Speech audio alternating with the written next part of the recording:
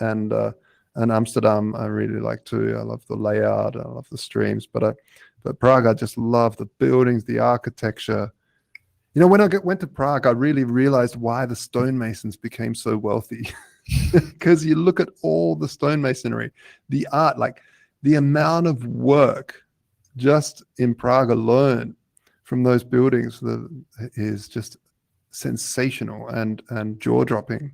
The amount of detail in stone is absolutely extraordinary, and it's beautiful. And now, what I also love is all the crypto artwork that's around the place. A lot. Yeah, very. Where are you from? I'm from Australia originally, but I live in Berlin. Lived here for 10 years now. Yeah. Okay. Well, I mean, now I totally understand your fascination, let's say, with Prague. Yeah. It's, you know, I used to have an American girlfriend and a lot of American friends, and things that I considered absolutely normal. Suddenly, I started to appreciate again, because this was very new to them. Yeah, absolutely. Yeah, I mean, Australia is like 200 years old. You know, well, white Australia. You know, obviously the Aboriginal Australians been there for a very, very long time. Very ancient culture, and but in terms of modern society, the buildings, everything is very plain Jane.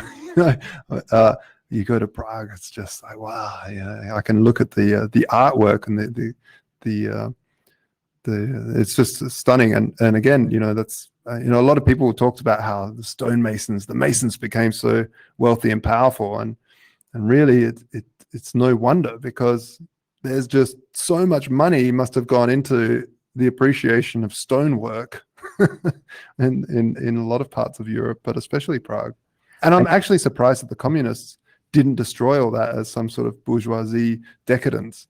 A lot of that they did, but I think now we have a new stonemasons with different kind of blocks. Yeah. The next hosts are on, so I'm also all right. Yeah. Goodbye. It's been a pleasure. Thank you very much. Awesome, man. You too. Ciao, ciao. Bye. How are you, gentlemen? Morning or afternoon. I'm sorry. Where are you? Is everyone in Prague over there? I'm in Berlin. But you know, same smell, same time. Same smell. I hope you smell better than me. I smell like beef jerky right now. But hey, some people love that in the carnivore scene for the Bitcoiners. Hey, yeah, that's right. The carnivore scene in the Bitcoin. Isn't that strange how the carnivores was just suddenly take? I think it had something with. No, Bitcoin was already carnivore, man. It just makes you carnivores. What happens? It happens, right? Yeah. Hey, yo, Ben, are you on with me? I think he's frozen. He is? Is he muted? I don't think he's not muted. I don't see him moving. Uh-oh. Ben, my man, you're he's down. Very statue-esque. Yeah. See, we were just talking Chris? about the amazing Prague statues and stone masonry, and there we have it. Yes, that is a very nice segue. He's still Mason LARPing. Clever, sir. Yeah. Not like that architecture you see in Australia, right? Very wavy architecture there, I guess. Yeah, absolutely. Just the Sydney Opera House, although that is a German, it was a German architect. Yeah, who also came out for 9/11 Truth, by the way. Oh, interesting. There you go. He was part of the architects and engineers who were like, we actually need a new investigation. This is weird. So while we're waiting, what's happening in the hop-in? Is there what's the latest and greatest over there? Can you guys hear me now? There you are. What's up, man? Oh, there we go. Sweet. How's it going?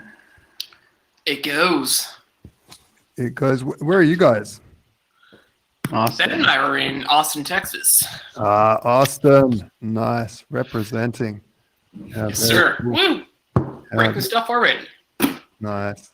Well, I'll leave you guys to it. and I'll jump back on the stream later on.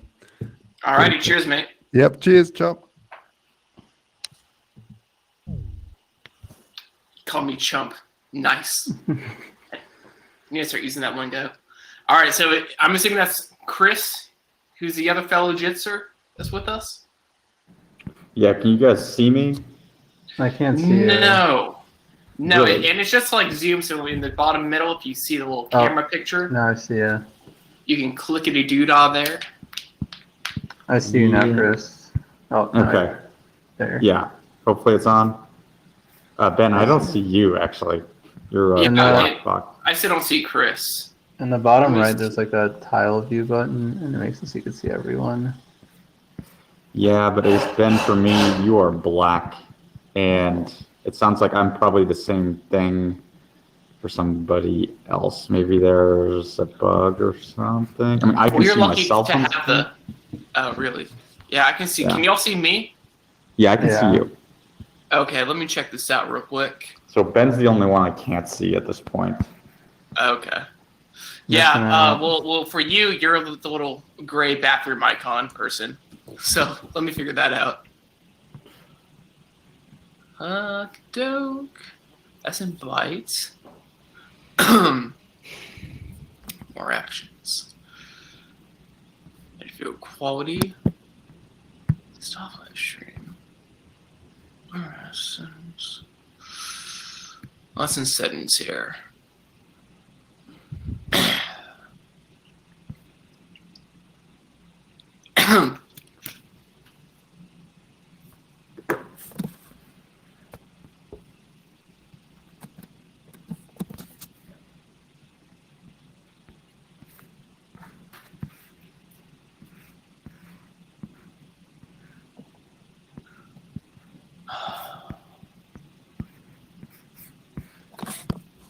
Oh, there's somebody. Maybe me? All right, that's Chris with the headphones. Yeah. Perfect. Loving the outside view. All right, so how'd you figure that out? I'll figure what out? Because I can see you now. Oh, I didn't do anything. I was literally on another screen. I thought you did something. I'm just, Oh, no. yeah. Maybe it just needed to load or something. I don't know. Maybe. Ben, you don't see any lines over your icon dealios? Everything looks normal to me. Okay. Yeah, and like Ben, it's not like a B for you, you know, on like other people that have their cameras off. It just says like, you know, fellow Jitser or Max. For Oh, no, Ben, I see the it B just for is- Ben. I don't know why, though. Did it go off? Because like, are you toggling it right now, Ben? Yeah. Yeah, so like I see it go from black screen to B for Ben back to black screen. So I don't know what's up, but All right. something funky going on. Phil, can you not see me either? No, I just see the B. What the hell? Yeah. For any of the live streamers, good morning, good afternoon, good evening, wherever you are in the world. If you're curious what Ben looks like, he is a beautiful man. You can go check out his profile on Twitter at Ben Carmen. And we're also joined by CEO of Sherbets, Chris Stewart. And should have mentioned that Ben is also a developer at Sherbets, working on Bitcoin S, which is the Scala implementation of Bitcoin. And over there, they are hashing out, working on DLCs or discrete log contracts. And I think that's what we're going to dive into today for this hour. So, yeah, I don't see why there isn't any reason why we can't go ahead and get rolling and start on this if y'all would like. So let's just kind of kick it off from the top and kind of how this all started with the CEO here. Chris, I mean, how'd you come to find Sherbets? What is Sherbets? What was kind of your journey with that? And yeah, what's the mission? Yeah, so Sherbets was founded in the depths of the bear market in 2015. So I first was reading about Bitcoin in the 2013 timeframe, like a lot of other folks. Got interested in it because, you know, the price number go up around then. I got super interested in it, was graduating college at the time, was looking, for an opportunity to work in the industry, and applied for a startup accelerator out in California called Boost VC. And the initial concept for SuredBits at the time was doing a Bitcoin insurance company. Bitcoin insurance is a very hard thing to do. You need to be well capitalized, and the security story at the time, even still today, is rough with Bitcoin. So we pivoted to go back to kind of the technical roots, worked on Bitcoin S, did some work, consulting work in those interim years with an exchange, and put that into their infrastructure. And then kind of started working on the Lightning Network after that consulting work was done. The initial idea was, selling market data APIs over the Lightning Network, so you can pay as you go, pay little micro payments for portions of market data. Unfortunately, exchanges have been very slow to adopt the Lightning Network, and since then, we've been working on these discrete log contracts, which enable kind of speculation, financial speculation, directly on the Bitcoin blockchain without necessarily with bringing in data from the outside world. So, one problem that Bitcoin has, and every blockchain has really, is it's impossible to get information of what's happening in the outside world into the blockchain. So that's like the unique feature of DLCs, and hopefully we can start enabling some of this like DeFi functionality on top of Bitcoin that we see over in the Ethereum space as well. I know for some Bitcoiners that's controversial, but it's another use case for Bitcoin, and Bitcoin's the most solid, reserve asset that we have in the cryptocurrency space, and people like to speculate on things in cryptocurrency as well. Yeah, I don't think it's controversial if it works. The nice thing about DLCs is, from an engineering point of view, they're very efficient on chain, and you also have these nice privacy properties about DLCs that allow you to not have an oracle know that you are actually using the oracle to, settle a contract that they're publishing an event on. So it does give you like kind of a barrier between you and the oracle, so you don't have to worry about them lying to directly influence your contract, because they're not even aware of it. Right. So, for example, and the one that Ben throws around is that two people can permissionlessly decide to have a bet on, let's say, the presidential election next month, or October. Yes, next month. Sorry, still morning. Yes. And they can wager how much money on both sides. And the cool thing is that this oracle in the middle for this DLC, the discrete log contract, and this oracle could be providing this as a service, and that way that further proves that they have something at risk, so they can't really go back on that. But basically, kind of works as a multi-sig, but the cool thing is that the oracle in the middle, as you mentioned, knows nothing about how much money is put up on both sides and what that information is about the people involved. They are simply there as a third party as well, sort of like this escrow, but they just have no idea about the money and the people, and it's just reliant on them to give their signature, which I don't believe is an actual signature, but it's basically them like checking a box, waving a flag for the deal to go through. Yeah, exactly. And, it's also another nice thing from a UI UX perspective is you don't need, so another way you can enable oracles just to kind of show what an alternative is to DLCs is you could do a 2 of 3 multi-sig contract on chain just in the normal, not fancy way, and have the oracle provide a signature, you provide a signature, and you spend funds that way.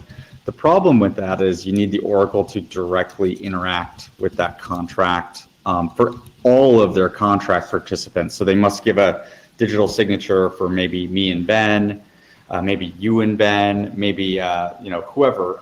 For everybody that's participating using the oracle for their contract, they need the oracle to directly interact with the settlement process on chain.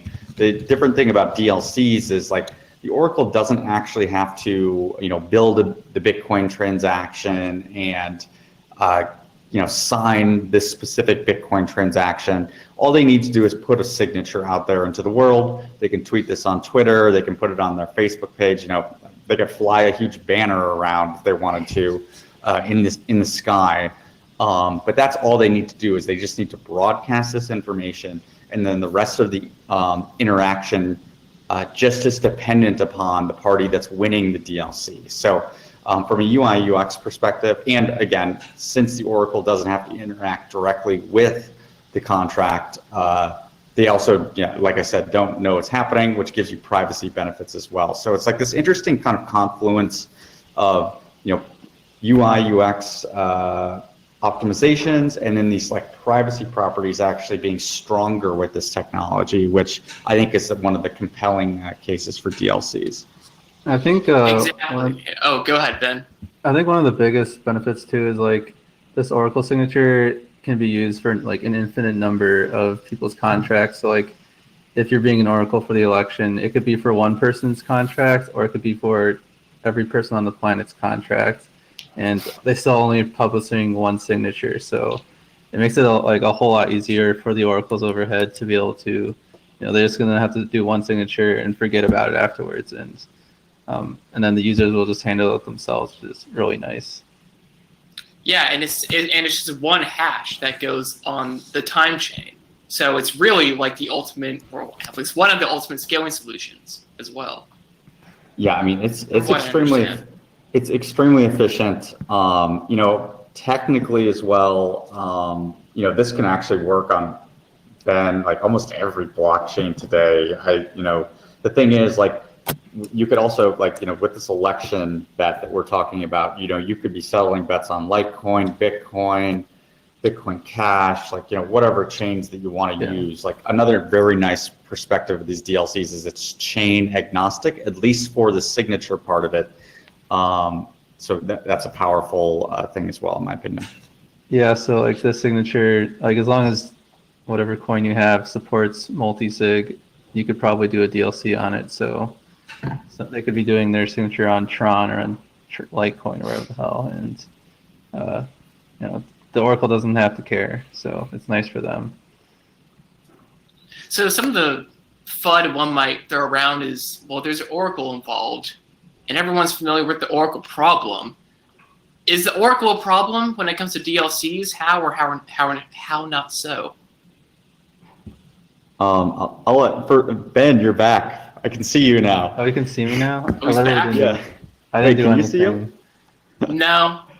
I see him enough, though. Okay, well, Ben, you're back for me, but I mean, just to be clear and upfront about the Oracle problem, like DLCs do not solve the Oracle problem. There is trust that is being put into this third party. There's some features that we can use to mitigate this, possibly down the line. Like, we've talked about multi-sig oracles as an idea before.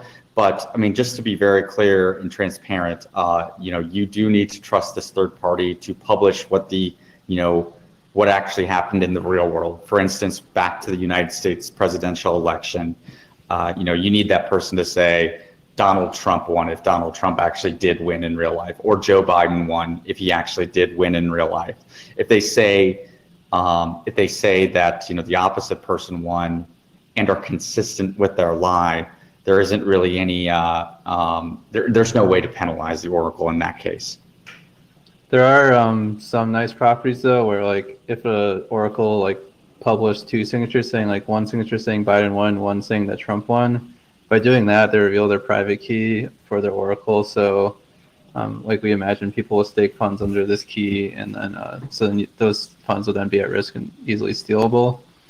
But I mean, there's some game theory things around that where like the Oracle might spend it before cheating, but it's still a nice like way to prove like the Oracle's putting up Bitcoin under this, and if they move it, they might be going to cheat soon. So be ready.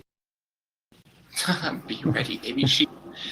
So yeah, Ben, let's move on to you. So as I mentioned, you're working on Bitcoin Scala, Bitcoin S, and you've also teased out some features of the GUI for the market to actually use DLCs IRL as an app. The next killer app arguably are DLCs, which more people should be talking about. We can get into more applications and use cases later, but just talk about what exactly you're doing, how far along are you, and what can we all expect? Yeah, we have like two kind of apps. One of them is like just like the Bitcoin S wallet that just has, DLC functionality. So you can, if you want to set up a DLC, as long as you can find an Oracle, you just need to create a contract info and put it in there, which is really nice because like right now the UX kind of sucks on it, but we're working on a Bolt-like specification for these DLCs, and once we have that more fleshed out, then we'll be able to just incorporate things to do automatic messaging and stuff like that between the wallets. So because right now when you negotiate a DLC between two parties, you're copying pasting JSON between each other, which is kind of ugly. So but once that UX problem is fixed, which should be in the next coming months, it'll be a lot cleaner, and then we'll just have basically a basic wallet that'll let you execute DLCs by yourself. And another thing that I did a personal side project, but now it's kind of getting merged into Bitcoin S, is basically just to allow anyone to be able to be a DLC Oracle. So it'll generate keys for you, and then you can just throw in any event you want. If you want to be an Oracle for the selection, you'd just type in name your event and just type in the possible outcomes, and then come the time the election happens, you just sign Trump or Biden or whoever won.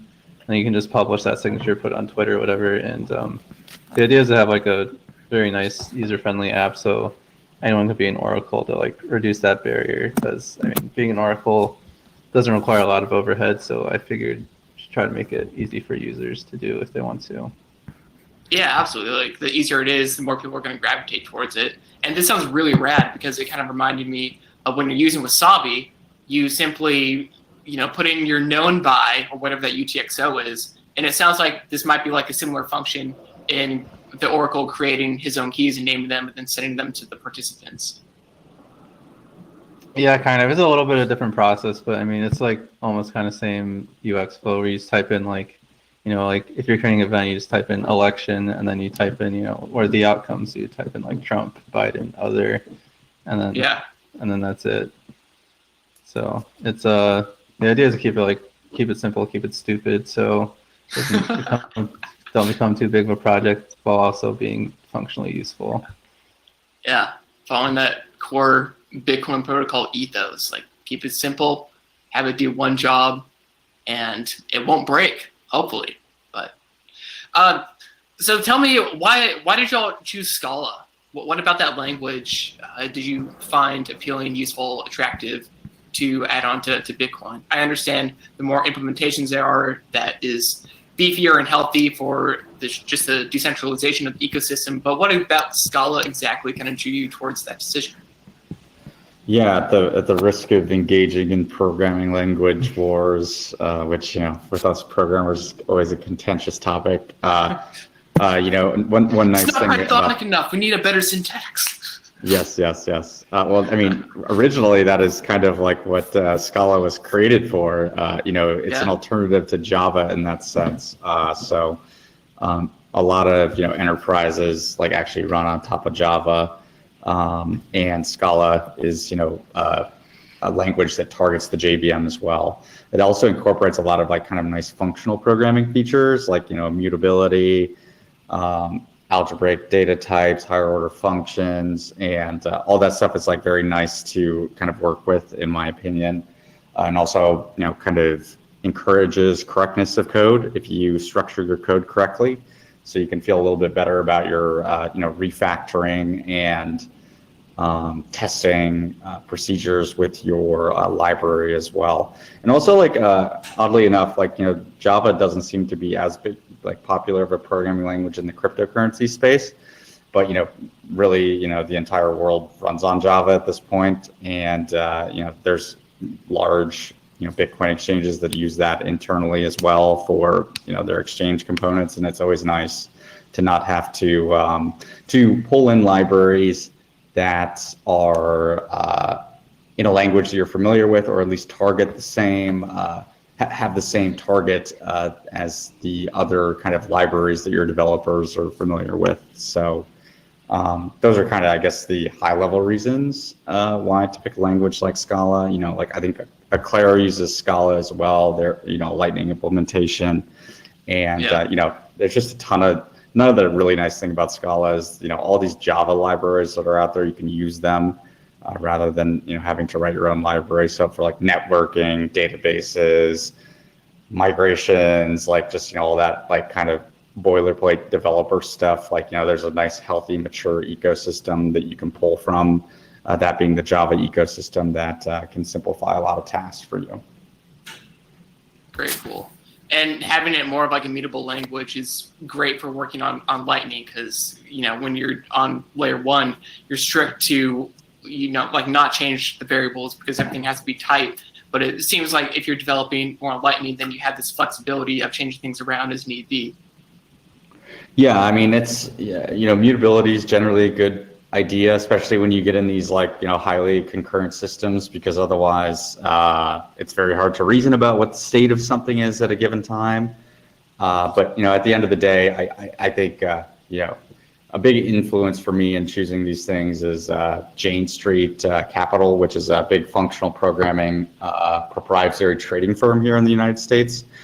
They talk a lot, they use a programming language called OCaml, which is very similar to Scala. And, they kind of say, if you're a young developer out there, I would very much recommend going and listening to Jane Street's talks on YouTube. But, the basics of why they chose OCaml is because it's simple.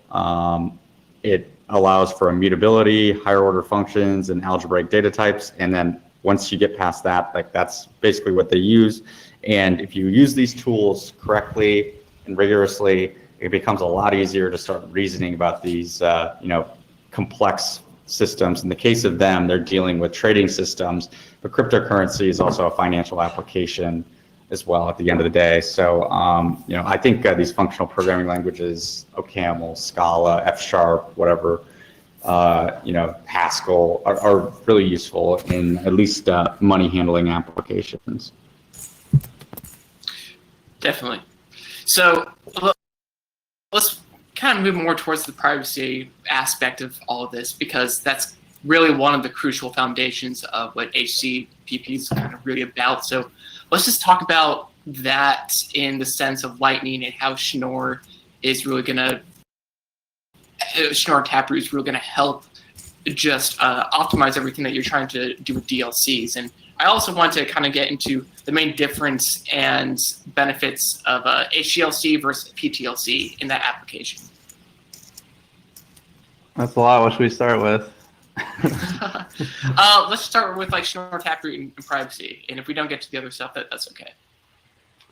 Well, yeah. Like, how's that going to help optimize with what y'all are doing?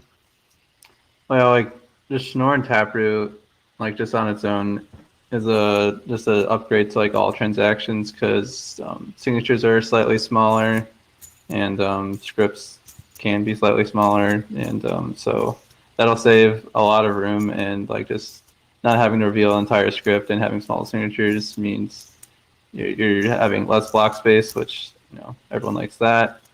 And then so when you like incorporate that with DLCs, well, actually, before we get into that, another upgrade with Schnorr is you can like basically make a multi-sig look like a 1 of 1 like signature. So now, like if you had a 2 of 3 now, or a 2 of 2, it looks like a 1 of 1 like anyone's standard wallet would produce. So now you're going to share that anonymity set and not reveal that you are using multi-sig. So then when you can apply that to DLCs, and now like currently the on-chain footprint of a DLC is like funding it to a 2 of 2 multi-sig, and then you spend that from the 2 of 2 multi-sig.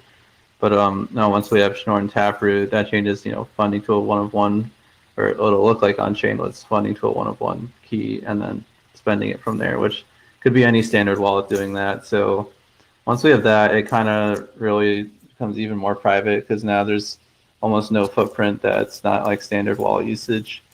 And then it's more efficient as well, because like we said, it's using less block space for signatures and scripts. So that's just a straight upgrade right there. Definitely.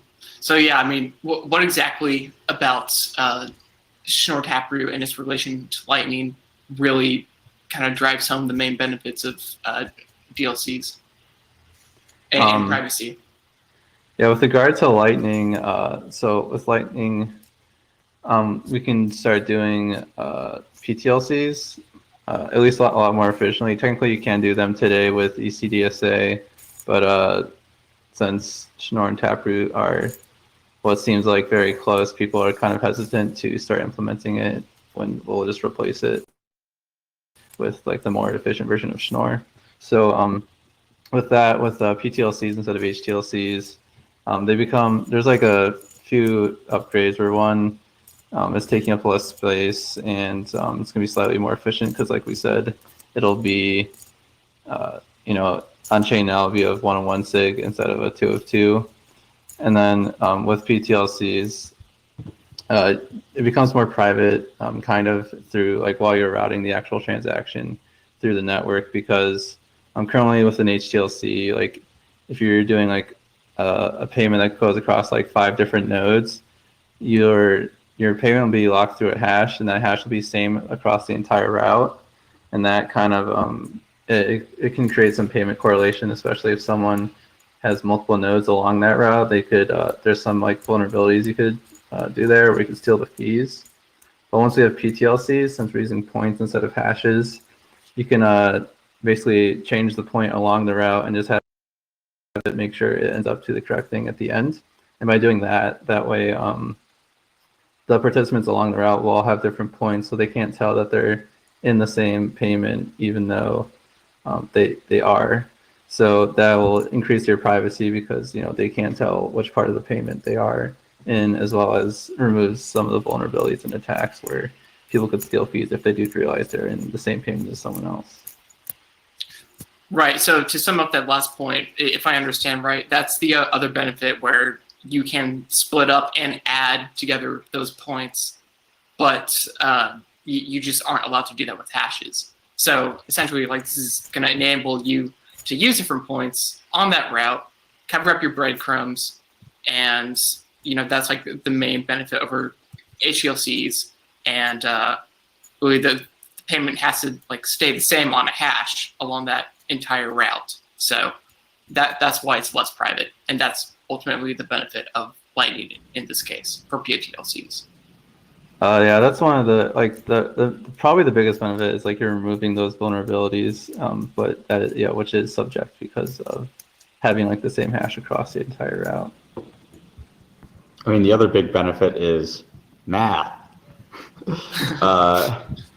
HTLCs, as they say in the name, okay, maybe this is getting too low level details, but one of the selling points on PTLCs is it allows you to do math on them, whereas if you use hashes, you can't do math on the pre-image of the hashes and then the hashes themselves and have operations preserved. With PTLCs, you can do that, which allows you to do a bunch of like kind of very powerful, it's almost like computation. You can kind of think of it that way, which is an extremely exciting feature, I think. And I think it's going to unlock a whole bunch of different potential use cases for the Lightning Network. So, we've been big advocates for PTLCs for a while now, and of course we do need Schnorr on the base level before we can get them. But I am so excited for those coming over to the Lightning Network. Yeah. Let's talk about. Go ahead. Like some of the the saying math is kind of hard for maybe the average person to parse, but it just makes your contract more programmable, right? Yeah. So one thing with that, like we talked about earlier, is like DLCs where you could make like your Oracle contract part of that math part, and add the Oracle signature to that, and then that makes now your Lightning payment contingent on the Oracle signature.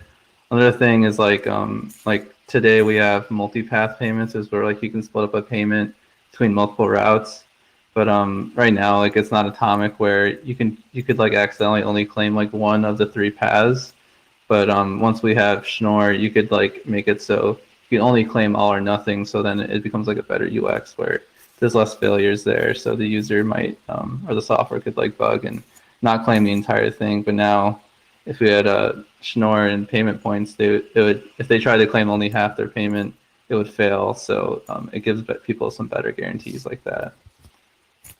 I love it.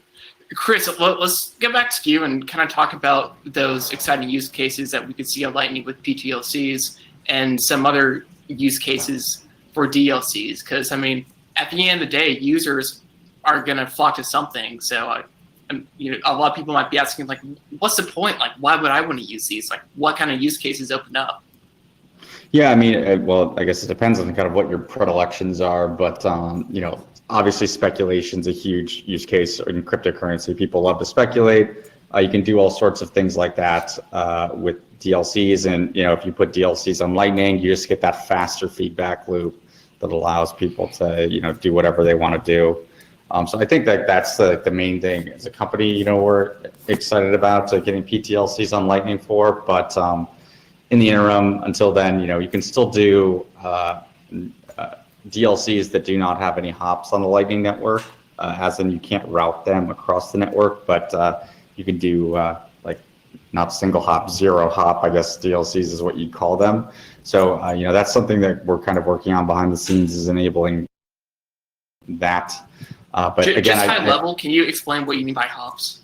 Oh yeah, so one of the nice properties about the Lightning Network is I do not need a direct connection to, say, Ben to make a payment to Ben.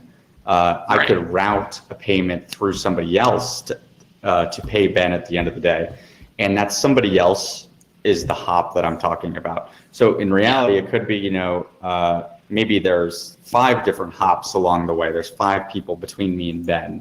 And each of them would take a fee along the way, and that incentivizes them to, you know, actually act as a proper routing node on the Lightning Network, or a hop on the Lightning Network. Right. So just like with Tor or VPN, all this stuff is being obfuscated like in the background, and these hops, instead of like, you know, routing from a node to node to cover your privacy, like, yeah, we might do that, but with this, it's with liquidity, it's with a monetary property. So that's what's making these payments fast and easy, and that's the main benefit, is going highlight of Lightning. Yeah, and like, I mean, in an alternative world, you would need channels to, and this is like what we're, you know, kind of talking about for, you know, V0 Lightning DLCs, is like you need a direct channel between you and the person that you want to speculate with. Or if Lightning just in general did not have any routing capabilities, you would need a channel open with Walmart and Target and Amazon and you know, any Starbucks, you know, whoever you're making payments to. But now you can just have a, you know, one channel open, and you can make payments to Walmart, to Starbucks, to Target through through that single channel, which, you know, is a very powerful property about the Lightning Network. Yeah, if I had an Amazon Prime subscription, all I would need is their public key address, and then the routing and payment just takes care of itself, and I don't have to do anything about it. Yes, exactly. So, I mean, that's like, you know, one of the core concepts behind the Lightning Network is, you know, baked in from the beginning, is like figuring out this routing capability. And, you know, Taj Raja and Joseph Poon, I believe, in the first version of the Lightning white paper, figured this out. That was like a pre-SegWit world. So I think they had a bunch of like malleability stuff also in there, because, you know, malleability is a problem with any of these off-chain protocols. But, you know, we've at least got SegWit in since then, and, you know, hopefully sometime in the next year we'll have Taproot, you know, tempting the gods when I say things like that, I guess. But yeah, we'll see. Soon TM, guys, soon TM. Yes. But I love that, because, I mean, again, this goes back to how powerful and important privacy is for everyone. And it's innovations like Lightning and DLCs, because beauty of DLCs is like you can still use ECPSA, and I mean, it just, you know, use DLCs on Bitcoin, the layer 1 protocol. But it's things like that in Lightning that actually makes Bitcoin the truly like powerful private peer-to-peer digital cash. And it's just amazing what you guys are enabling. Yeah, and like, you know, one of the great things about DLCs that we also get excited about is that they are very composable and compatible with other Bitcoin technologies. So, for instance, I don't know how much you've read about RGB before, but RGB is a proposal out there to enable sort of like ERC20 tokens on top of Bitcoin. And DLCs. Normally cover coins, I think. Yeah, I mean, it's any sort of asset on top of Bitcoin. They're a little bit more efficient with their blockchain usage, but it starts to get really interesting when you can start combining DLCs with like technologies like RGB and then Lightning Network as well. And, you know, you start putting all these technologies together and you start getting like this really powerful, you know, financial stack, I guess you could say, of, you know, financial technological tools that you can use to, you know, I guess fulfill whatever financial needs that you need. And that's, you know, kind of what we're all here doing is like building these like open tools that anybody can use at any time, you know, without having to get permission, you know, from, you know, whoever to actually do it. Definitely. I want to like, just to add to that, like, since like the core component of DLCs is just like modifying a signature with an Oracle signature, like that's going to be basically usable in any Bitcoin construction because almost every Bitcoin construction will require signatures. So pretty much this thing will work in every single protocol that is like Bitcoin native. So I expect that DLCs will be used like pretty much everywhere if people demand it. Yeah. Now, does this replace ERC20 tokens for the long haul? Well, I mean, I don't think so because, you know, they are by definition assets, and, you know, DLCs are not assets. They are a way to speculate on stuff, you know, contingent upon an Oracle signature, but people seem to demand assets in cryptocurrency. Like, you know, they pop up basically whatever chain, wherever, and you know, for better or for worse, that's something that people really like about cryptocurrency, and DLCs are not that, and they're not a replacement for that, at least in my mind. Maybe, I don't know, Ben, do you have different opinions here? I mean, maybe you can do like a synthetic asset, like a constant contract for difference, but I think if you want like an ERC20 killer, that'd be more RGB than DLCs. Yeah, and I mean, what Ben said there is like completely right. Is like with DLCs, you can get like synthetic financial exposure to the movements of an underlying token, if that's what you care about. But if you want to like use a token as a bearer asset, like, you know, say you have control of these tether on the blockchain, like that is not something that DLCs do. And like Ben said, that's more of in the kind of RGB or ERC20 wheelhouse. Yeah. No, it's. Does that make sense? I mean, I always like wonder with things like that, like if that translates, or if people get lost, you know, in the explanation there. Like, did it make sense to you? Or? Yeah, I think the main takeaway is that the difference with the DLC and ERC20 tokens are assets. DLC is the contract that you are permissionlessly opting in and choosing to do. And like I mentioned before, the Oracle doesn't know anything about what you're doing. And in a sense, like every market, markets rely on trust. That's kind of like the foundation of markets in some sense. But, you know, it's more trustworthy than I would say doing things with the ERC20 token. And you actually have real liquidity at risk, which increases your chances of things not breaking, in my opinion. Yeah, I mean, that is kind of like the selling points of these DLCs is like, you know, at the end of the day, you know, they're settled in sats. You're getting Bitcoin on the blockchain. You know, your Bitcoin's good. You can, you know, mix in a token if you want, you know, the RGB tokens if you want it settled in that. We really, you know, unfortunately, the RGB team right now is, you know, they're kind of, they've got their plates full with some other projects that they're working on. But it'd be really cool to, you know, start like mixing these technologies and getting people concrete ideas of how these technologies can work together and kind of like, you know, even expand the scope of Bitcoin, Bitcoin's financial applications even more. And that's like, kind of what, our grand vision is at SureBits is like, furthering Bitcoin's reach in this use case, making it more useful, and then hopefully making it more valuable along the way as well. But, it takes many steps to get from, where we're at currently and getting to this, kind of like prolific Bitcoin, financial applications that are not in the centralized context like we see today. Definitely. No, I love it. I mean, money talks, and I think the great ideas are going to gravitate towards where liquidity is, most prominent. And I kind of want to wrap this up with like the very bullish use cases for DLCs. And one that I think is very prominent is futures contracts on, the blockchain, the time chain, and then also how mining pools can also use these as a benefit. I think those are really big highlights and kind of what should be being talked about more so in the space. So if you want to speak on that.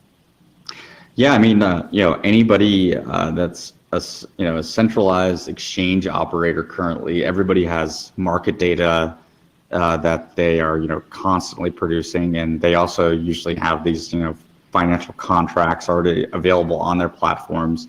If they were to, sign their market data and also, sign the settlement prices for their markets, all of this could be done in a non-custodial way as well. I guess what I should say is DLCs could be settled based on like what the, settlement prices on a centralized exchange. However, the benefit for the DLC users is you don't have to have your funds custodied with that exchange to be able to get this financial exposure to whatever is happening in the market. So for instance, you wouldn't need your funds deposited on BitMEX to be able to, be exposed to the quarterly futures contracts that they have listed, or even like, the perpetuals that they have listed on their platform as well. So, if something happens to BitMEX, you don't have to worry about, oh crap, is my money gone or whatever. So, that's I guess a really relevant one, and, with the latest like kind of current events going on. So like maybe that's like a motivation for doing these things in a, a way that where you retain custody of your coins and allow yourself to have that power and mitigate that counterparty risk. So that's, I guess, and then I know you had another question, but I forgot it, forgive me. Actually, if I could crunch in here, because unfortunately I could not join this conversation live because I was upstairs moderating a talk with David Friedman, a great economist. However, it's so funnily because he spoke a lot about strong privacy and how that has an effect on reputation, right? And it's a very, very difficult problem to work on, right? To solve a private way to still get reputation. However, oracles are extremely important in such an endeavor. And specifically, oracles that cannot attribute their judgment to specific actors, right? And this is the case with discrete law contracts. The oracle just publishes a signature and doesn't even know which counterparties rely on this. This is really a major, major achievement in that realm of bringing reputation and trustworthy contract to cyberspace. So I personally am bullish as fuck on DLCs and SureBits specifically. Well, thank you for the kind words. Everything you said is, accurate, and hopefully the market as well will think this is valuable. And there's still a long ways to go in terms of developing these out, making sure there's liquidity around markets. But the fundamentals of DLCs are extremely compelling, and that's why we're so excited about them at SureBits. Yeah, I think one of my favorite parts too is like the overhead of an oracle is like infinitesimal. Like it's literally publishing a 64-byte signature on every event, which literally takes almost nothing. So like by reducing that overhead, you can make it very private and make it be almost anyone in the world. So like it's really like a permissionless system at that point, where if you can get signatures out to people, then you can be an oracle. So you don't need to like in the traditional finance system, if you wanted to like settle people's contracts, you're going to need some huge regulated entity, versus with this, you need an internet connection. You don't also have to run an Ethereum node. That too. Supercomputer, that's what I thought of, I guess.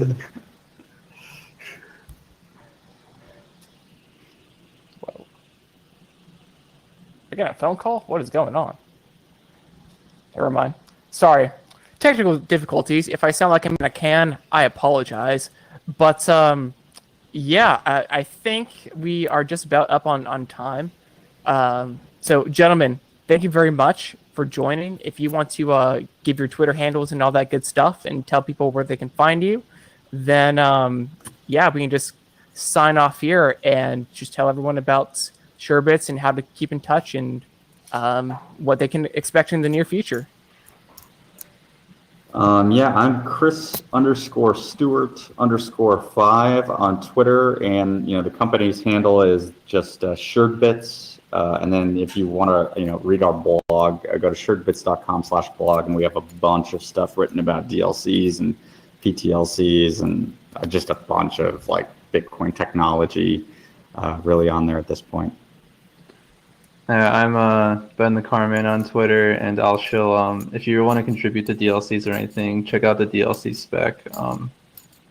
It's I'm not sure the exact link, but if you Google DLC spec or just DM me if you can't find it, I can help you out. But yeah, there's lots of activity there, and we'd love anyone to come contribute or just ask questions about the stuff. Or we also have a Telegram group. I think it's t.me/DLCs, and you can also find out more information there.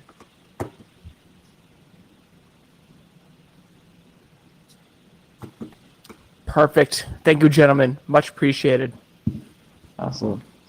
Yes, thanks again, guys, for coming on. I'm super ashamed that I couldn't join you. This is one of the many things that I will have to rewatch. There's so much content being produced here; it's just too difficult to catch it all. But thanks very much for coming on. I was sure it was a great conversation. Thanks for having us. Yeah. All right. See you guys later. Well, see you, Phil. See you, Max. Thanks for being here. Love you guys. Adios. Adios. So, Phil, how's it going? Is everything running smoothly?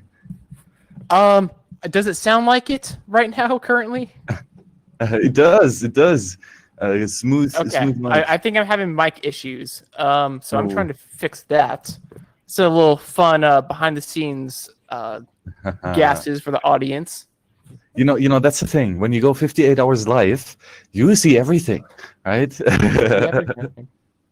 Yes. Yeah, and specifically because HCPP is actually a meat space conference, and here in Prague, there's just so much craziness happening right now that it's difficult to be at all the places at once. But great to have experienced hosts like Phil on to do awesome stuff. I do what I can, man. I'm just here, and I'm just loving the opportunity. It's been a blast so far. So fingers crossed. Yes, I think so very much too. And it seems that we are joined by Exiled Surfer. Are you here? Can you hear us? Time is now. Yes. And still muted and without camera. So let's see if there he is. Hello. Took me a while to get a link.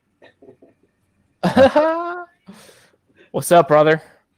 Yeah, just got off the construction site. I'm moving another step deeper into the countryside. Another deeper move to a farmhouse in the middle of a forest overlooking the Danube, and so was up there working on that today. And yeah, one more step away from everything. So I'm doing good. Always Awesome. building. That's fantastic. Glad to hear it. Yeah, construction. I mean, you look comfortable. I almost rocked the tank top today, but I don't know. Yeah, my wife walked in and she said, "You look like such a proletariat," and I'm like, "What?" Surf pride. I don't know. Maybe it's the word pride. Who knows? Yeah, I mean, people wear gay pride. I wear surf pride. There you go. Well, cool, dude. Max, are you sitting in on this one today? Oh, sorry, what? I didn't catch that. How's it going so far? It goes. I was just asking Max if he is going to join us on this chatteroo. Yes. At least for now, I would join and talk a bit because I'm super interested in what Exiled Surfer has to say. Yeah, definitely. Cool, yeah, man. Go ahead. Go ahead. No. You take. Fuck it, we'll do it live, people. All right, yes. so cool. Oh, that was a great way to share the event with the Bill O'Reilly meme. Great way to kick off the weekend. But yeah, man, we're here with Exiled Surfer, and I want to ask him exactly why he is exiled. He's been on my radar. He was a fellow contributor to the recent Citadel 21 Volume 6 this past month. So that was cool to see him. I was? Or at least I saw. Okay. Did you not write an article? Well, I don't know. I don't think I don't so. I don't know. But I think somebody may have pulled in some of my art or something. But no, I wasn't actively part of Citadel 21 this time that I knew about. But it's the internet. It's the internet. The internet never forgets. That's right. And I didn't forget that you do roll your own cigarettes. Is that right? How did you know that? I was doing my research, listening to podcasts, and you're known. I dig it. It's dope. You got to have that guy. Okay, cool. But you started the question. You wanted to get to a question. Yeah, I did. So, who's Exiled Surfer? Why are you exiled? That's a really, really fun story that I couldn't tell for 23 years until last year at HCCP 19. I was invited for the sovereign citizen, so sort of like angle, and so 28 years ago, I got falsely arrested for selling LSD at a Grateful Dead concert in Indiana, and Indiana, which is this, Mike Pence, the current vice president of America, was the governor of Indiana at the time. Indiana had the most restrictive mandatory sentencing guidelines in America. And so I was charged with 2 felony counts, one with felony possession and one with felony possession with intent to sell. And each count carried a minimum sentence of 13 years. And so I was looking at 26 years of prison if I went to court in the South of America, where the judge knows the prosecutor, and they arrested 240 people that day at this concert, and I was one of them. And they just took 100 hits of acid off of somebody else that they arrested and put them into evidence. I basically was mouthing off at the wrong time to the wrong people, and so everybody's talking now about we see this in the forefront with Black Lives Matter at the moment. All the police violence and all the police corruption. It's always been that way in America. It's been that way for a long time.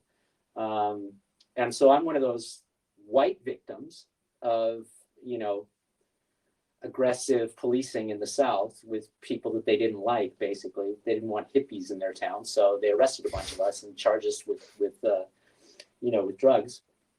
And so I had a 6-month-old daughter at the time, and I was married to an Austrian woman. And I wasn't the cleanest of kids. Growing up in California in the 60s. And so at that time, this happened in 1992. So at that time I was 29 years old, and my parents just went, nah, we're not helping you. So, I mean, if you don't have a good lawyer in the States, you're pretty well screwed. So I just took a look at everything, and instead of going to court on the day that I was supposed to go to court, I just got on a plane and flew to Austria and moved in with my wife's parents, and basically lived as what you say in German as an U-boat. So lived basically in Europe illegally for 23 years. And so when I got married the second time, my passport was expiring, and so I thought, okay, I better get a new passport.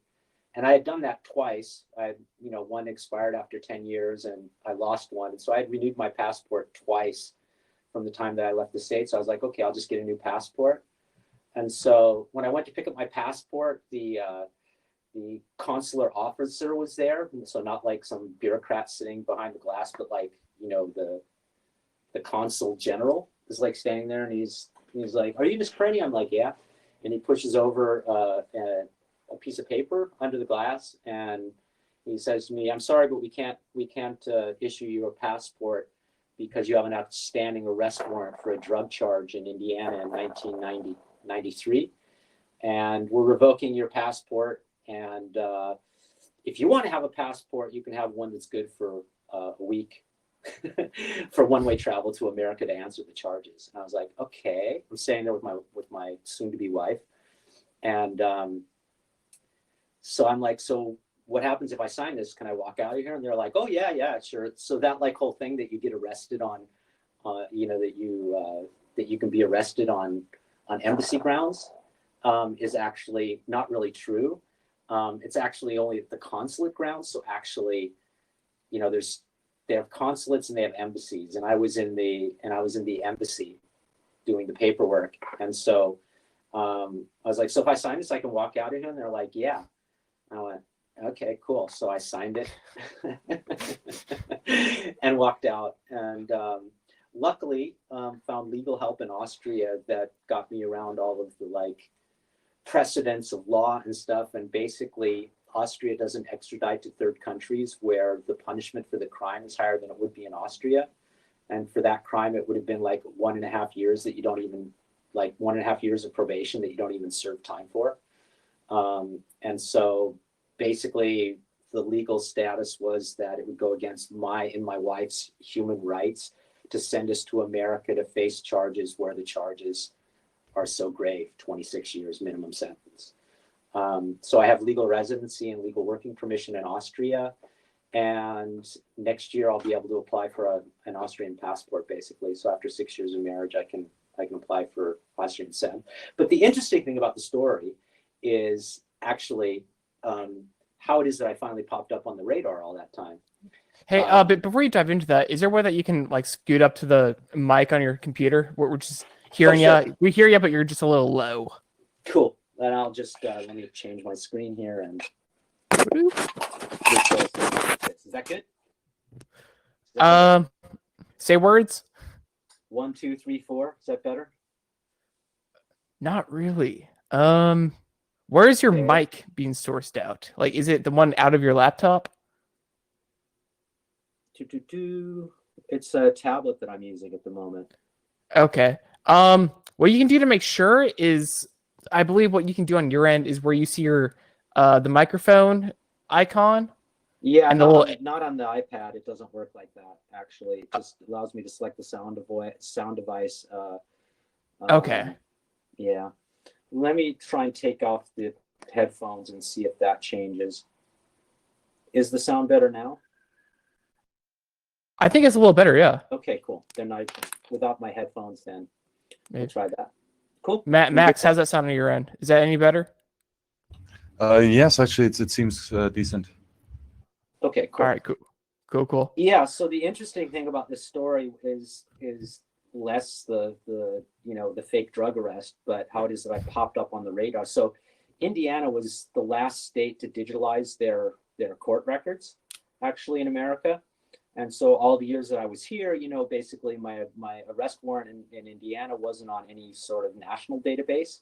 That's how it is that I was able to get a passport twice. And then basically I found out through my FBI file that the reason that I popped up on the radar is I was working for the Bitcoin Foundation from 2013, 2015. And so back in that time, there's pretty early Bitcoin days. So that was a time where Charlie Shrem got arrested and Silk Road was happening and Mt. Gox had collapsed and Gavin had gone to the CIA to, tell them about Bitcoin. And so there we were as like the front runners of Bitcoin. And so they were looking up everybody's, background basically. And so the Bitcoin Foundation was, and still is, a 501 nonprofit in Delaware. And we were all getting paid in Bitcoin, but they still had to file 1040 forms. And so for all of the employees, basically, we were getting paid in Bitcoin under the radar, but there was a 1040 form being declared. So through all of that is basically, I discovered later how it is that I popped up on the radar. And then, yeah, the rest I've already told you. So that's the background of the name Exiled Surfer to one degree. But actually, the reason why I started using the name Exiled Surfer is because there's another guy named Michael Parenti, who's a very, very famous political writer, kind of in the vein of Noam Chomsky. And so back in the 90s, in the late 90s, when I was working as a VJ, anytime you put in my name, Michael Parenti, into Google, basically his came up at the top of the search results. And so I just started using this exiled surfer as an artist name when I was a VJ, because of the history, so. Yeah. Gotcha. Gotta arbitrage that self-marketing somehow. But no, I love it.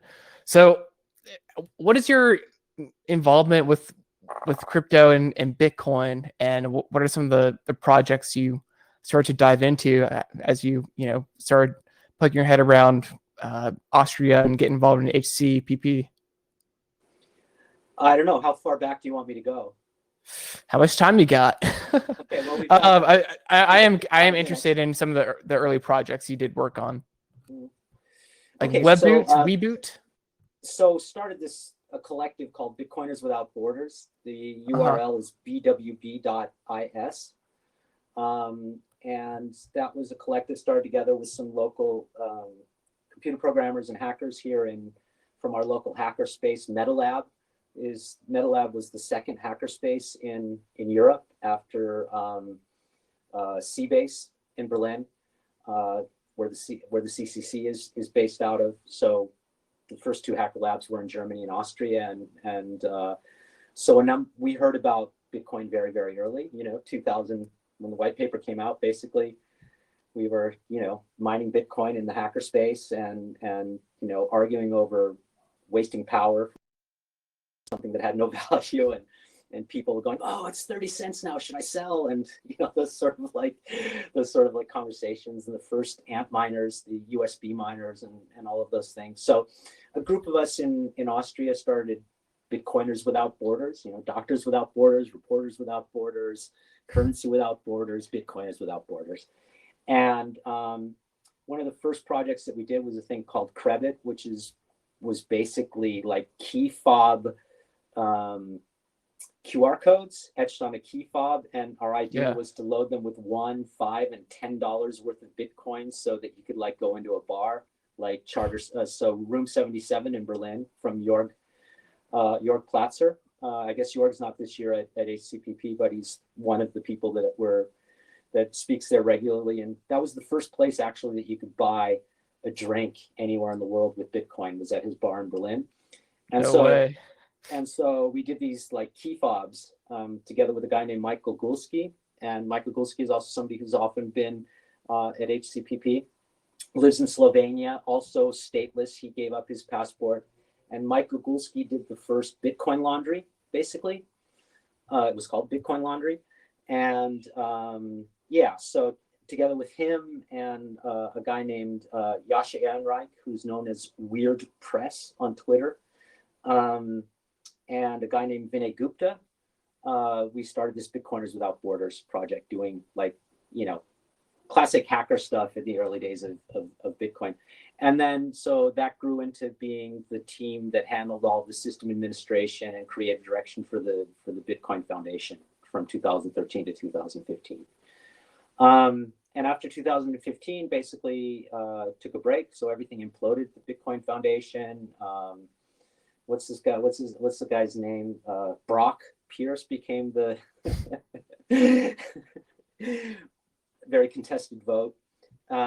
Became the head of the Bitcoin Foundation, and so I just sort of took a break at that time, and basically didn't do much in crypto until Status IM came out, and Status is one of the sponsors at HCPP. Secure Messenger, dApp browser, and wallet. One of the early Ethereum ICOs. I think it was 150 or 160 million, and I was their resident cypherpunk there, working on team building and communications, representing cypherpunk values inside and out of the company. Doing hackathons, doing principles seminars. There's a very, very cool sequence of Status's 10 Principles seminar that we did with the team online, live with everybody. and defining the 10 principles that define how Status approaches building software.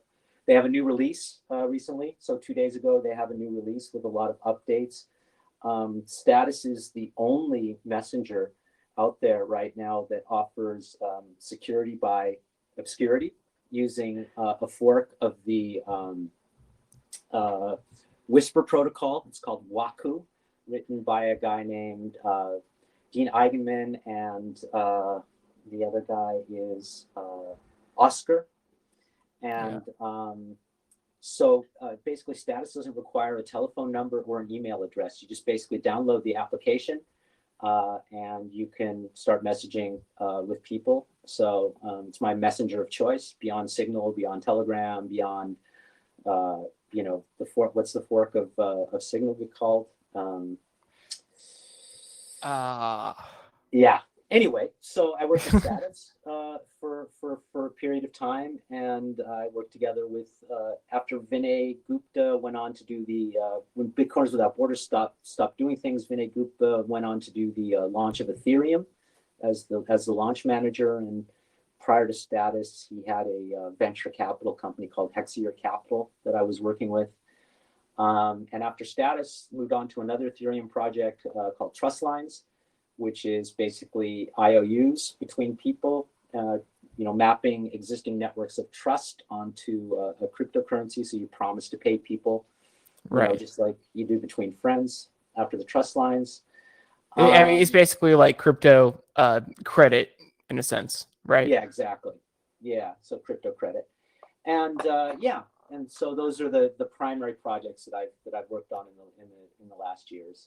Yeah, so doing communications, marketing, you know, that sort of stuff, branding, visuals, graphics, different stuff. Yeah, and just to go back to that fork of the Whisper protocol, I hope I'm getting this right, but Whisper was one of the early like developments by David Chow, wasn't it? So, well, Whisper was the communications protocol, so the messaging protocol for Ethereum. So you have Swarm, which is the storage protocol, and Whisper was seen as the communication protocol. It's a gossip protocol that basically blasts the network. Everybody gets all messages, but unless you have the key to decrypt the messages, you can't encrypt it. You can't read anybody else's messages so it's basically noise. It's kind of like an idea of a mixed network sort of a thing. Yeah. But it doesn't scale. So it basically breaks at like 1,000 users. And so that's why Oscar and Dean went on to do some research to make the fork, which is now called Waku, which is what Status is based on. So it's much more scalable. Gotcha. Okay. Exactly. Pardon my little history mix up there, but very cool. Very cool. Yeah. So what were some of the early things that you did with HCPP specifically? Well, I went to HCPP regularly, so every second or third year from the beginning. It's if you're in the hacker community and you're in the crypto space, it was one of the early places or conferences that you went to. But I didn't speak there until last year. I was always just one of those under the radar guys, you know, hanging out in a hoodie. And talking with the people that I know. I really like the graphic artist from Cypherpunk now, from Parallel Nipolis, Martin. He does great branding, and that was what was unique about Parallel Nipolis is this stark black and white branding, and you know, the association with cryptocurrency and the libertarian, and crypto anarchist people were there, and the idea of parallel Nipolis, you know, that comes from this short essay. So like Hungary and Austria and the Czech Republic, former Czechoslovakia, are all sort of like culturally very, very linked in their history and in their place, their mentality. There's obviously national differences that we see in the politics right now. And, you know, when I first came to Austria, I in 1993, I really thought that I landed in the East Bloc. Really, Austria was not as beautiful of a city then in 1993 as it is now. It's much more lively and stuff. And so in the early years that I was in Austria, I worked both in the Czech Republic and in Hungary. And so the culture was like familiar to me. And you know, there's this political literary tradition that I was also linked to. So one of the first people that I worked with in Europe when I came here was a guy named Jaroslav Svetsny, who died 2 years ago. And Jaroslav Svetsny was one of the founding members of Charter 77, which is the Velvet Revolution in the Czech Republic. So there were the dissidents that were living in the States and all around the world, and that then came back to the Czech Republic when the wall came down. And so I was working together with him in the early 90s. And so I was sort of like linked culturally and personally to this sort of dissident culture in the Czech Republic. So when HCCP happened, it was a natural for me to go up there with the combination of my connection politically with the Czech Republic and with cryptocurrency. And then it was basically last year that I realized, okay, now's the time to do a parallel polis in Vienna. And so I have a classic like hackerspace. I had a classic hackerspace in Vienna for the last 5 years, and it was my personal sort of space where I just hung out and did my art and did my things and stuff. And I saw it last year after HCCP 19 and seeing the panel with Amir Taki's people, Nelson from down in Barcelona, and then meeting Juraj and all the people from Bratislava. There was this trend to, that parallel polis as a concept was expanding out into a network. And so I was like looking at the GitHub, and I was like, okay, just fork it and do it, right? So that's basically what we did. is forked it and put up a website, and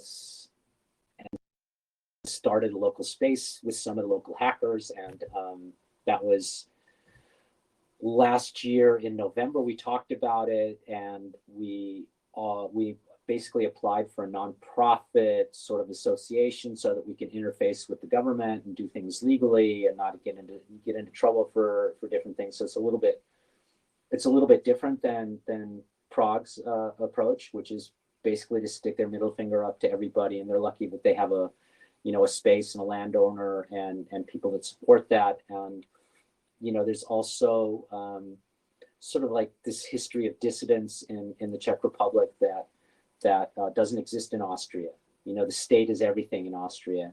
Everybody, you can't be here unless you're insured, and there's literally no way around the state in Austria. And all of the squats and all of the anarchist spaces have been getting closed down one by one in Vienna with the drift towards the conservative political situation that we have here. And so we just made the decision to not like be so aggressively anti-state. And I think that so most of us in Vienna have a little bit different of a political stance. I guess we're probably what you would call anarcho-syndicalists. Yeah. And so if the state exists, you kind of, I guess from personally, I'm an anarchist, but for survival, anarcho-syndicalism is a little bit more of the flavor of what it is that we have in Vienna in comparison to Prague. Can you explain that and the differences? Well, so, yeah. So anarcho-syndicalism is a little bit more sort of like it's the collective side of anarchism. Yeah, it's more communal. More communal, more community, and more recognition that, that there's actors, be they state or non-state actors, and more that you can more effectively interface with as a group, not so much as a just absolutely completely withdrawing into your own individual state of not interfacing with anything. Yeah, I guess that would be the main difference of how it is that we're approaching things in Vienna, is with a legal entity, and I guess so we're more interested in being sort of like a neighborhood space that's similar to Prague, where just average normal people can come into contact with cryptocurrency. And it's, I love everybody in Prague and the founding members and the people that surround them. They have a very, very, very different political history than we do in Austria. We had long years of a big coalition between, so the Christian conservative, agricultural party, the OVP, and the SPÖ, the socialists, and that provided, pretty stable environment for people until that coalition was broken. And so, people are pretty happy with the state in Austria. It provides them with a pretty high standard of living. So even the best way that I can explain it is that even the punks in Vienna walk their dogs with a cage on their mouth, a Maulkorb. Everybody gets along with each other. There's a certain amount of peer pressure here that drives everything to the middle, no matter which extreme it is that you're on. And we say in German, jeder kocht sein eigenes Süppchen. Everybody cooks their own soup. And so despite our current national politics and despite the sort of like the white bread appearance of Austria from other countries, you can pretty much do and think and say whatever it is that you want in this country. There's really a very, very high level of freedom of speech and freedom of action. That's been getting eroded in the last years since we've had a drift to the right, but still things move very, very slowly in Austria, and it's pretty hard to do anything without interfacing with the state, which is radically different to the experience that the Czech people have had, being occupied by the communists and then winning their freedom and then going through all those years of catching up to the West and whatever. There's a lot less trust in government in the Czech Republic than there is here in Austria. So our approach has to be different because, Austria was one of the first places. Austrians were very, very early familiar with Bitcoin. Also because of the Hackerspace Metal Lab. And the German media, which reports all of the stuff that happens at CCC in Berlin, and the same people that were going there, whether it's Jake Applebaum and Julian Assange, the Roger Dingledine, one of the Tor programmers, all those people were not only in Germany, but they were here in Austria as well. And those things were in Austrian media. We have pretty good left-wing press in Austria. Is a paper called The Falter, and that comes out weekly. It's kind of like the Village Voice from New York, or the LA Weekly in LA. That's sort of like a same format in its size and same sort of like approach. And so Austrians knew pretty early about Bitcoin, but they're very, very skeptical of it. And then, right, as they should be. I mean, they have a very they have good reason based on their past to be skeptical about new innovations. So everybody goes on about Austrian economics, and we go on about Wurgelgeld, from the early times, and the whole libertarian, sovereign, individual approach comes out of, bases itself on Austrian economics. I mean, Austrians don't care about Austrian economics, but even though they've gone through their currency being devalued at the beginning of last century, and which grew out of that, which then Austrian economics grew out of. And so like this whole, libertarian side of Pierre Rochard and all those people, the Nakamoto Institute, that whole group of people, that grew up and made, early first generation Bitcoin companies and got basically their early podcasting and early, pundit or influencer recognition, that all basically went over everybody's heads in Austria. And I think it still goes over the heads of the vast majority of people internationally that focus on Austrian economics and Mises and all these different things. And it's not that I want to put it down in any way. I'm just trying to give it sort of like a context that Austrians are, although they were very early familiar with Bitcoin, they're not one of the higher percentages of populations that hold Bitcoin. So there's a saying in German, "Was der Bauer nicht kennt, frisst er nicht," and that means that what the farmer doesn't know, he won't eat. And Austrians are very, very slow to accept new things.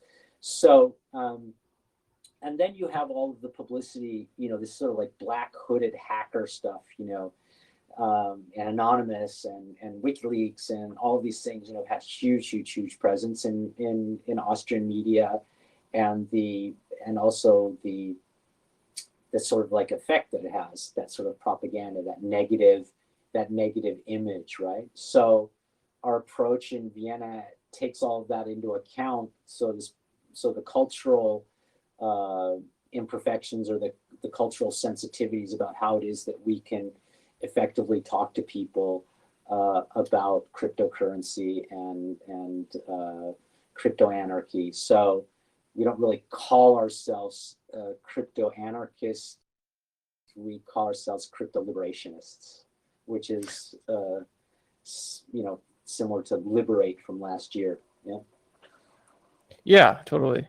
I think it's the whole thing about Austrian economics going over people's heads. I think it's more of it clicking when they put it to practice. And the cool thing about Austrian economics is that I find that a lot of people say it's basically just economics, and the whole Austrian ethos is human action and making decisions that are just intuitive. And I feel like that's kind of the same thinking by using Bitcoin, because eventually it will just kind of work, because sound money in a way will just kind of make sense and present itself like any other good idea is, or any new disruptor to technology like the internet. So I mean, just take Corona and all the boomers becoming Zoomers in a sense and using Zoom. So I don't know. That's just kind of how I think of it. I'm 57 years old, so that's really the tail end of the baby boom generation. Actually, that's my generation. But I grew up with the internet, so. Yeah, you were the first interneter. Not really, but you were pretty damn early, man. Well, I mean, I went to university to get an email address when it was still ARPANET. So, that was the only way you could get on. You could have a fatter connection was to go to university. I mean, 28K modems, BBS's stuff. Early things. So I've been on the internet pretty much since inception. Went to university in 1981. So. Got an email address. So I don't know that I'm one of the first interneters, but quite early. Bitcoin was really logical. There's great resources out there about all of the technology that goes. I mean, the group or the individual that is Satoshi Nakamoto just stitched together a bunch of extant research. Yeah. Technologies and solve the Byzantine generals problem and put it together in this new thing. But that was a war that was going on for a long time with e-gold and different things. So I would say it was the most logical thing that you can give to people is so do you remember, do you ever heard of LimeWire? Yeah. Okay, so LimeWire, that and BitTorrent and all that. LimeWire, BitTorrent, Pirate Bay. Bitcoin. LimeWire, BitTorrent, Bitcoin. It was so logical. So this decentralized, putting together a decentralized communications protocol that at the beginning. I just saw as like basically an SMS that people decided, a secure SMS that people decided to give a worth to, a value to. You know, it's nothing but a very, very, very small message. You know, it's like it can't fit in a tweet yet, but you know, it has that sort of like very, very minimal footprint, and it was pretty much a no-brainer if you're like a computer nerd or a software nerd or a hacker, right? Yeah. I didn't think that it would expand and get a foothold as fast as it has. 10 years. Look at where we're at. 10 years. I mean, it's just like Coming up on 12, man. you know. Okay, yeah, It's wild. Yeah, that's true. It's coming up on 12. We're at 11 already, and it's coming up on 12. It's true. You know, like BitMEX yesterday, right? Ah, And what did it move? What did it move the price? Like 2%? You know, yeah. If even. if even. I mean, right? it proves its anti-fragility. You know, that was like the max that moved it like 2%. Man, 5 years ago that would have killed fucking Bitcoin. You know, I mean, it's Really, you think that'd be worse than Gox? Like, I know the feds came Well, after BitMEX, sure. but like, still. sure, but that would kill Bitcoin. I mean, kill the Bitcoin price. Yeah, I mean, it would have Yeah. made a much major. You know, those types of news. You know, every time China is going to censor Bitcoin or these sort of like large, you know, exchange news had a far greater effect on the price. I didn't think that legacy institutional money would come in so fast as it has over the last 2-3 years, right? I mean, what's the name of this company that just bought like half a billion? MicroStrategies. MicroStrategies, right? I mean, that's like, you know, there's been small offices and institutional money buying and playing with Bitcoin for years. If people think that Jeremy Allaire and Circle, who are pretty much at the top of the feeding chain, if you want to look at, you know, early legacy finance people that moved into Bitcoin, you know, there's so much volume OTC, you know, with people with money in small offices. We don't have, you know, I mean, okay, so people are looking at places like BlackRock and, you know, and everybody wants to see, you know, all the different banks buying in and whatever. But I mean, I didn't think that it was going to happen that fast, that we had such institutional money stabilizing the price. I mean, Bitcoin's favorite flirt has been 10,000 for like, you know, ever since the run up to the all-time high of 20K. Its favorite flirt has been 10K. Yeah. That's pretty stable, man. If you look over the last 2 years, you know, Bitcoin is been pretty stable, and that's partially because there's institutional money in it. But that foothold, sort of like the de facto acceptance that Bitcoin has essentially now from all governments, Yeah, you know, I didn't think it was going to happen that fast. I thought it was a much longer road, actually, Yeah. to 10K or to this level of legal and institutional acceptance. Yeah, and a few days ago, it broke a record of maintaining over 10,000 for like a consecutive 64 days, I think. But it was like this week that it broke that record of holding that tried and true ribbon for that long.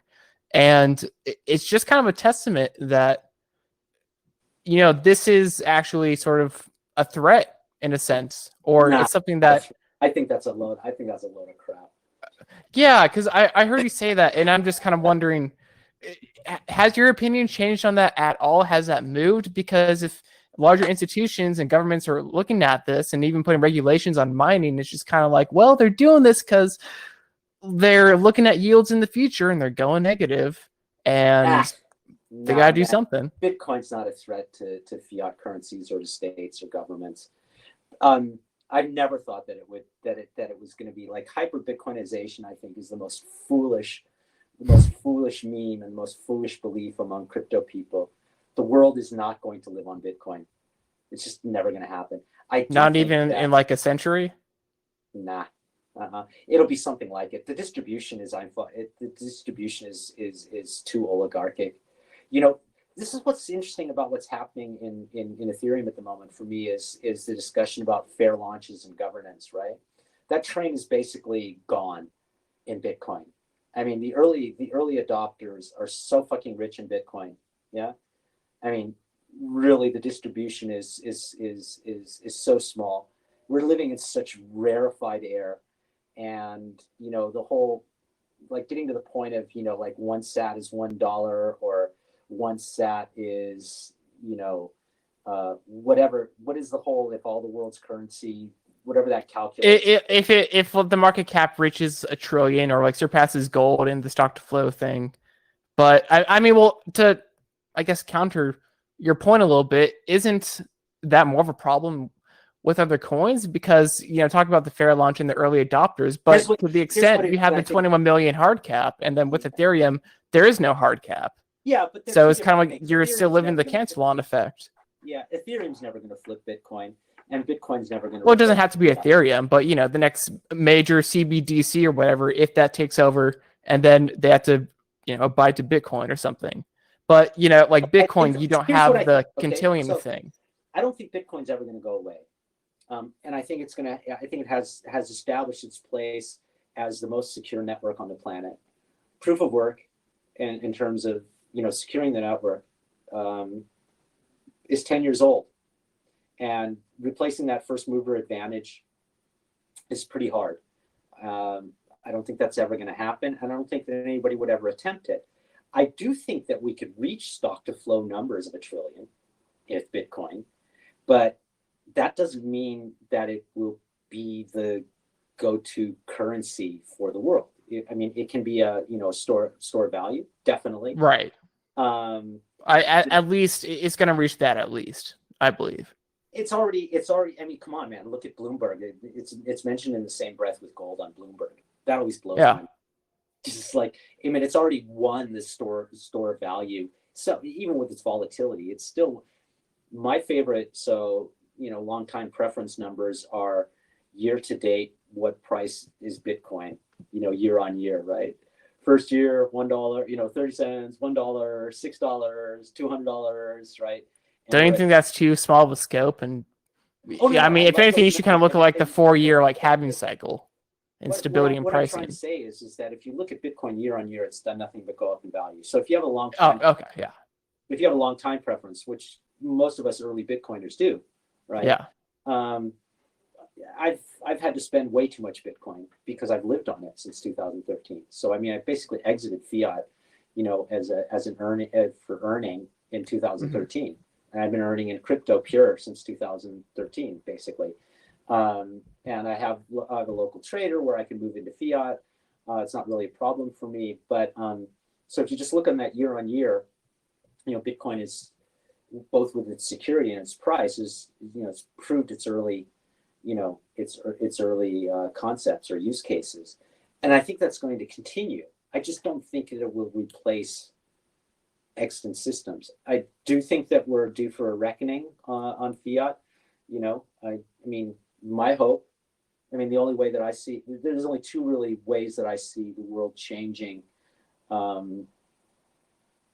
economically into a more just system, and one would be a full-scale tax revolt.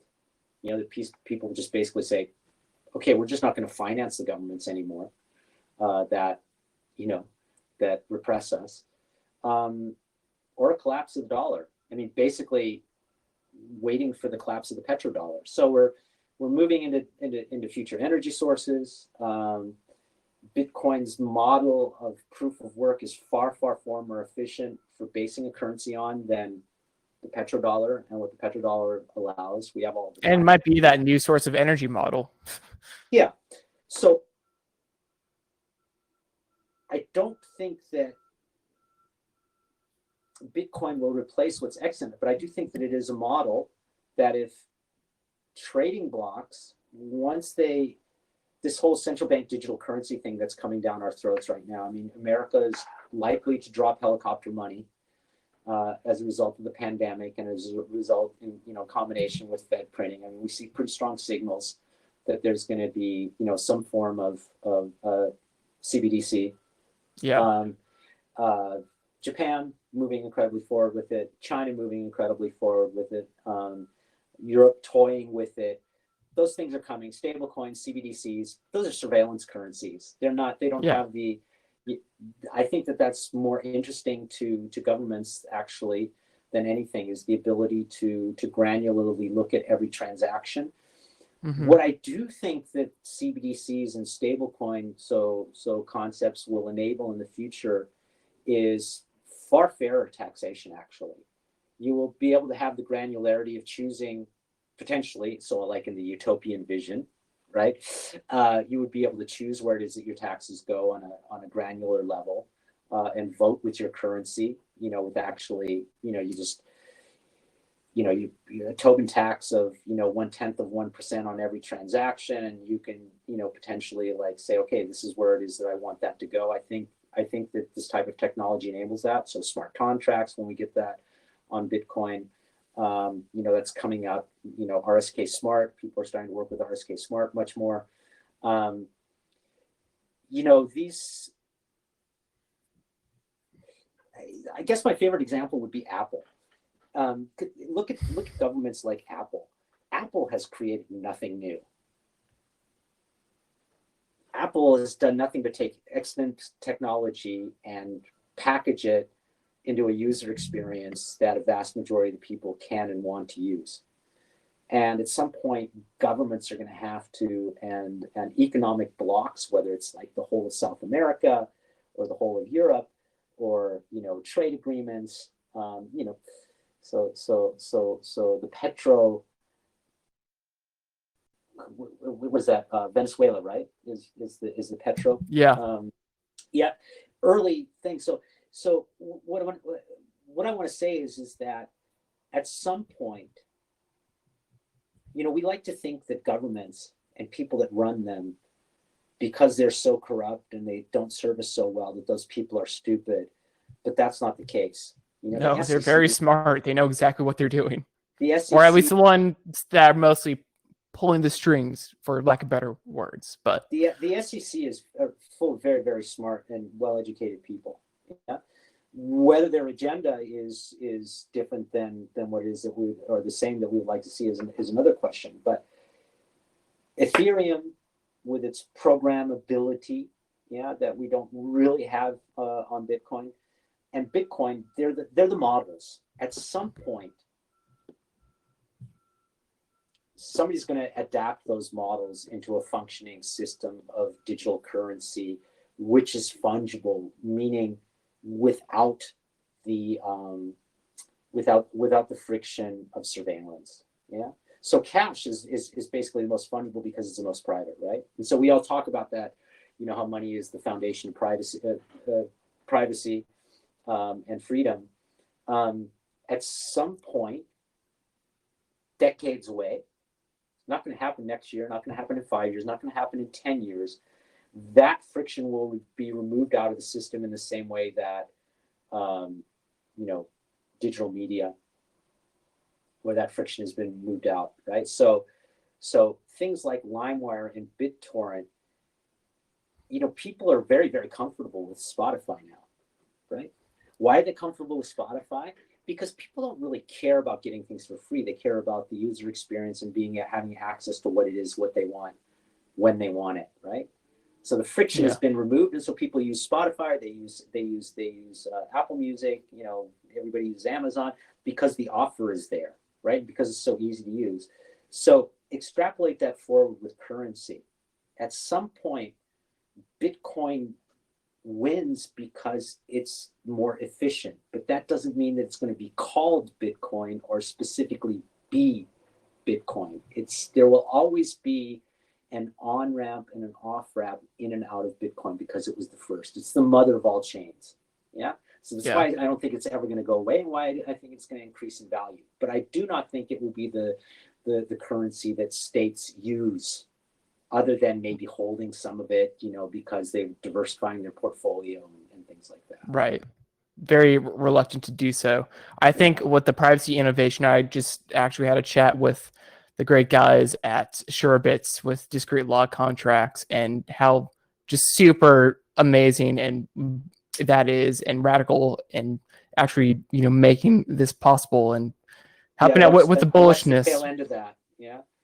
This stuff that's happening on DeFi and Ethereum is just like so I don't understand any of it, to be honest. I don't understand banking at that level. Like, all these things are being played with and recreated. I don't think they do either. I mean, the people that put that stuff together, they know the financial system, they know what strings to pull and everything. But, of course, the majority of users and people just looking on the side are either not paying attention or they're the ones that are losing all their money and don't care to pay attention because they think they're going to be the lucky ones that get rich. Behind all of the casino aspect of it, behind the casino aspect of all the stuff that's happening in DeFi, I mean, it's essentially all of the earliest Bitcoiners I know were either poker players or physics students, professors that got the energy calculation at the beginning, and the gamblers. It was literally like physics people and gamblers at the beginning of Bitcoin. And which is awesome. And I think the whole 21 million thing, I think that has to play in blackjack to some extent. I don't know. Maybe. Could be crazy. Yeah, right. There's been so many different speculations about that, right? But it was intentional. That's how you bootstrap the network is with the casino aspect of it, the gambling aspect. We need number go up in some sense. So we need that greed. Exactly. And that's what motivates the network. And I don't really have a problem with that. But aside from all of that greed that's happening right now, and FOMO and YOLO in DeFi, there's some really, really smart shit that's happening that's removing a huge amount of friction in programmable money, and those things will all make it into how it is that money works decades from now. I'm fully convinced of that. Yeah, I'm fully convinced that it's the future of money, but we're not going to win the game. Governments, there's going to be a government or an economic bloc at some point that duplicates the proof of work model of Bitcoin with a hard money cap. And the reason that I see that is because it's pretty clear that we cannot run a planet based on quarterly profits, that we have to start looking generationally about how it is that we program the financial systems of the future.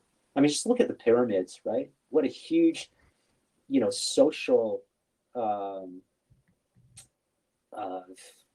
phenomenon that is. We need to start looking at, one of my favorite books is The Long Now, which comes out of the concept from Stuart Brand, the founder of The Well, one of the early internet chat groups, which grew out of the Good Earth catalog, all of the hippies talking about in California and across the Midwest about sustainability and environmentalism in the 70s and stuff. Those are the early roots of this idea, is that we just need to start looking generationally. And I do think that climate change, pandemics, collapse of financial systems, I do believe in humanity. I do believe in governments at some point reforming out of necessity.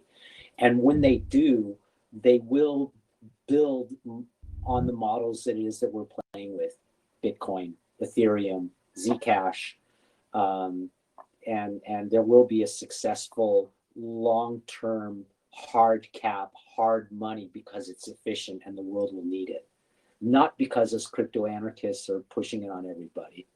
Yeah. I'm quite skeptical of that. Totally. I think we need to take a step back about, and check our privilege, check our ego, and just have like a little bit more of a span of history sort of view on things. Every fiat prior has collapsed. The fiat that we have now will collapse. Bitcoin will be there for the smart people and the early adopters and the clamorers on, to save, value as it is that the systems around us collapse. I mean, it's in 2020 is just and the next decades. I mean, this is just the beginning of so much uproot, so much paradigm shift. Yeah, it's just inevitable over the next decades that things are going to change, because the systems that we have from the last century's paradigm are just no longer working. And so I think that's the true value of the experiments of Bitcoin and Ethereum, are that they provide a way forward for states and organizations to be more efficient in the future financially. That's primary the reason why I am personally not anti-state. Yeah, I would prefer to reform. I would prefer to reform the state than to eliminate it. Yeah. Yeah, we definitely need as smooth of a transition to whatever is coming up possible. But that's still not going to stop me from calling it a shitcoin. I will say that. Yeah, I don't. Yeah, I guess I just call myself a crypto realist. I'm with you there. I mean, we just gotta accept that whatever happens and comes out in reality. So, I was the first person to tweet about Ethereum. So when Vitalik put up his blog post, you can go back on Twitter and find the first mention of Ethereum is the tweet linking to his blog post. And I kind of exited so all of the toxic stuff that was happening in Bitcoin around 2015, 2016. And I just found that, the Ethereum community for a long period of time was full of what I would call my people, hippies, punks, dreamers. And they're all Bitcoiners. That's what, a lot of Bitcoin maximalists are, every generation of people that comes and drinks the Kool-Aid and comes along and then starts crying about shit coins and whatever. They forget that, Ethereum was the first ICO on Bitcoin. You had to buy Ethereum with Bitcoin. All right. It's sort of a thing that people forget. And so, the earliest Ethereum people are all Bitcoiners. And they still retain, their faith in and their values with Bitcoin. And I much prefer seeing all of these experiments happening on Ethereum than I do on Bitcoin. Bitcoin should be boring, stable. You know what I mean? Okay, the volatility and competing with other things and whatever, but I really love the pace of development actually in Bitcoin.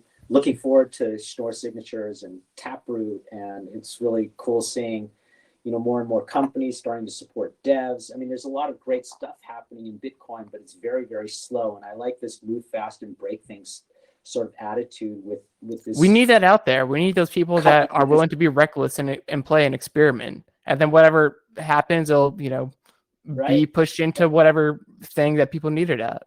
But the most fascinating thing to me, so when I look back over the last 11 years now of crypto, is how many thousands of this simultaneous parallel economy of thousands of people using magic internet money of one flavor or another, caveat cryptor, do your own research, all of this stuff. I mean, I like that. I know hundreds of people personally that live on crypto, and thousands of people, sort of past the Dunbar number, online or whatever. I mean, this huge parallel economy that's sprung up over 11 years is just mind-boggling to me. It's more than I ever hoped for from being involved at the beginning. Yeah, it's just totally stunning. Yeah, awesome. Well, cool, man. Hey, I think the next tribe is ready to hop on whenever they are. But XL Server, this has been a killer conversation, man. I really appreciate your time and your story and all the developments that you've been working on, and just having that cypherpunk spirit and keeping at it. That's what we all need. That's what this conference is about. So, that keeps me super bullish and super positive for the future. So thank you, man. Yeah, well, I mean, hey, your music video, dude, I didn't tweet that out just for this promotion for HCPP and for you. That music video fucking rocks, man. Thank you. Your songwriting. Yes, it's damn good, actually. It's awesome, man. You're a good fucking pop songwriter, and I was totally blown away, man, at the depth of knowledge that you put in that video, how much you understand with a sense of humor and with the ability to teach, man. Fucking phenomenal. So it's an honor for me as well to cross generations and to speak with you. Thank you, dude. And share this stuff, man. I'm really looking forward to see what you do in the next decade. Thank you, dude. Anyone that's watching, I have a song called ETF. You can go look it up on YouTube. It's streaming everywhere. It's by me, Mr. Sue. That's MR.PSEU. Check it out. It's essentially called End the Fed, but we want a Bitcoin ETF. Arguably, I don't know. I had fun with it. I played around. Anyway, not to shit my shit, but thanks a lot, dude. You gave me goosebumps. It made my day. So I'm glad you enjoyed it. I can't really say stuff like that unless I really feel it from my heart, and so. Well, I put my heart into it, so it's so clear. It's so clear that absolutely everything that you are and everything that you think is in that video, and so, just, man, I'll leave you with a quote from my mother. She told me when I was really one of those lucky kids who had a mother who said to me, Mickey, follow your heart. Yeah. Do what it is that you love, because if you do what it is that you love, you'll be good at it. And if you're good at it, then people will probably give you money to do it. But if they don't give you money to do it, you didn't waste your life doing something that your heart wasn't in. And so you're an obvious example of that, man. Thank you. Those are very kind words. Thanks very much. And guys, this was a fantastic conversation for sure. I did not catch all of it, but we'll for sure rewatch. So thanks a lot, Mr. Psoy, for hosting this awesome 2-hour session here at the HCPP TV, and of course for Exiled Surfer to join us. So thanks both. Hey, Max, thanks for having us. Coming and visiting us at Parallelipolis last winter or spring, whenever it was, before the pandemic or at the beginning of the pandemic. Hope to see you again soon, man. Yes, whenever I'm back in Vienna, I will for sure stop by. You're building a beautiful place there. So that's awesome. All right. Thanks. Okay, everybody. and so we had here on Exiled Surfer, who's one of the founders of Parallelipolis in Vienna, and now we're talking about the second ever existing Parallelipolis in the concept as we know it, a fork from the Prague building, organized by multiple of the contributors who have, who do contribute in both of them. We're talking about Parallelipolis in Bratislava. And we have a pretty much almost the whole crew involved here. So that's fantastic. Everyone, I will just throw it into the room. Introduce yourself. Hi, I'm Yurai. Oops, that doesn't sound right. Nope, Yurai, your mic seems to be... Oh, shit. Again. You're a robot. That's a perfect word for your mic. Shit. That was the best robot voice we heard so far, to be honest. Is it better? Is it better? Not really. It's like Okay. robot voice to write. Okay.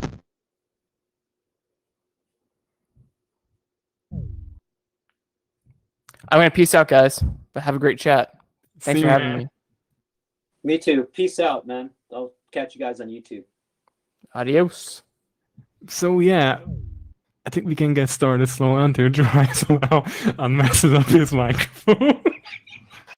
There's actually enough stuff on Uri for deepfakes. I already did that once. You know that? Yeah. Okay. So how's everyone doing? How was the Great. night so far? How about you guys in Parallelipolis, Max? You know, Mario? this is a crazy good event, Mario. How do you like it so far? Oh man, no, it's great. It's great. A lot of good stuff happening, and yeah, we're busy. We are. Yes. There is like so right now there is happening basketball workshop where I want to be. There is happening Libertas where I want to be, and I'm here. Yeah. So I mean, so much good stuff on the same time, and you really get this October Cypherpunk Prague Parallelipolis vibe. You can really feel it here, and you know the best thing is that everybody is a real OG Cypherpunk this year because of the pandemic, masks everywhere, smugglers and Yes. Frank Browns everywhere. Yeah, this is next level. Total The add-on price has finally increased. Yes. Mario, do you have information about that movie, Libertas? We were looking forward like for 2 years to see that movie. Yeah, it's premiering now. So you chose to be on this thing, but Yes. Oh, just premiering in a different room. So but we are going to make an amazing, great free stream. So I hope you hear me now. Is it better? Yeah, it's well. Microphone and the browser. Okay, cool. So we wanted to give you an update about Paralelnapolis Bratislava, what is happening. Some of you heard that we closed the space, which was a really good decision, I think. And Nice. we are here to talk about some projects that have been created since. So it's all about parallel societal structures, parallel economy, and so on. But I would like to first tell you about the space. So many of you, Caro, Max, many of you have been in the space, and the others, of course, co-created it, so they know about it. We closed a few weeks before the first wave of COVID really hit Europe. So it was not directly related to COVID, but we realized that our rent is too high, and we could probably create a better structure, and we would probably be closed for a few months. So we did two things. First of all, we moved to virtual space, or as David Friedman said it old school in his talk today, cyberspace. What this allowed us to do is that although we were apart physically, we could also be a little bit closer to each other. So we joined our online communication platform with Paralelnapolis Košice. Maybe we have someone from Paralelnapolis Košice. For those who don't know, Košice is the second largest Slovak city, and there's a good community there, but it's quite far from a train ride or car ride perspective. So now, because a lot of is happening online, we were able to actually get closer together, even with our Eastern brothers and sisters. The other thing that is happening is that we would like to try the TSZ 0 model, that is a temporary autonomous zone in shipping containers. There was already a tour to a local retailer, and we would like to buy some shipping containers to start with and create a temporary autonomous zone, which allows us to have a lower rent, because we only need to rent land, not a building, because most of the capital is in the shipping containers. Another thing that this allows us is greater modularization and scalability. So each container can have kind of different access controls. So some can be completely private, some can be completely public and open. And it's up to us to decide how we want to do access controls in these containers. And of course, scalability. If you need a new cool space for whatever, Oculus Play Arena or 3D printing or growing hydroponic plants, we can just add a new container, and if it's economically sustainable, it can work pretty well. So this is what is happening. I don't think that we will buy the first container before winter. It doesn't make much sense. So we will probably start early next year with the actual physical construction. But what was happening, and we have a lot of guests here to talk about that, were some events and some projects that are happening. I will quickly tell about the first one that I want to talk about, and then I'll stop talking for a while. So because we are all in our apartments and don't actually physically meet that much, we started creating a mesh network using open source project called Disaster Radio. It's an ESP32 board with LoRa, Wi-Fi, and Bluetooth. And what it basically creates is a pretty slow network for messages, and there's a protocol that relays the messages. So if you have enough of these messages and enough of these nodes, you can actually cover the whole city, and then you can do things like Bitcoin transactions over disaster radio and so on. So we have our own website, which I will post. Oh, you don't see the GT chat, so you can actually find it on paralelnapolis.sk. We are using the device, which costs around $20, so it's really cheap. And the more of these nodes that we have, the better coverage in Bratislava. So it's some fun thing, waiting for evening messages from our friends and kind of making the map of nodes a little bit more dense. So that's maybe for the beginning from me. Maybe we can go to Pavel to present his projects and then continue in others. Pavel, are you ready? I don't hear you. We don't. Yeah, sorry, I'm okay, ready. We hear you. We hear you. And it's there. Share. Okay. Do you see my screen? Yes, we do. Okay, cool. So I started a project, the Arbitrust. I was pretty surprised because I was studying law, and not a lot of people know, even anarchists and voluntarists, that you can have a private court, and that decision of that private court can be recognized by the state itself and can be enforced. The necessity, to enforce that, the both parties have to agree. So it's covered by the New York Convention. It's bound 165 countries are bound by this international law, and documents. So everybody incorporated that into their law. So basically, you can use it anywhere in the world, even in China. And the point is that in the case of disagreement between the contract parties, you don't have to go to the state court. It is not mandatory, but you can choose the person who will decide the case. It's really surprising because few people know this. Usually when you are in business, you should use definitely arbitration and don't avoid that. I made a little table.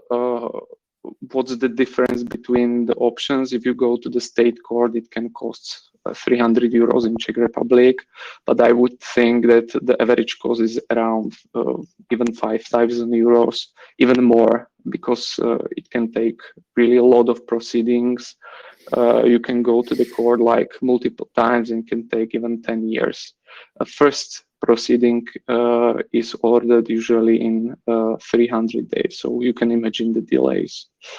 There is also Vienna International Arbitration Center. It's the most famous arbitration court. It's private.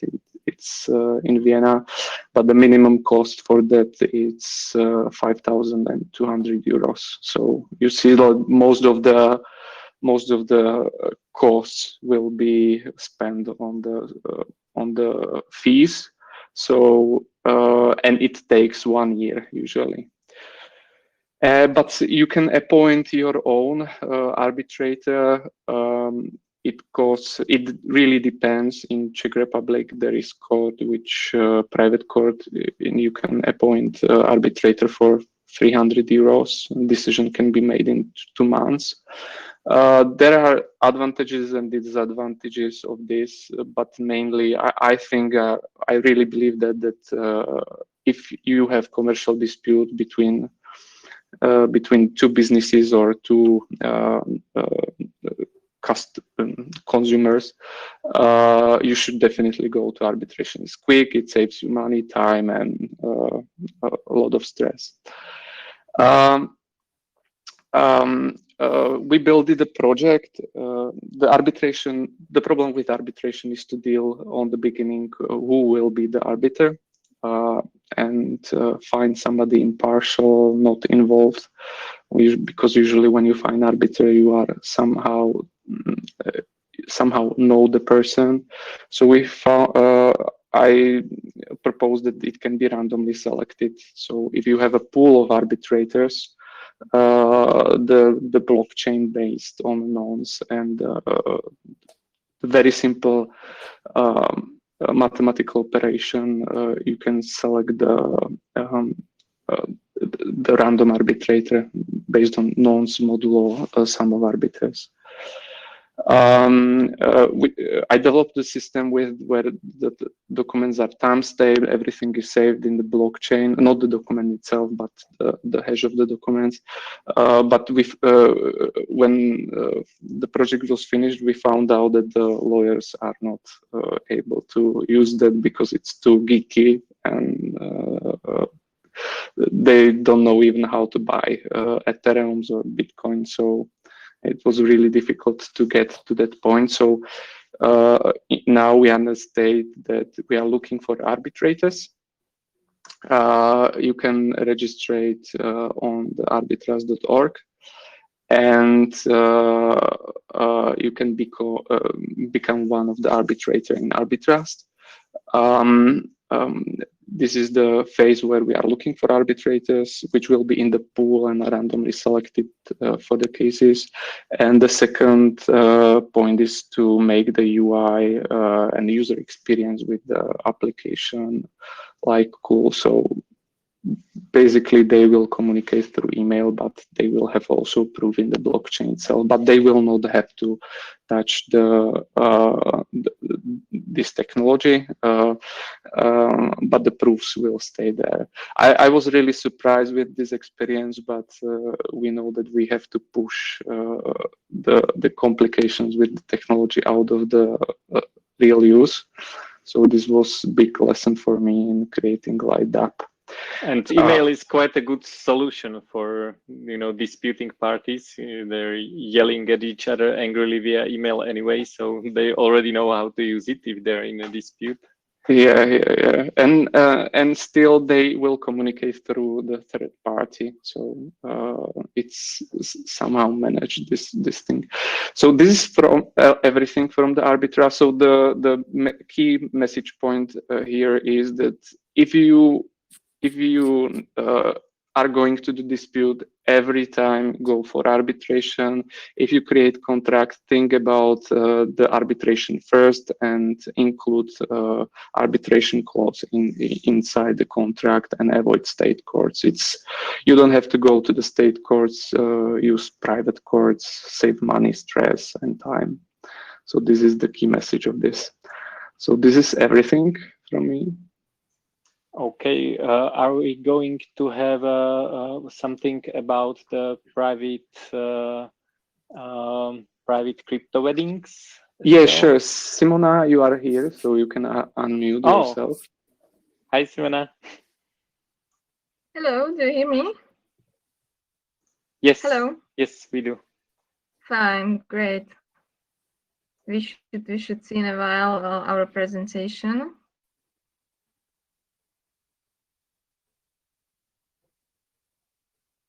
Hopefully.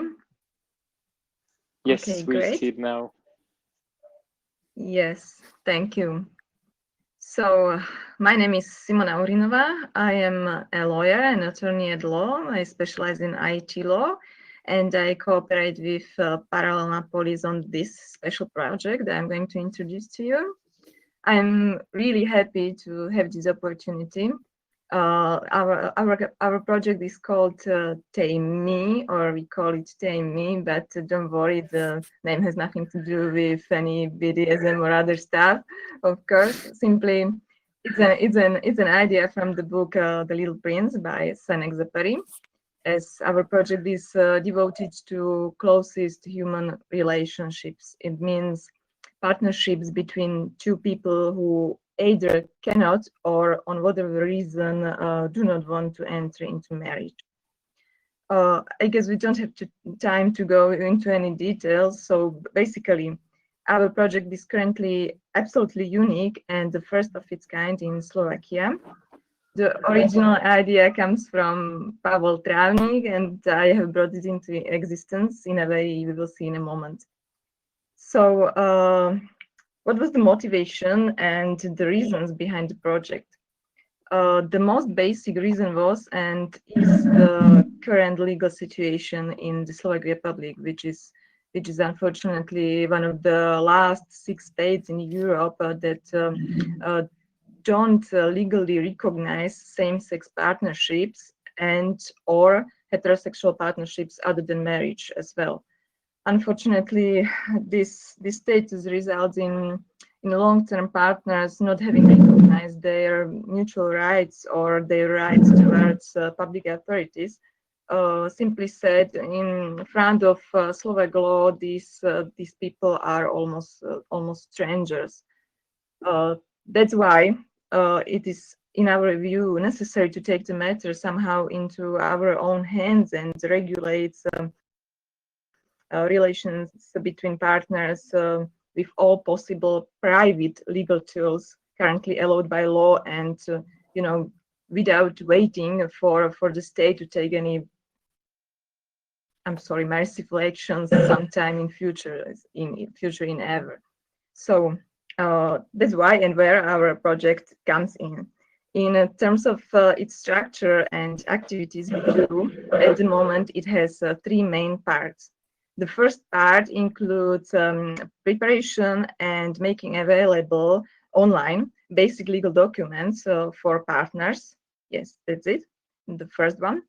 For example, a form of power of attorney for mutual representations of the partners, last will, affidavit on being mutually close relatives, and many others to come. All documents are labeled as prepared by a lawyer and are available online on GitHub and for free. There's the link in the presentation. So that was the second and so far the most important part.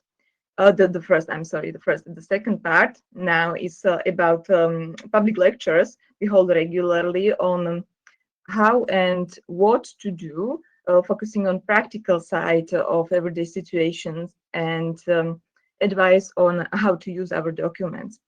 The last lecture, for example, was held last month and was streamed for free, and at the moment the video is also available, but it is for a small fee on paralelnapolis.sk. And finally, the third main part contains individual legal advice from me as an attorney at law, from me as a lawyer, for those who are looking for further explanation or any kind of legal help regarding their partnerships issues. So to summarize it, 3 parts: legal documents, public lectures, and individual legal consultation. That's the current status of the project. In terms of future steps, as I said, the project is unprecedented, so we would like to use its full potential and push it even further in future. Our future steps will include, of course, extension of range of the documents prepared and made available, and we will also modify them according to feedback from the people. We also want to, let's say, gradually open public discussion and public or possible cooperation with private organizations with the same or similar goals, because our let's say it simply, our vision is to completely change the prevailing public view of registered partnerships as something, in Slovakia, as something strange and unwanted, and somehow stop this form of some kind of witch hunting, which is unfortunately a case in Slovakia. And our ultimate goal is naturally a final change of law, if even possible. So one way or another, we strongly believe that our project has its meaning and will really help people who find themselves in a situation in which they are not equal to the others, and that's very sad. So that was a very quick overview. At least now you know that something like this exists. So if you have any questions or comments or useful ideas or anything, you can contact us on our email addresses in the presentation or directly through Parallel Naporis. Thank you very much for your attention, and if you do not have any questions, have a great evening. Thank you, thank you. What a great project. I totally love how the parallel solution is actually better than the original state one, and you can clearly see it from the first moment because it enables this service to a much wider variety of people. So I think this is really what parallel solutions are about, to find a new unique solution for an existing problem in a way that that is completely handled in a private sector and in parallel to the state. So I think this is amazing, and I hope this will get much more press in the future, and hopefully it will also start some very serious discussions, as you said. I think next one who should talk is maybe Habo, if he is up to it. Yeah, hello. Hi. Do you hear me well? Yes, perfectly. Great. My name is Martin, and for those who don't know me, and I'm a programmer, and I love programming, among other things. And so last year, I started a project to bring Bitcoin applications into so-called Debian packaging. Now, this sounds very geeky, but to put it simply, it's like having an App Store or Google Play Store for Linux Debian distribution. And this store was in Debian like years before even Apple came up with something like App Store or Google Play. So these things existed a long time ago, and it's even superior because in some cases you can avoid manual action or a waste of resources. For instance, if you wanted to install a Bitcoin full node on your mobile phone, let's say the hardware would handle it, but also some applications that can use Bitcoin Core, then you would have this problem that either you will have to bundle this Bitcoin full node into the application, so it's easy to install in one go, but in this case, if you have two applications, you would have to download the blockchain twice, which is insane because you would have to download and verify 300 gigabytes of data twice. So it's suddenly 600. And on the other hand, another solution would be to manually download Bitcoin Core as one application, and then the other remaining applications also download manually. Which means manual download. Some applications in Android already do it this way, and it's not very user-friendly. And this Debian packaging enables you to do it in one go. So when you install, for instance, Electrum, it is able to figure out what other things Electrum needs, and it can install them and configure them. Did you ever hear someone asking like, so how do I connect my hardware wallet to a Bitcoin full node? And the answer is often very complicated. You have to edit manually many files, download like several things and play with it, and it's insane. Like for non-geeks, it's impossible, pretty much. And this system I'm creating will automate everything, and it will be integrated into operating system. And this is a very important distinction from some other projects that have similar ideas or are similar, but those other projects usually actually use technologies that explicitly avoid connecting it to operating system. And now I will tell you one example where this fails. And this is in case of links. Like, let's say you send someone a link, or you have a website with lightning, colon, and some invoice. And if someone clicks on this link, normally an app that can pay this invoice should open. But if you use technologies that avoids integrating into operating system, it's impossible to open this application manually and it will automatically, and it won't work. But with my system, I'm integrating. I want to work with operating system. Operating system is my friend, and I want to exploit it as much as possible. And in this system, this will work.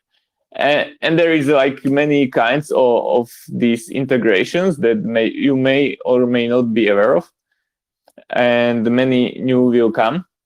And so this thing, like the system existed a long time before Bitcoin, before everything, but we were not able to use Bitcoin applications with it because they were not suited for this system.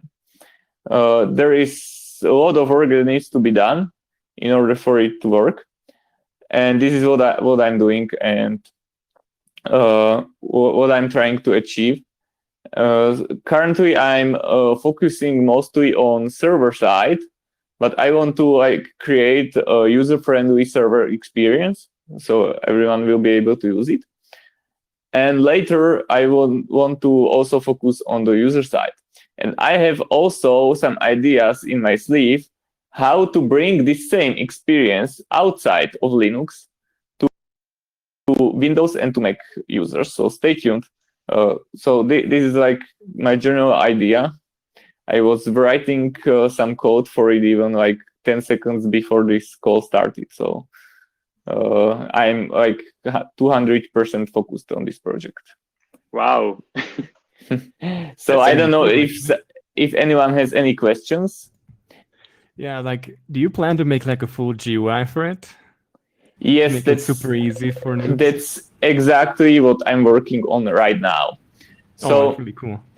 So I'm creating a web-based GUI because it will be easier to just open it from Tor browser if you have Onion address, or for experts, it will be possible to use the regular browser. And in this GUI, you will be able to launch any of these applications with one icon. You will be able, this is like the first step. Later, you will be able to update any of the applications, and later you will be able to install individually the applications. And here's the nice thing. If you don't want to use some applications, you don't have to install it, just like in a regular operating system. But it's smart. So, for instance, if you install Lightning Network Daemon, the system knows that it needs a non-pruning Bitcoin time chain. So it will make sure to disable pruning.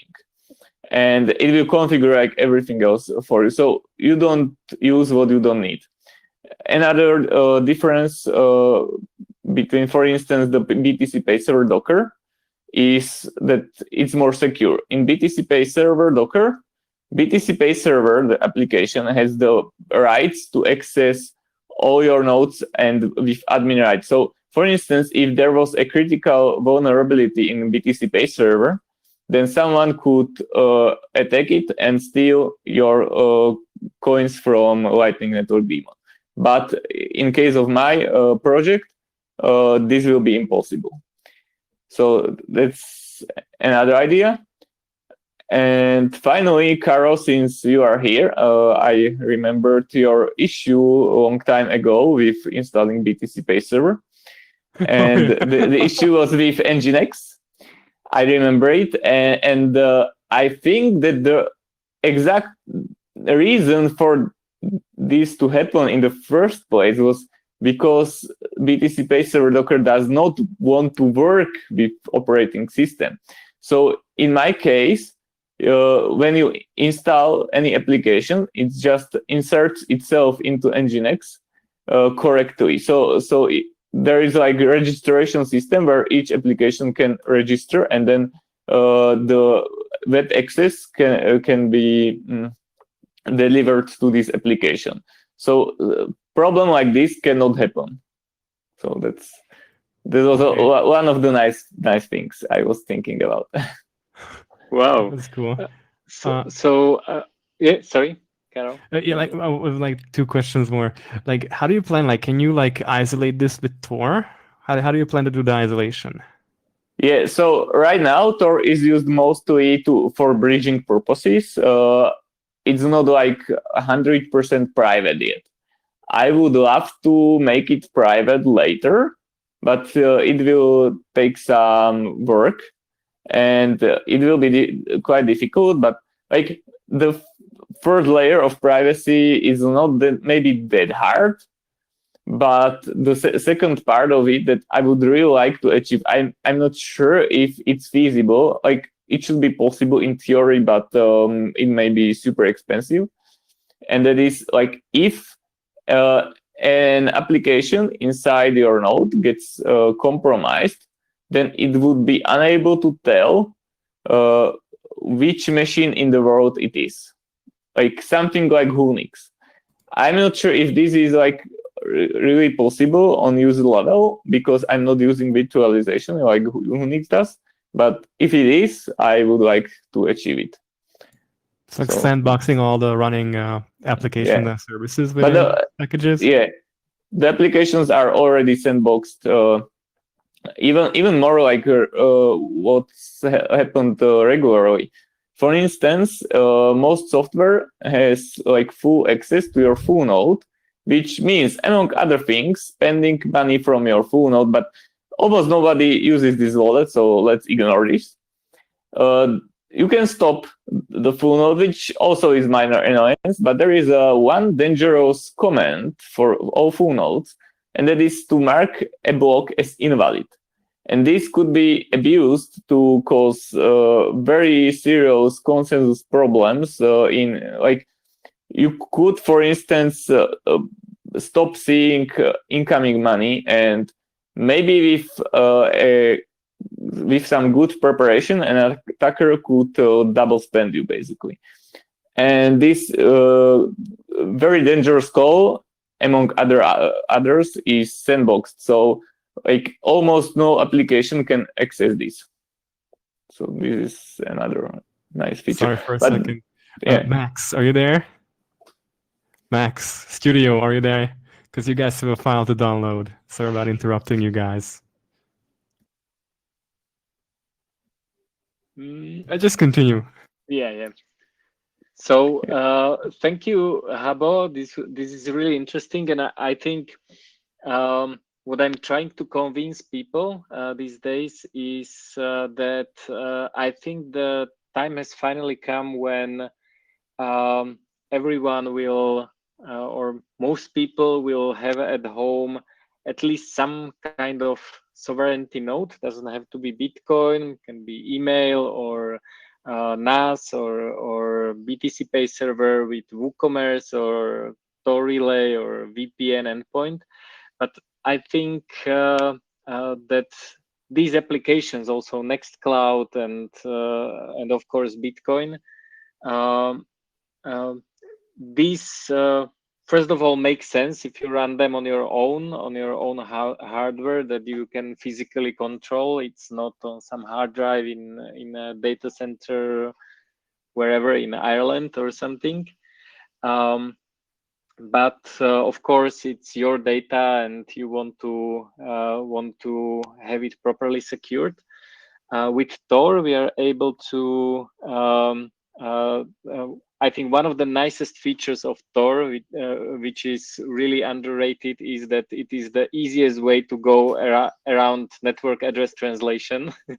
So if you want to access your home node, you either forward 20 ports or configure port forwarding or something like that, or you just publish everything as a hidden service and you can access it from anywhere by default if you know the address. So I think what I'm trying to convince all the home admins that, set up their Wi-Fi access points and routers, and they have a cool TV setup at home and sound setup and all these things, that they will have a small or maybe not so small node that will also act as a Bitcoin or Monero full node.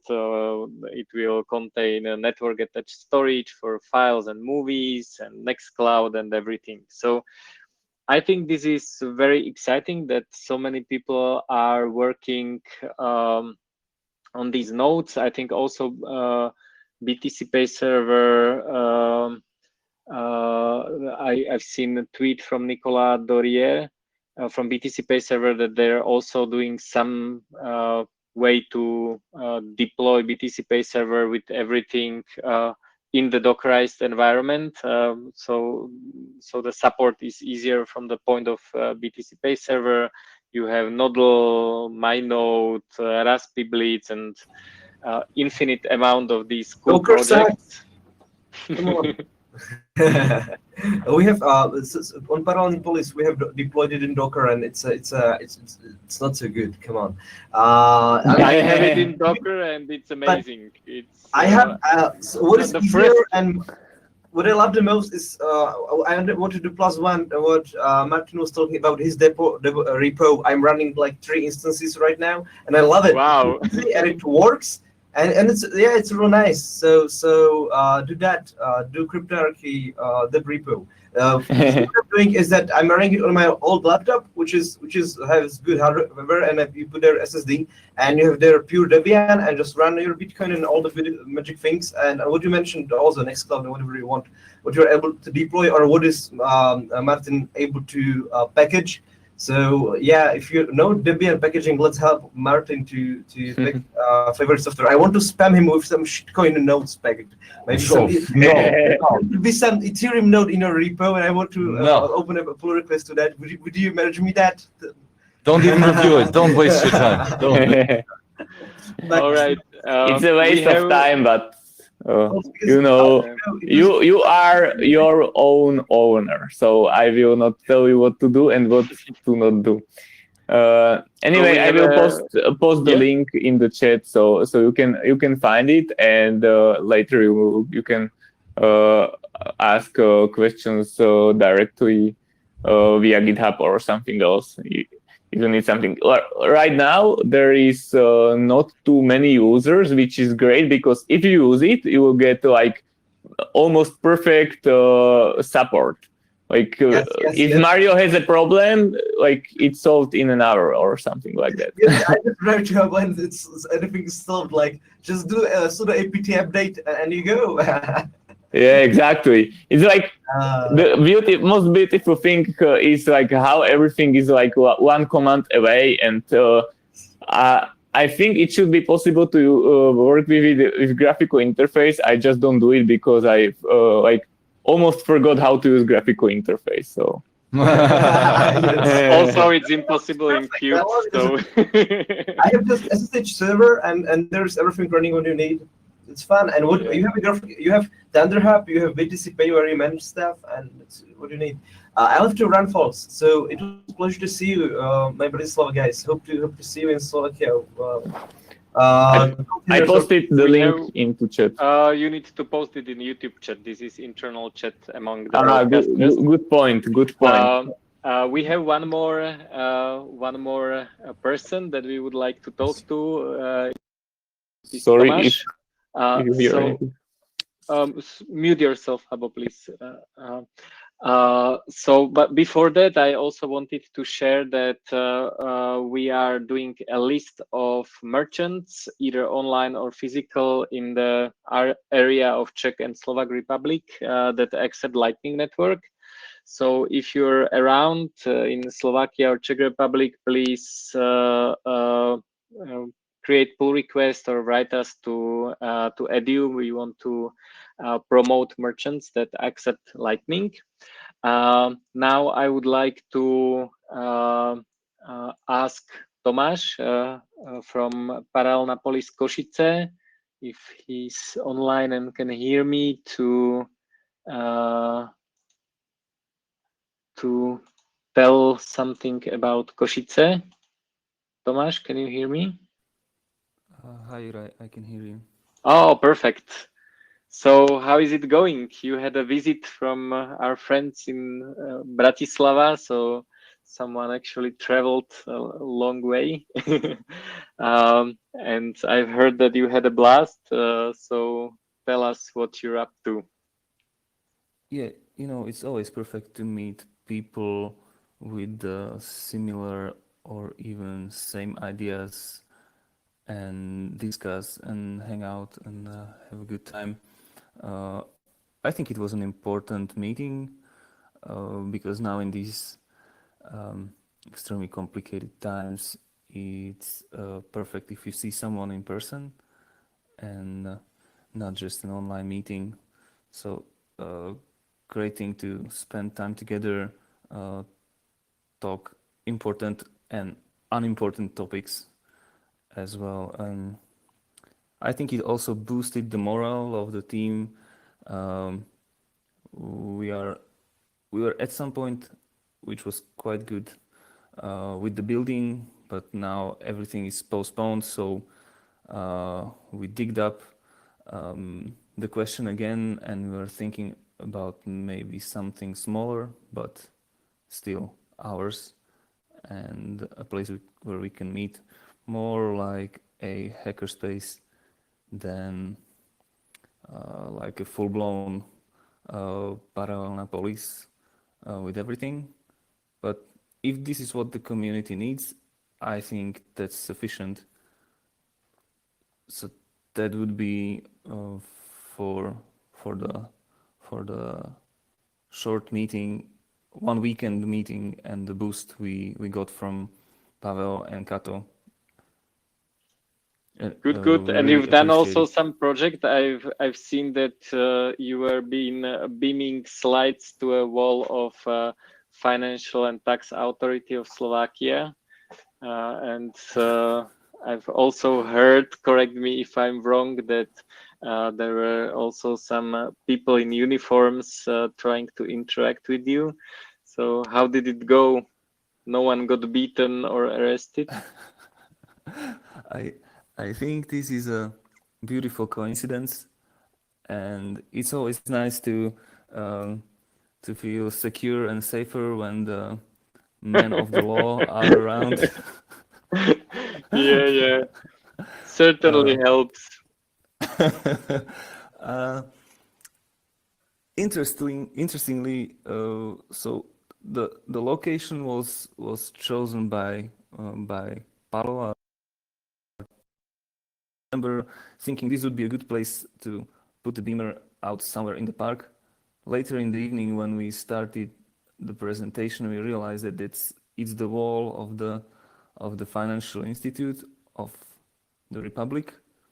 Beautiful, and it's an disconnected event that the police came looking for what's going on. A couple of guys are doing something, watching some presentation and discussing, and there's some voice coming from the phone.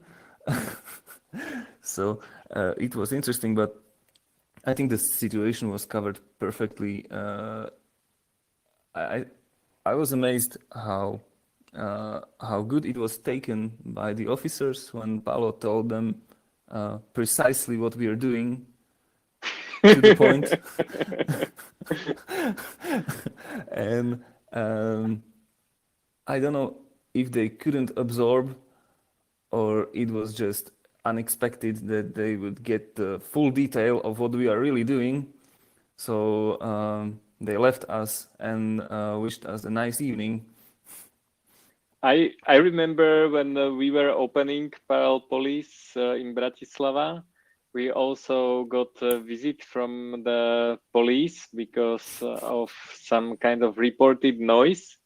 And I was just standing them and imagining how they feel when there are people talking, about Monero and dark markets and stuff like that. And imagine that you're a cop and you enter a place where everyone is either speaking English, or if they're speaking Slovak, you don't understand anything, especially if it's Habo speaking to someone. So that was funny, and I was very empathetic with them, but still I was quite happy that they left.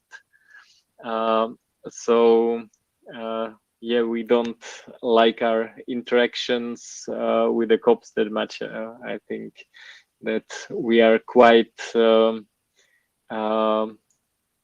would say, open about it. One of the important, I would say, sayings of parallel police that you can hear very often is "do not call the police."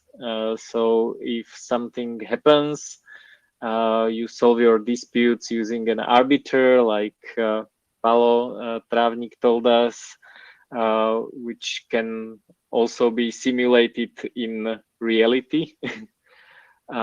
So that's one thing that we can do, and we can handle our disputes ourselves. I liked the project about parallel marriages or parallel relationships that don't have a defined gender setup or even a defined number of people. So if 7 people, each with a different gender, want to marry together, I think why not? If it's their private decision and the private contract, they can do it. And I've seen the contracts; they're even better, I think, than the state marriage, especially if you realize that disputes can be solved in a private court, because it's a private contractual relationship. So I think these two projects even tie together, and I wonder if something like Arbitrust could solve marital disputes at some point. We are playing with the mesh networks. We are trying to build a new physical space of parallel police from shipping containers.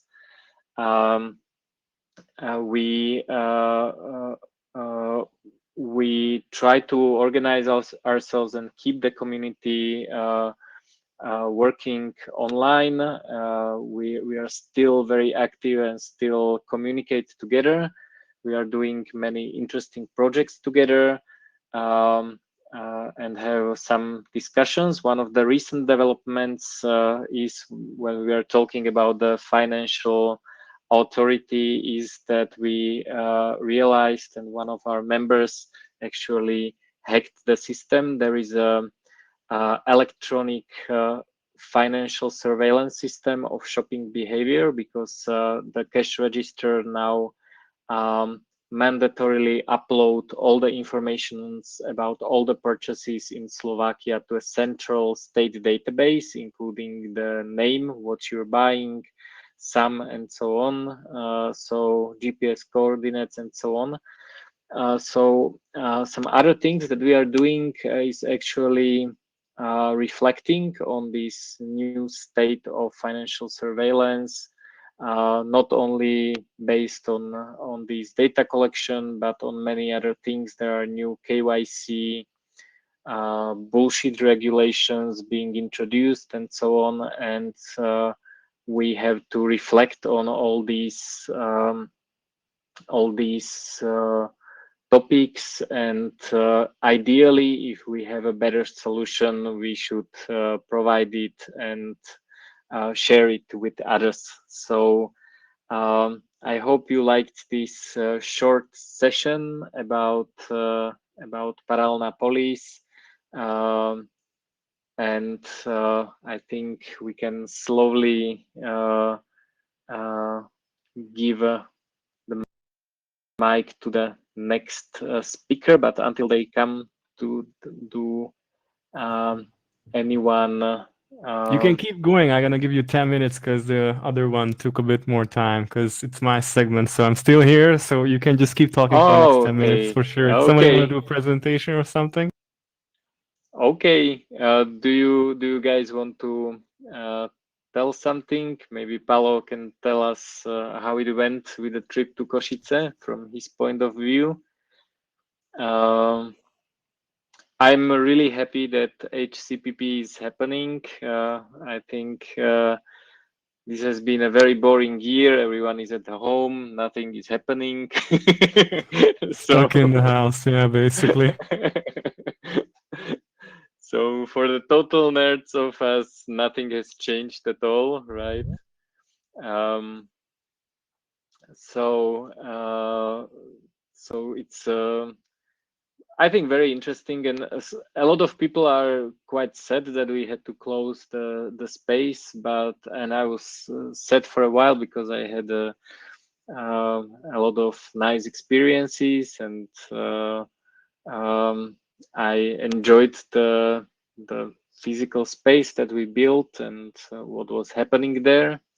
But I think moving on to a better parallel solution, upgrading to Parallel Police version 3.0 is quite good. Oh, speaking of 3.0, if you haven't heard podcast Cypherpunk Bitstream on paz0.org, episode 0x0b, I highly recommend it. It explains the philosophy behind Parallel Police, the original philosophy from authoritarian Czechoslovakia. And I think it was a podcast with me, Martin from Prague, and Frank and Smuggler. And I think it is probably one of the first good descriptions of the idea of Parallel Police in English. So I think it's quite hard to find an understandable, I would say, explanation of the idea.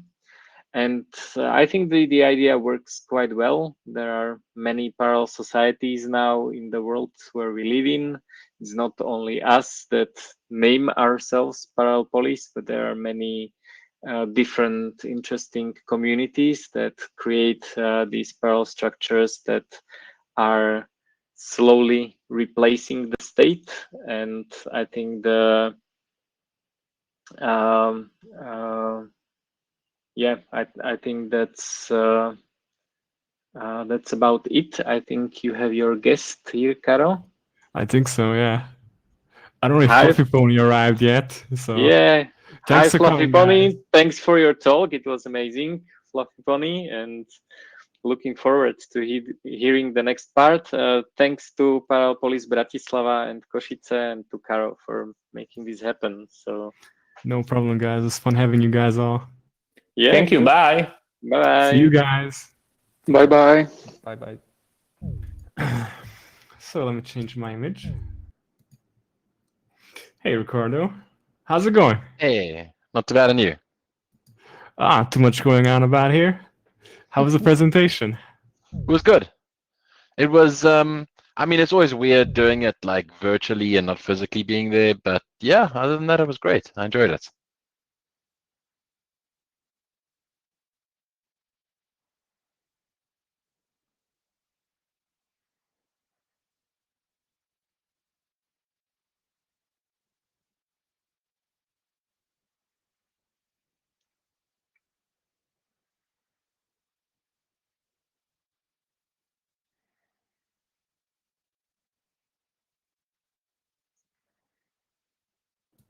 There we go. Okay, so I think we're gonna be okay.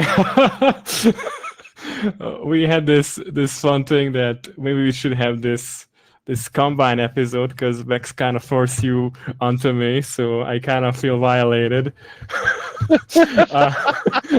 Nonetheless, it was because we were supposed to have Anonymous Bitcoiner on the show who is actually here. I think he's here. Say hello. Unmute yourself.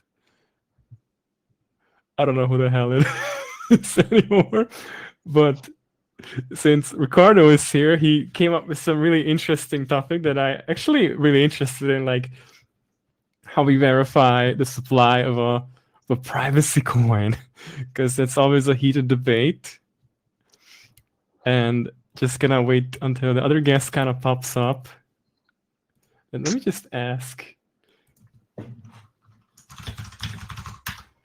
Yeah, we're waiting for you to unmute yourself and then say some. Oh, hey. Try talking.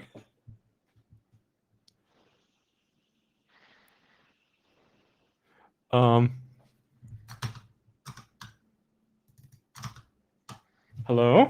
Are you there? This kind of having difficulties getting your microphone working.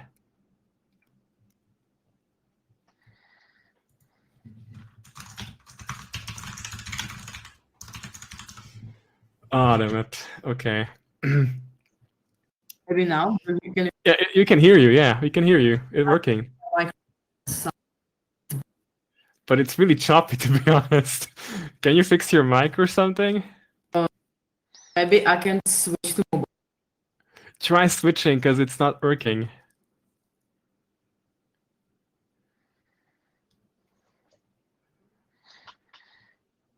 Clearly, we need Jitsi on the blockchain. Yeah, no, that's not. That's not. Or if you want to have a package every 10 minutes. Yeah, there we go. It's the only way to fix it. Probably, I don't know. Microphones on the blockchain. Gonna be interesting. If anybody can pull it out, maybe it's you. But don't introduce any tokens to it, because there's enough scams out there. We can hear you, but the mic is still choppy, so I'm not really sure how we should proceed. Oh, damn it. What should we do? Okay, I don't know. I think we should go on. I don't know. I just gonna hold on a second.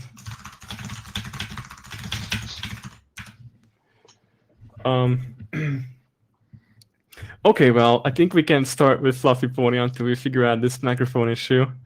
So yeah, hey Ricardo, it's quite nice to see you. It's just like I wasn't really sure how I'm gonna end up here with you, since I don't really have a favorable view of Monero, but although that's okay, neither do I, so it's fine. You're in good company. Yeah. I've been really pushing me on the side. How do you verify the supply of something that is based on cryptographic assumptions? So what is the difference between having Bitcoin's monetary supply being auditable, but only having an emission schedule on Monero? What is the difference between the two? I feel like I just gave a talk on this. Yeah, say for those who weren't really paying, because. Sure. I mean, look, I think I obviously don't want to rehash my talk. But I covered that exact topic. And I think, if you really break it down, there's three possible risks. There's the risk of a cryptographic hardness assumption breaking. There's the risk of detectable inflation due to an implementation flaw. And there's the risk of undetectable inflation due to an implementation flaw. Yeah. Now, the cryptographic hardness assumption, I think it's fair to say that we can throw that out, because we rely on things like the discrete logarithm problem, the hardness there, for things in Bitcoin and in Monero. And frankly, if we have a cryptographic hardness assumption break, we have much bigger problems than someone can mint infinite Monero. So, I think at this point in time, enough of the world relies on cryptographic hardness assumptions that we can consider their risk relatively negligible. That's not to say it's negligible in everything. Of course, moon math used in new cryptographic protocols can be extremely risky because it uses a different set of assumptions. But I think the basic assumptions that we use in Monero and in Bitcoin are pretty time-tested. I don't think we need to get into a debate about all the problems of the SecP 256K1 curve. There are plenty of cryptographers that have written about its issues. But that aside, I think it's, we have reasonable amounts of confidence in Bitcoin's curve, and there's a lot of confidence in Monero, in the curves that Monero uses. So it's, the cryptographic assumptions I think are fairly solid, and the risk is negligible. So let's focus on the other two, which is implementation flaws, because and I pointed this out in my talk. You can have the absolute, like the best cryptographic models created by the best cryptographers, reviewed by the brightest minds on the planet, and all it takes is one line of code, one tiny mistake in one line of code to bring everything crashing down. So implementation flaws are far more likely than cryptographic hardness assumptions being broken. Like here we could say that Zcash have higher chance of failing than Monero in this example. Yeah, so absolutely, and I think that like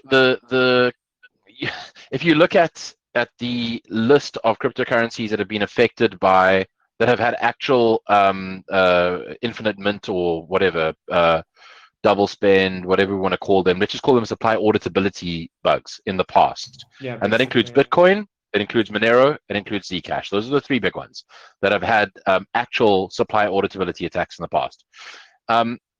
If you look at the way Monero and Bitcoin dealt with it versus the way Zcash have dealt with it, it's fascinating, because Zcash have basically gone, well, we don't know if it's been exploited. We have no real way of telling if it's been exploited, but we think that the math is so complex that only 5 people on the planet understand it, and so it's unlikely it's been exploited. Which to me is like, that's like such a weird way of saying, like, this stuff is it's so complicated that we think no one could have figured it out and then attacked it.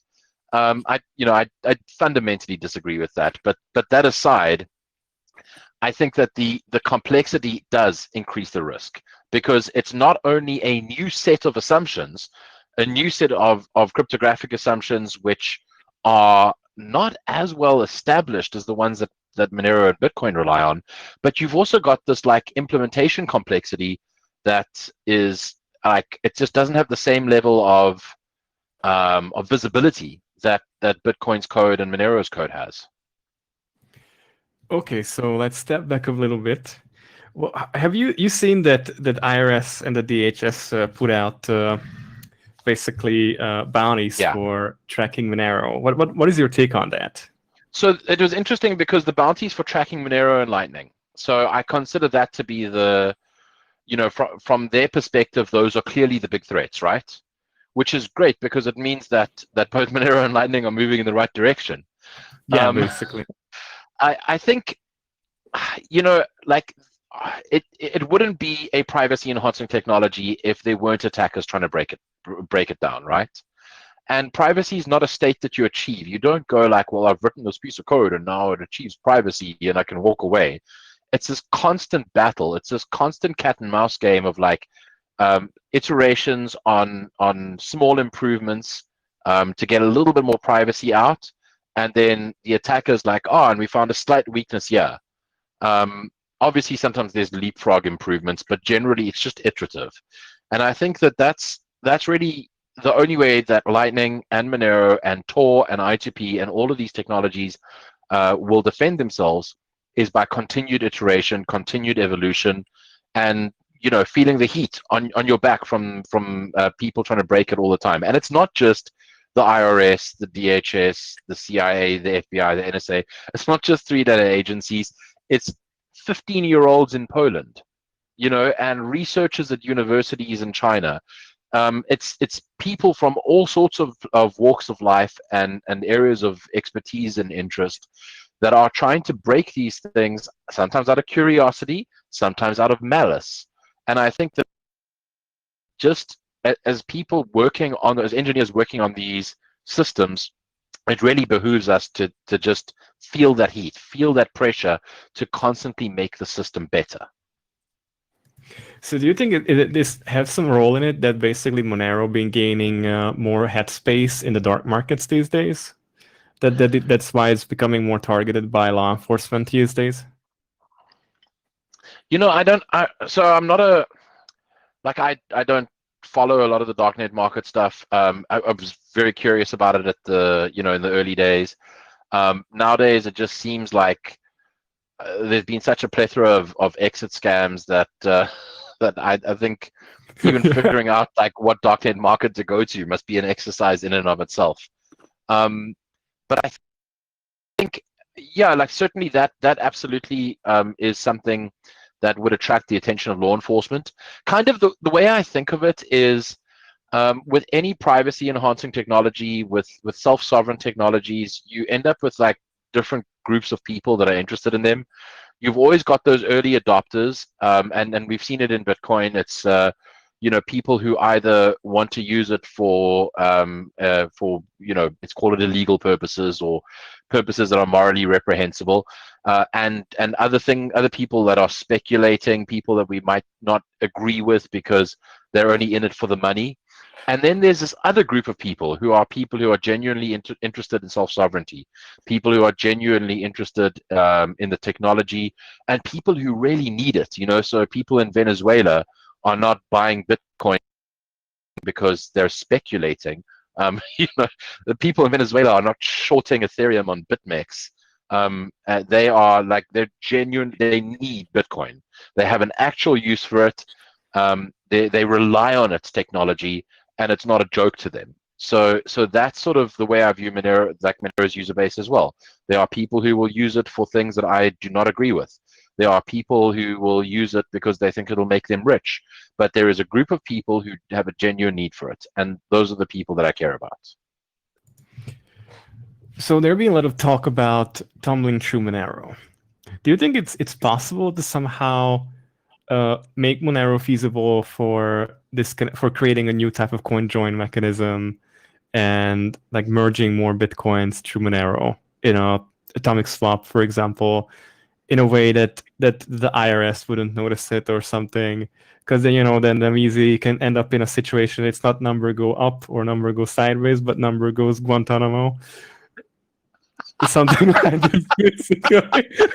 Because if they are able to follow all these kind of things, then if you move large amounts of stolen Bitcoins or something onto Monero, and they see the atomic swap and where the money goes after that, back on chain or to Lightning, and if they have access to Lightning, because even with the what's this thing? One of the sponsor here, Paranopolis, that they can actually send now Monero straight onto Lightning, and it's like they are still custodial, and they could easily fall under control of a government or law enforcement to put in a subpoena there, some data request or something, and then that will be game over for people who are tumbling through it. 100%. Like, I mean, I think, I think any mixer you're using, any magical cloud of privacy that you're moving in and out of, the risk is not when you move in, it's when you move back out. And unfortunately that requires incredible OPSEC, right? So if you've stolen 1,000 Bitcoin and you're trying to, let's assume that the privacy cloud that you're putting it into, whether it's Monero or something else, is just like it's just amazing and it's perfect in every way. No one can break it. You move the 1,000 Bitcoin in. When you take that out, if you're taking it out in chunks of 100 Bitcoin, you're probably going to attract a lot of attention. If you're taking it out in 1,000 Bitcoin shot, you're going to attract a lot of attention. It's going to be pretty obvious.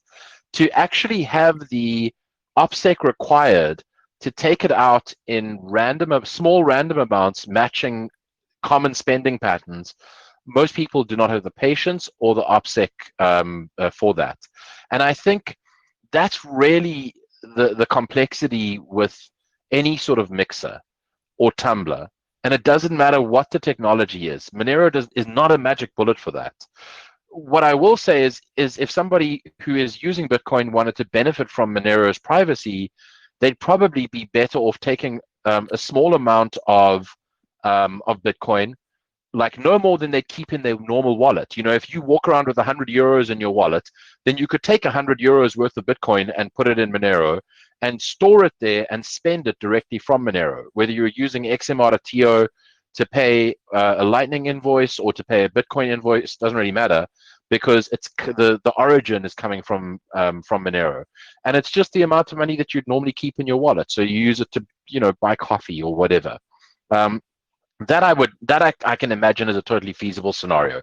But using Monero as some sort of magical silver bullet to wash 1,000 Bitcoin, or like wash $200 million worth of stolen currency that the KuCoin guy has, I just don't see that being feasible.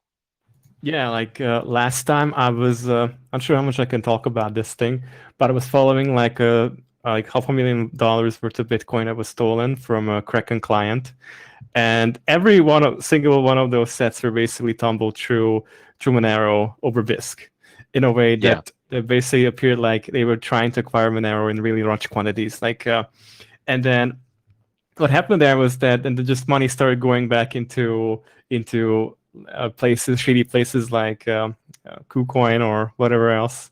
Yeah. And then, but it seems still like hackers and people who still do these kind of things that Monero is the #1 currency to go for. Yeah, and I think that's a combination of two things, right? The first is like Monero from a technological perspective is interesting. There is a lot of effort that's gone into the continuous drumbeat of improvement for Monero's privacy, and that's a good thing. Monero doesn't make claims of having perfect privacy or anything like that, but it's got pretty strong privacy, and coupled with that is the particularly large user base.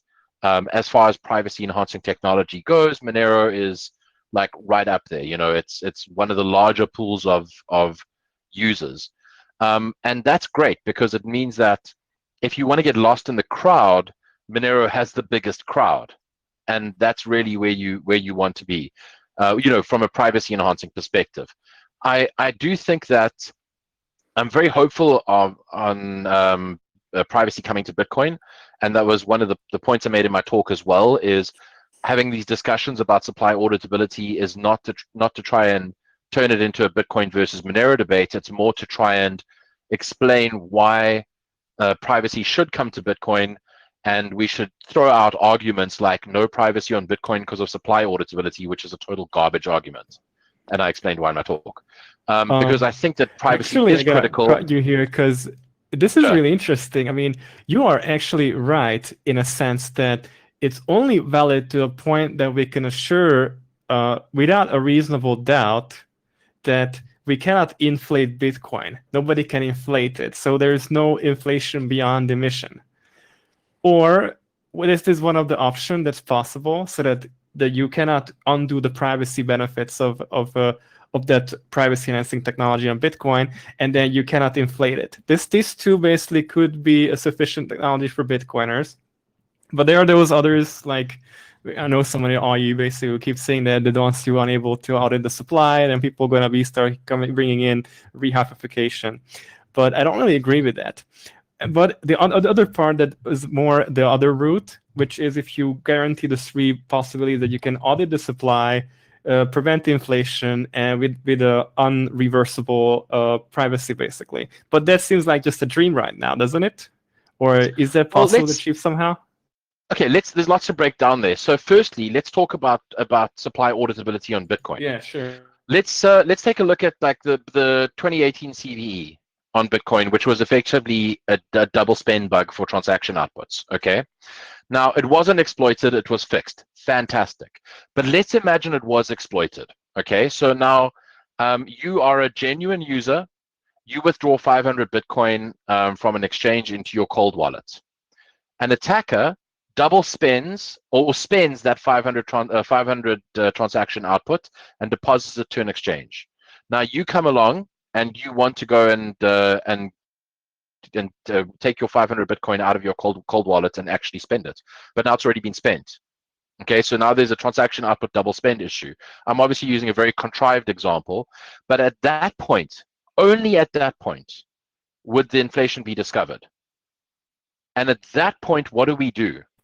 Yeah, it's quite catastrophic by that time, actually. Absolutely, it's catastrophic. So you cannot even control when basically how the inflation proceeds. You cannot shorten the time. You cannot put in or change. You can't roll back the chain. You can't roll back the chain. You can't block all of the double spends, because presumably the attacker would have done a bunch of them. You can't reverse transactions that have occurred subsequently that have built on that. It's a total mess. It's a nightmare. We have no protocol for handling that, and frankly, I think it would, if that happened, it would destroy Bitcoin. So supplier auditability relies on there not being any bugs in the implementation. And there've been 2 bugs in Bitcoin's implementation. We picked up both of them. They were handled safely, and thankfully nothing occurred. But I want to take the idea of Bitcoin having no supply auditability problems, and I want to crush that, because it's not that there are no supply auditability problems. It's just that we've managed to handle the past 2 incidences safely. We are hoping that there aren't any future incidences. Why? Because there are a lot of eyes on Bitcoin's code, because researchers are kind of ideologically compelled to report issues and not try and exploit them, and also because attackers know that if they do try and exploit those issues, it would most likely destroy the value of the Bitcoin that they stole. So we're kind of protected in those 3, but that's the real protection. The protection is not that supply auditability problems can't exist because of the fact that you can read the numbers in a block explorer. So I think it's important to just make that distinction. It's a very key distinction. Supply auditability problems can and have existed on Bitcoin, and our hope is that they do not exist in future, and that if they do exist in future, that we will handle them as safely as we've handled the past 2 incidences. So that deals with that. Now, the other part of the statement that you were making earlier is that somehow, could there be a privacy enhancing system that also is has enough supply auditability soundness that it makes us happy? And yes, there are some things that we can do. Sorry, I had to have a little cough there. There are some things that we can do. For example, with Monero and with Mimblewimble, we hide transaction amounts, and this is the same on Liquid, and Elements, on Blockstream stuff. We hide transaction amounts using Peterson commitments. Now, Peterson commitments are perfectly hiding. So in other words, it's basically impossible for you to figure out what the actual number is for that commitment, but they're computationally binding. And that means that, yes, there could be some sort of critical break that lets you manipulate the underlying number. On the other hand, there's this other technology called Elgamal commitments, and Elgamal commitments are the reverse. They're computationally hiding and perfectly binding. And what that means is that there is no way, there's no known, no way of computationally figuring out a way to change the number that the commitment represents, but you end up with slightly decreased privacy, because presumably with an attacker with enough computing power, or that's figured out some sort of clever attack, could figure out what the underlying number is for Elgamal commitments. And because we don't use Elgamal commitments today, by the way, because they are so big, the range proofs are massive.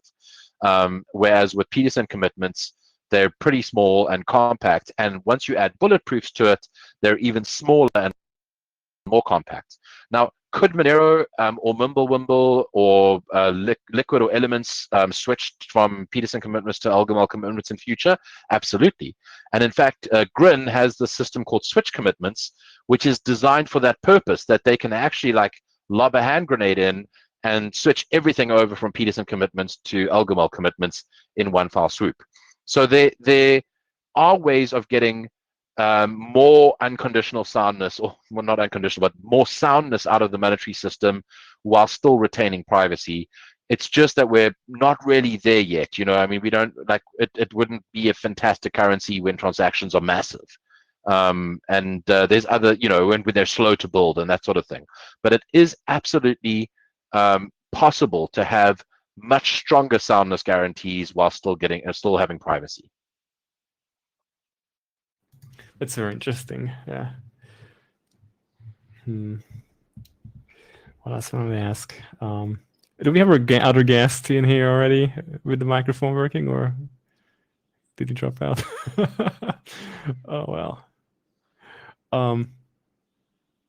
Another question. I would remember it. You totally blasted with the algorithm commitments, because that's what I've been like. So basically, algorithm commitments on Bitcoin could basically totally make it possible to make privacy unreversible if it would ever be implemented, in your opinion? Well, yeah, I mean, it would be very interesting to me if Bitcoin switched, at least implemented confidential transactions. It's not going to hide the transaction graph, but here's something interesting. So let's imagine a future where bandwidth is a lot more plentiful, and there is, we're all on much lower latency connections. It's 10G cell phone technology, and we all have fiber to our house. Now, in that scenario, it might actually be feasible for Bitcoin to turn on confidential transactions with algorithm commitments. And what's interesting there is it adds some degree of privacy to the base chain, because you no longer can see amounts. But you still have the normal transaction graph, and all these companies, CipherTrace and Chainalysis, they can still go, oh, we can trace transactions, no problem. But there is a massive privacy gain for Lightning, because if you are using Lightning then on that chain, no one can see that when two channels close, they can't see what the final balances are, because the balances are behind those commitments. And so you can't even infer what payments were made by looking at closed channel balances. And that becomes very interesting, because that then changes the dynamic with Lightning privacy drastically. How would you go about implementing this on Bitcoin? Yeah, that's if you could just wave your magic wand and then next thing it's on it, some sort of scenario like that, or just have an SJW implementation like last time. Look, I mean, I think it would definitely be possible from a like technologically, it's not difficult, right? You can just say, well, we deprecate this old type of transaction, and all transactions going forward need to use confidential transactions. And there's, it's almost like a gateway, right? When you want to pay someone or move any money around in Bitcoin from that point onwards, it uses it. And it could even be done in a similar way to SegWit, where the previous style of visible transactions is still supported for some time. Until some threshold is reached, like 80% of transactions use it. So like it's similar style like how Zcash is running. So it will be completely optional in that sense, or would you imagine it as being forced onto users after a period of time? Yeah, no, I wouldn't imagine it being forced. I would say that, like, because you see, the thing is, you need general ecosystem support. And let's imagine we waved our magic wand and wallets just were able to support it, exchanges were able to support it, no problem. Then you could have something like when 80% of mined transaction outputs over a 10-day window are using confidential transactions, that becomes mandatory from that block onwards. And from that block onwards, you can no longer have a transaction output that has a visible amount. So that would then just be a funnel. You like once you reach that critical mass, then it just kicks in, and you can no longer. You can still spend transaction outputs that are visible, but you can't create new ones with visible amounts. So that would be one way of doing it. But I think, frankly, getting the actual technical stuff down is the easy part. Convincing people that it's a good move after after all the effort that and all the mess that we had with SegWit, like that's a journey. That's a 10-year journey. I mean, you just have to, think out of the box here. Just for a second. I mean, it worked before already. You just have to go onto the Bitcoin Core Git and then say that it's racist to be transparent. Let's quickly put in. There we go. Private transactions, and then someone's gonna hack it really quickly. Great idea. That's the only option. Yeah, you go on and you say that that when you go in a block explorer and you see the amounts, it offends your native people, and the only way to fix this is to add privacy. Yeah, it's this is what the Zcash people keep saying, that Satoshi is still without their pants. Yeah, but although I don't really agree with it. But yeah, how do you see it? If this is going to be probably the biggest battlefield topic probably in the future. How do you see this playing out? Could this cause like a chain split or anything similar that way? Yeah, so you're right. I do kind of think this is the next battleground, and that's why It's already playing out, at least it is partially. totally. Yeah, and you know what's interesting is like if you look at the Samurai versus Wasabi Wallet stuff that goes on, yeah, like that is just a taste of how it's going to go down. Like there will be people on multiple sides, and of course, you know how it goes. It is the ideal time for an attacker to sow discord. All they need to do is just plant a bunch of sock puppets in, and some of them are saying this and some of them are saying that. It'll be very difficult to band together. But I think, I think that maybe if the situation gets worse than it already is, and if governments get more authoritarian, we might actually see some of that become feasible. I mean, at the moment we don't have a common enemy. Governments generally are okay with Bitcoin.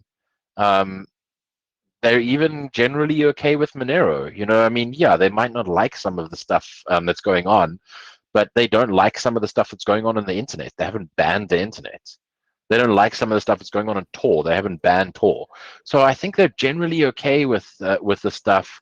And because of that, we're a little bit complacent. We're like, okay, well, as long as they haven't banned it, I'm fine with that. And there's no common enemy. But if they become more authoritarian, who knows? I mean, maybe we'll see that as like something that we can all agree we should work against, and something that like we'll all collectively embrace privacy, and we'll think that privacy on Bitcoin is actually not a bad idea after all. And I mean, it'll of course I won't enjoy it if it takes that to force privacy on Bitcoin, but it's certainly one way it could play out. Would it basically speed it up if, for example, let's say the DHS could track Monero and then the privacy layer on it would be compromised in a sense? Could that push darknet market users, for example, to use Bitcoin and then start demanding features in Bitcoin or new layers that implement such features? That's an interesting thing. I mean, yeah, it certainly could. I think that the chances of the DHS having much more insight into Monero than the Monero community already has is unlikely. I mean, the Monero community already, there's a very good series of YouTube videos on breaking Monero, which anyone who's seriously interested in this, I recommend watching. There's also every Sunday on Reddit, there's a Skepticism Sunday thread where people talk about all the ways that Monero is broken and will fail. Also, worth going and reading some of the past Skepticism Sunday threads. So yeah, absolutely. Like, it's certainly possible that the IRS or the DHS has some magical tool, but I think it's unlikely that they know more than the very pessimistic and pragmatic Monero community knows. So it's I think that would be an unlikely turn of events. I also do think that Bitcoin is still pretty popular, as I understand it, and based on stats I've read, Bitcoin's pretty popular on darknet markets still, and it's still used for for criminal activity far more than Monero.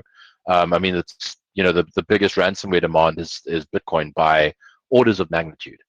And if you look at it from that perspective, like, I'm sure that ransomware authors and darknet market people who want privacy on Bitcoin are pushing for it, but it's not enough of a groundswell. Bitcoin has a much larger user base than the people that are on darknet markets or the people writing ransomware. So in comparison to Bitcoin, how do you see Monero's social organization developing? Is there any community behind it that is sticking together based on fundamentals or anything like that? Yeah, so Monero's community is exceptionally ideological. So yeah, let me actually grab this. So there's a website called OpenHub which tracks open source projects, and I can actually give you the stats. You can just share your screen actually. Oh, that's a great in idea. The corner. There you go. Share the screen. Where is it? I see blur my background, speaker stats, share a YouTube video. Bottom left. Oh, yeah. Of course, it would help if I actually listened and to things like bottom left. Okay. So, yeah, not my best work. Okay, cool. Oh, yeah, there we go. So this is OpenHub's view of Monero and oops, open. That's the wrong one. Bitcoin. There. I just wanted to open Bitcoin as well. And what's great is sort of just seeing, yeah, in a nutshell, Monero's had, whatever, 25,809 commits by 636 contributors. And Bitcoin is sitting on 852 contributors. So it's it's not a, there's not a sort of, it's not like Monero has a insignificant number of people working on it. The other thing I like is the stat over here on the development team size. So over the past 12 months, 162 developers contributed new code to Bitcoin. This is one of the largest open source teams in the world and is in the top 2% of all projects on OpenHub. Let's go back here. Monero is sitting at 95 developers over the past 12 months. So, not too dissimilar, 95 versus 162, and then overall 636 versus 851. So these, in terms of like a development community, both Bitcoin and Monero have extremely strong communities. And I do think it starts at a development level. I mean, you can't really, unless you're like Ethereum and DeFi, you can't build a community around hype. You build a community around technology, and then other people come in later who want to speculate in that. But like, you have to start with the technology. You start with engineers, and both Bitcoin and Monero have excellent engineers and are engineering first projects. So I think from that perspective, it's there's a lot of similarity, which is great. And Monero's community is like I said, it's it's ideological. The Monero's community is built around a desire for privacy. Bitcoin's community, I find, in general, there's more of a focus around self-sovereignty and hard monetary systems. And that's that's not to say that the Monero community doesn't care about self-sovereignty or hard monetary systems, but the focus is very much privacy, and that carries through in a lot of things. So how do I see Monero's community sort of playing out or ending up being structured? I do think that Monero, in the grand scheme of things, will probably always be a little bit niche, and maybe a good example of this is if you think about Tor browser versus Firefox, or Google Chrome. More people are using Chrome and Firefox than Tor browser. That does not mean that Tor is an insignificant project. It does not mean Tor browser does not have a lot of users. It just means that, practically speaking, mainstream, when they think of an internet browser, when they think of using an internet browser, their first thought does not go to Tor browser. Their first thought goes to like, oh yes, I click the web icon on my phone. And I think that that's really the difference, right? Bitcoin is very much a mainstream technology, just in terms of mind share, in terms of user base, and that's absolutely, I think, where it's going to go in future. I think as the technology improves, as the user experience improves, it's going to continue to capture mind share. It's going to continue to capture new users who are less, like, they're not really technical. They're just there for like whatever, like the money or their experience or the whatever. Whereas Monero is more niche, and it'll continue to be niche. I don't think Monero is ever going to become the world's greatest or the world's largest cryptocurrency by any measure, and that's fine. That's absolutely fine, and I think the Monero community is totally fine being a privacy-focused, smaller community. Is there any other privacy shitcoins that you're interested in?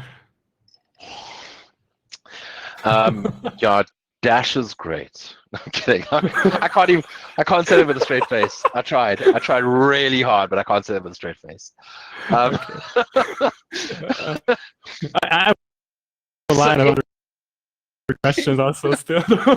So, but do tell this one. It's really interesting. What's with the straight face about it? Yeah, I know. Like Dash is just outright garbage. I do think so. So look, if I'm being really honest, I do think that that the Zcash engineers try really hard to improve privacy, but they have this, there's so many problems. I mean, it's just a centralized organization that's just there's no path for them to ever become decentralized. So it is what it is, and you can see it. You can see it in their marketing. You can see it in everything that they do. There's no grassroots organization around it. It's just, it's a bunch of VCs and a company, and then like a handful of people who think that they're going to get rich if they buy Zcash before the halving. And that's cool. Like that works for them, and it lets them continue to build interesting technology. By all means, more power to them. I don't think that anyone's ever really going to use it and rely on it for their privacy, but it shouldn't stop them from building. In terms of other cryptocurrencies that are doing interesting things in the privacy space, I think that Grin is certainly doing interesting things. Sadly, very underutilized. Like, it just never really got the sort of community support that it needed, and that, which makes me kind of sad because it's really interesting. Like beyond that, I mean, we're building stuff at Tari, but okay, Tari's a sidechain, so it doesn't really count. But it's Mimblewimble based, so there's that. And yeah, like there's nothing else really. Everything else, all of the other like Mimblewimble clones and all of the other stuff out there is largely trash. The Zcoin guys, they're also they're also doing some interesting stuff. Again, not really seeing a lot of usage, not really seeing a lot of shilling on Twitter, which is good or bad. I mean, it's good that they're building. It's probably bad from a market perspective that no one's shilling it on Twitter. But yeah, that's kind of like besides that, there's not much that I see that's interesting. There's just a lot of trash. What do you think about Zuko Wilcox? What do you think about the fact that he still gets his grocery shopping costs from like minor donations that he had to extend because he's gonna go starving next week? Gotta pay. He's got expensive groceries. I mean, if that was my grocery bill, I'd worry about it. Have you ever tried like the Lidl or the Aldi, like the budget ale there or something? Aldi is definitely a lot more affordable than whatever grocery shop he's going to. It's probably never heard anything else beyond Whole Foods or something. I mean, what is he doing? Buying like all of Whole Foods when he walks in? I'm very confused, about what where that money's going to. Their burn rate is excessive. It's very high. Well, he gets it minted freely by the miners, so it's quite easy for him.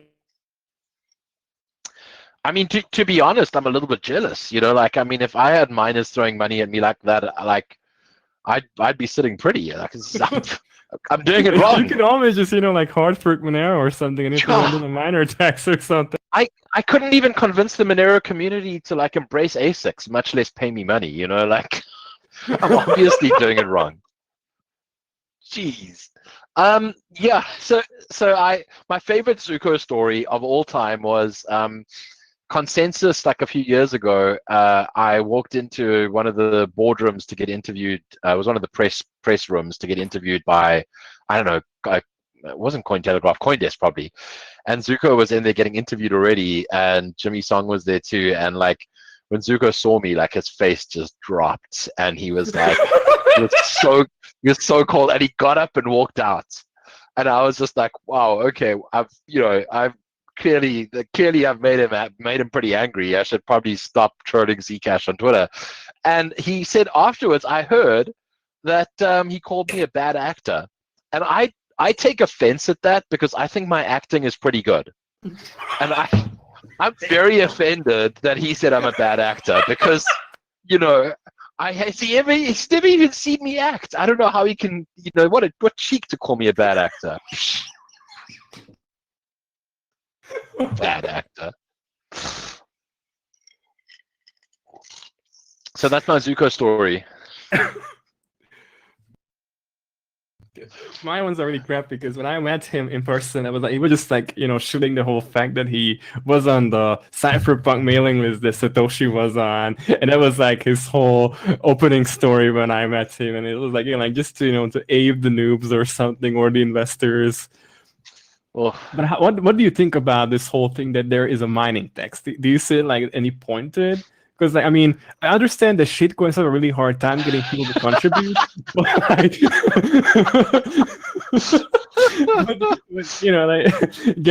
they kind of force people who do the proof of work in order to contribute through taxation. Is this immoral or something in your opinion? So yeah, okay. So here's my thought, right? I don't actually fundamentally have a problem with a dev tax, but I have a fundamental problem with a dev tax on a base layer cryptocurrency. And let me explain what I mean by that. A base layer cryptocurrency is something like Bitcoin or Monero, or even Ethereum, right? You got these proof of work miners, and that's how the emission of the currency happens.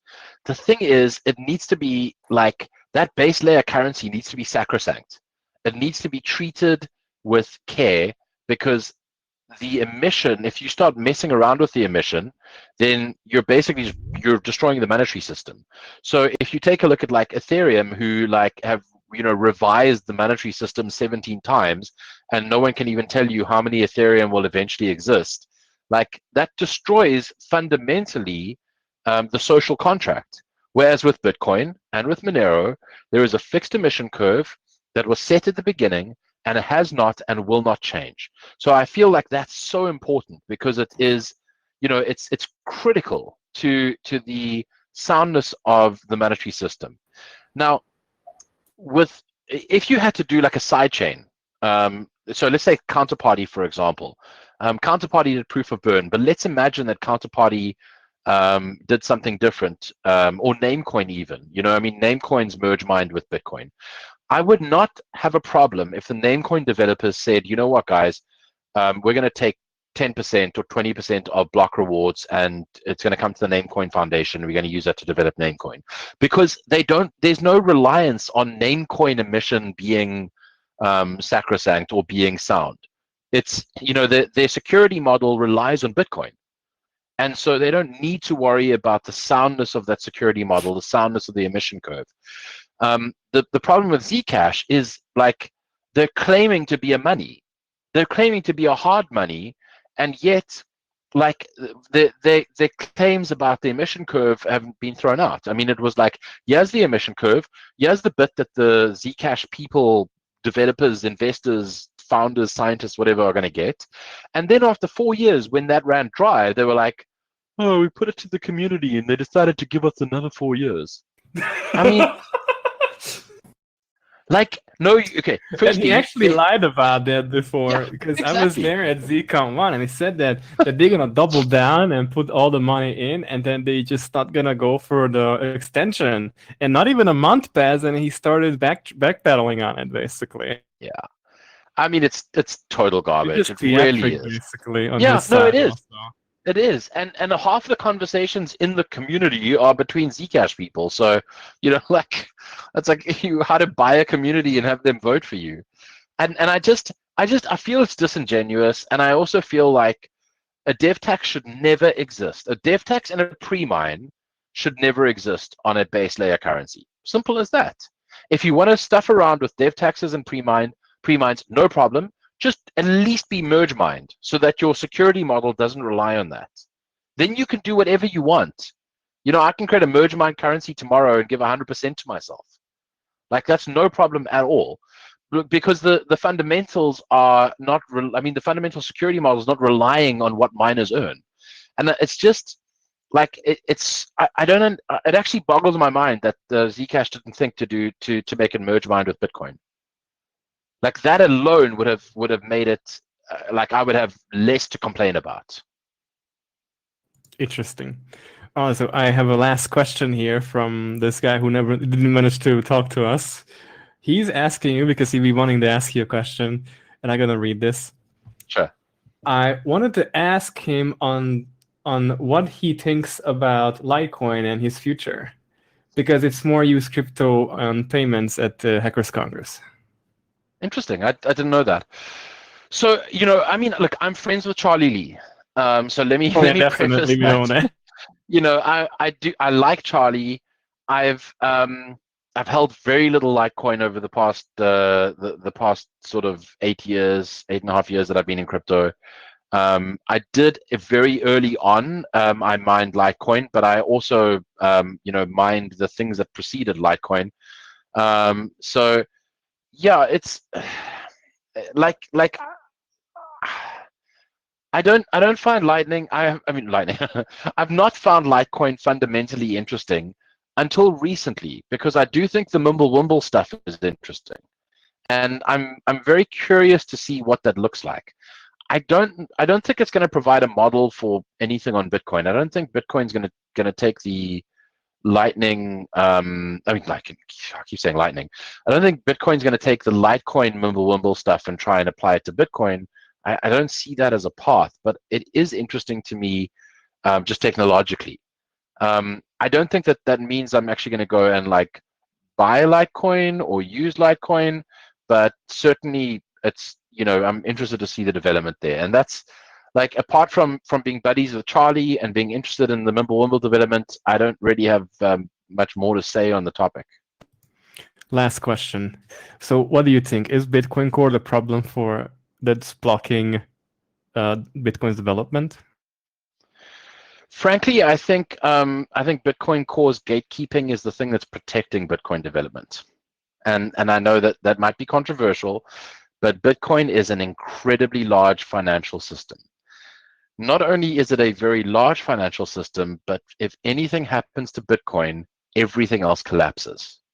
If Bitcoin is let's that example we were talking about earlier, if there's some sort of inflation attack or whatever, if that actually happens and it destroys Bitcoin, everything gets taken down with it. No one walks out of that like surviving.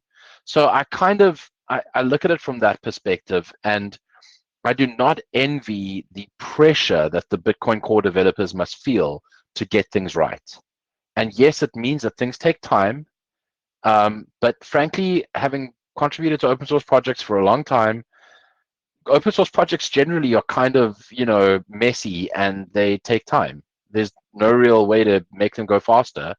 And I think it's okay to just accept that and to just go like, open source projects are chunky and difficult and slow, and Bitcoin doubly so because of the complexity. So, for now, I consider the Bitcoin Core developers the solution, not the problem. And I don't see that changing in future. That's cool. All right. Well, thank you very much for coming. I really appreciate the talk with you. And this was a lot better than I actually thought it was going to be going. Thank you so much for the chat. It was a lot of fun. Overblown my expectations. So thanks a lot for coming. And let's give over for John Galt, who's going to be doing the next session. So see you, Fluffy. Cheers, everyone. Bye-bye. So yeah, that was it. And we're going to go on to the next session. So that's your time now, John. Are you there? Yes, I'm here. Can you hear me? Yeah, I can hear you loud and clear. You got the moderator eyes? Okay. All right. Excellent. Thank you. All right. I gotta get going. Hello. Okay. I think your guests are now arriving. All right. I'm gonna get going now. See you. Take care, man. All right. Well, thanks everybody for watching. I think this is obviously an excellent live stream, and that discussion with Monero was very good. You might hear a bit of a ring here and there, but it shouldn't be too disruptive. Right now, we're waiting for Ugly Old Goat to join. He should be coming in a few minutes, and we'll be talking about private banking and the lost art of commercial banking. We're in an industry that's very much a financial industry, and that means that there's a lot that we can learn from finance in general. As much as we may hate the banks, and as much as they're sort of a plenty of reason to hate the banks, obviously there's a lot of corruption, as we've seen, for example, with the legal attack on BitNex recently. So like you can go and do all kinds of shady stuff if you're a legal bank, but if you're doing some stuff outside of the system, despite best efforts to block American customers and escape American jurisdiction, they still, will arrest your CTO, right? And so we'll see how resistant BitMEX, for example, is to this kind of attacks, and if they can handle it, right? And I think this is a great test of this new era and of this thesis that was put forward in the sovereign individual, that very wealthy, competent entrepreneurs in the digital age that leverage cryptography, leverage cryptographic money, leverage all the tools that we have for modern sovereignty, whether they can actually hold up against the arguably sort of diminishing powers of the legal system of the nation state. This is sort of their theory, that the efficiency of, like, the profitability of state violence has peaked and plateaued, and we will see if that's the case. We will see if they have a strong enough army of lawyers to hold ground against the DOJ and the CFTC in this lawsuit that seems petty and misguided. I mean, we'll see how the court case plays out. It's going to be, I think, a very, very interesting story. And it's going to be very relevant because BitMEX is a kind of bank. I mean, it doesn't matter how much we don't like that fact. The Bitcoin and crypto industry is full of bank-like institutions, right? Every exchange is a custodial bank-like institution. They eventually, at certain tiers, you get a KYC. It's a place where you can exchange. The etymology of the word bank, as far as my research, goes back to, it's supposed to be the table where you exchange currencies with other people back in, like, Egyptian times. So the bank is an exchange. The word bank means exchange. And I think it's sort of emerged naturally that these exchanges take a kind of important role in the industry, despite our best efforts to decentralize everything.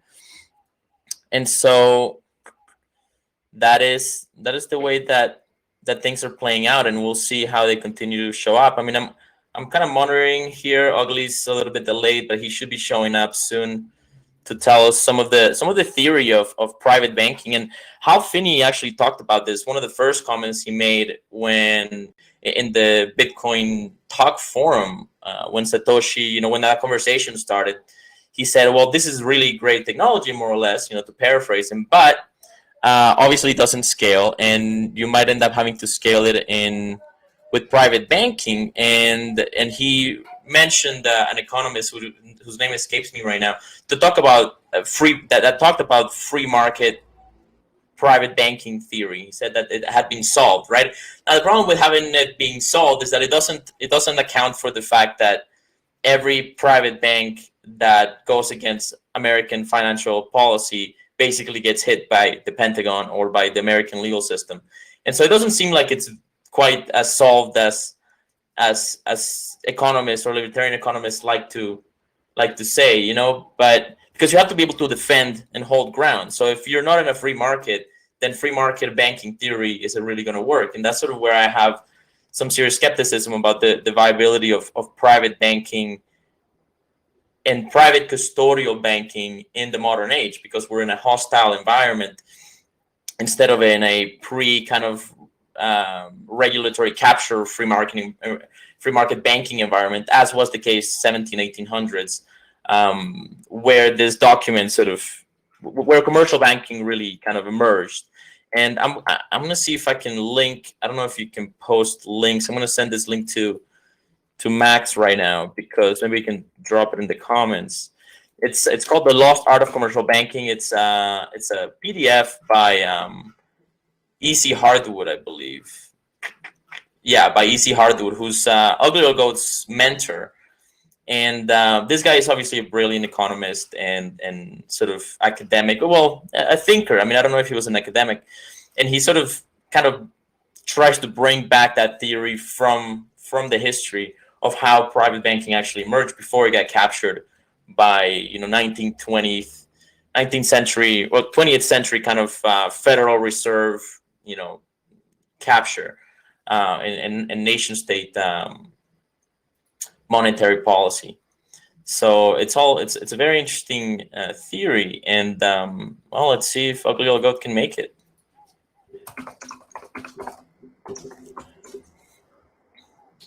Let's see if you guys have any questions for now, just before. Yeah, I'm here.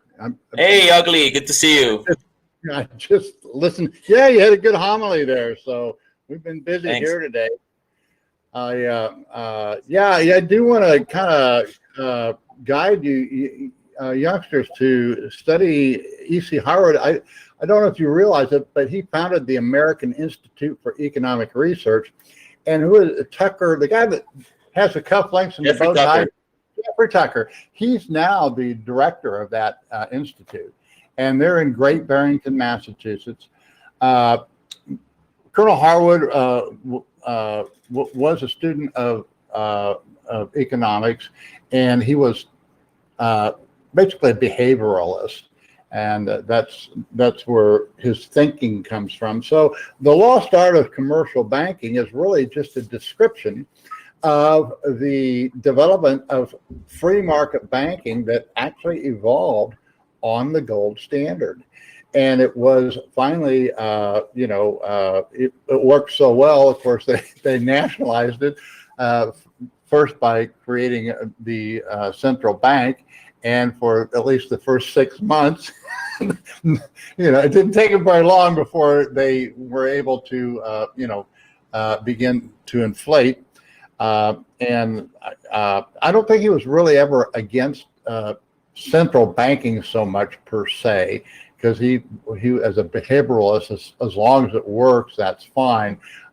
So that, I think that's part of the contention, is that that seems to be the fatal flaw. But I do think that the one thing that struck me is, and I think this is going to be a point of contention within Bitcoin in the future, and does Bitcoin survive alone and all by itself? To a degree it does, but I don't think it can evolve into the hyper Bitcoinization. I don't think it can evolve into a international standard unless there needs to be a change of thinking, and basically there has to be a new morality.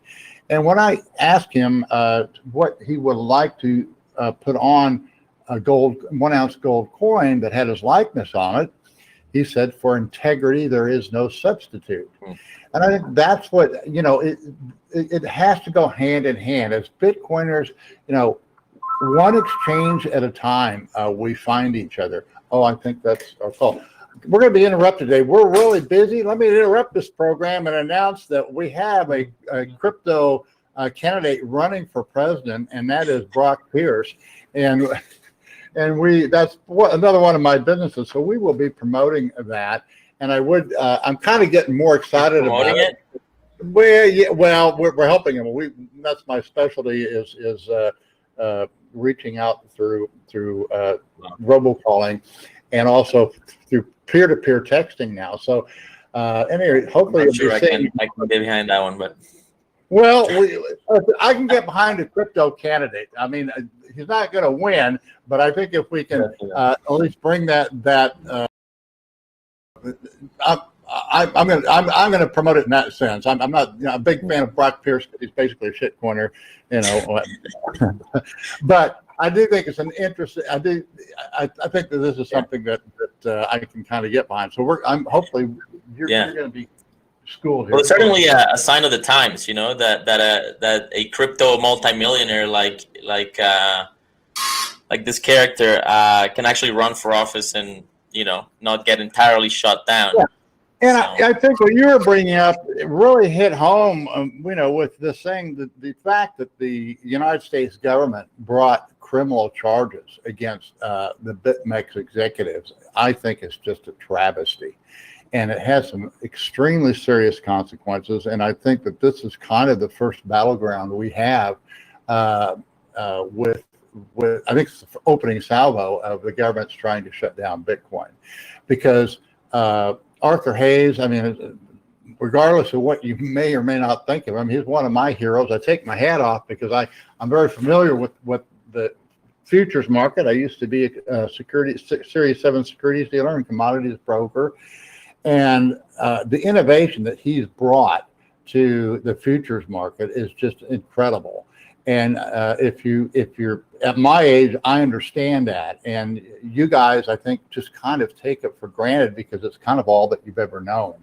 And if you've ever known how badly you could get stuck in the futures market, and you think you limited your risk, but you can't get out of the market, it can be absolutely devastating.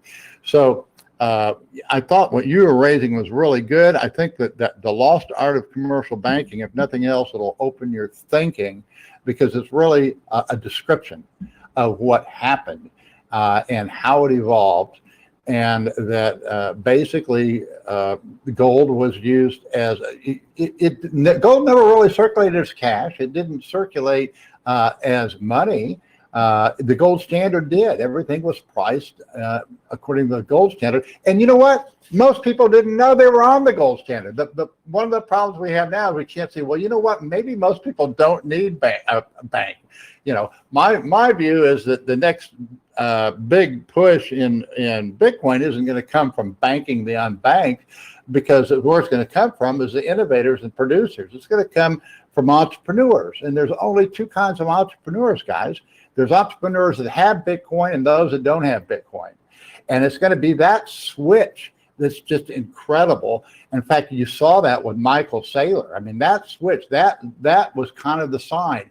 And then you have this other problem that he realized, look, if you're going to take a position of that size, it took us months. It takes you 6 months to a year just to get set up at KYC to do it. And then you have the next problem of how do you make such a large purchase? And then I think it was, what is it, Fish? I can't remember.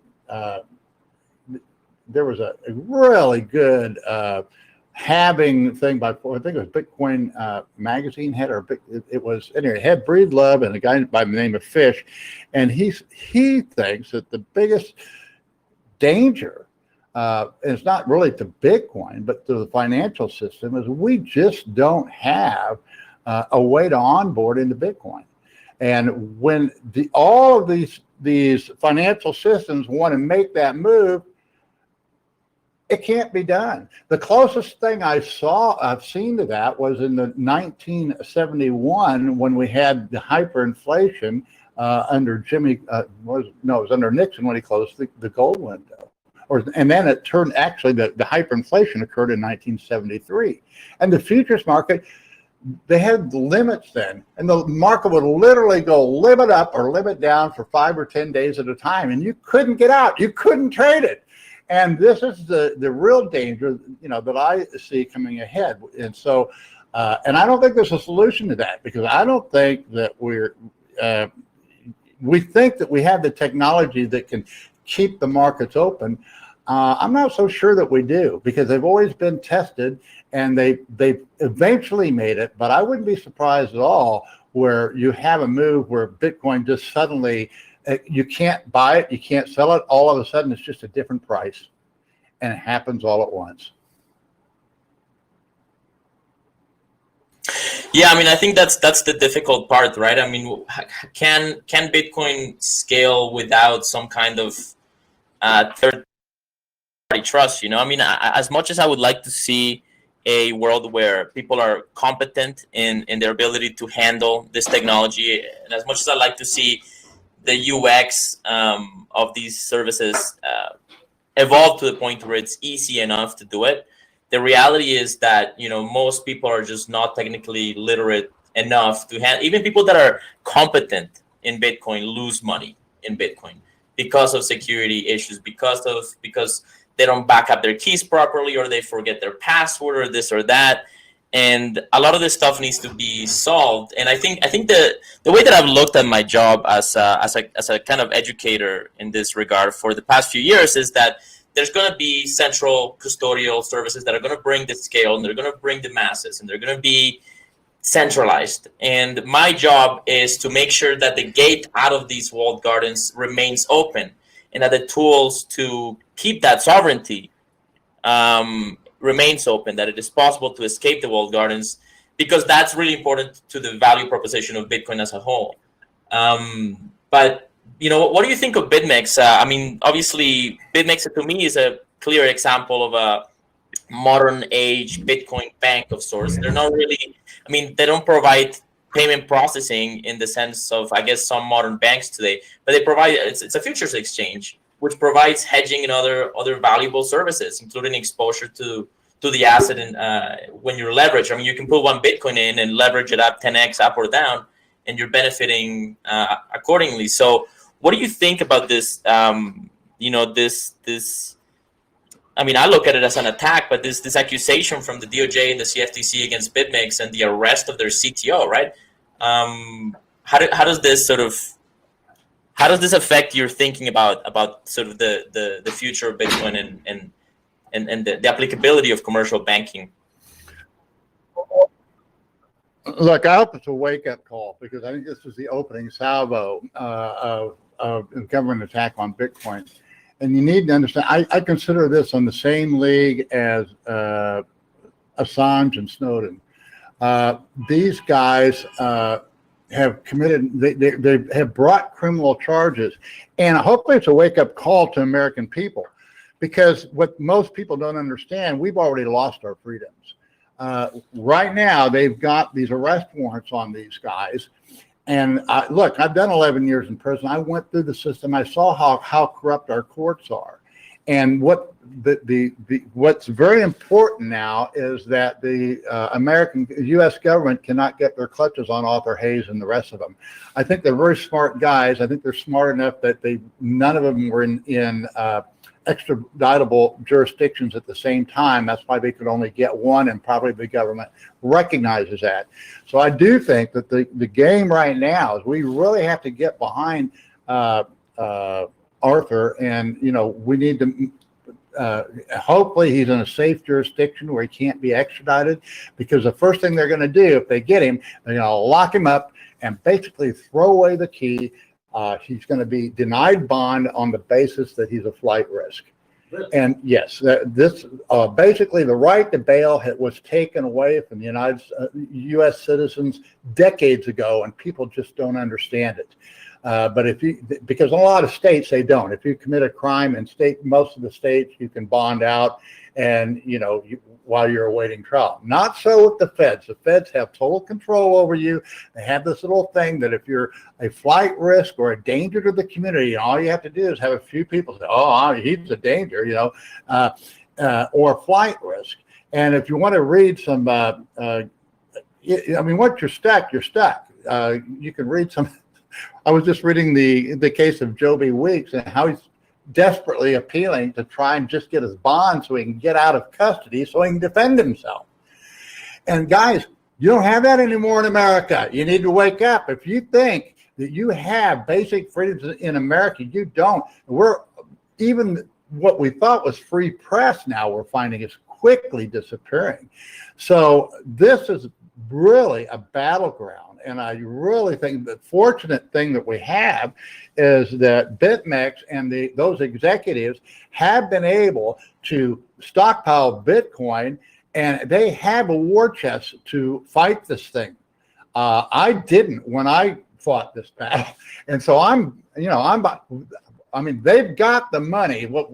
We just have to pray that they stay out of custody, and that we're able to fight this thing because it's going to be an intellectual battle. It's going to be a battle of freedom. And you as a Bitcoiner, you're going to have to.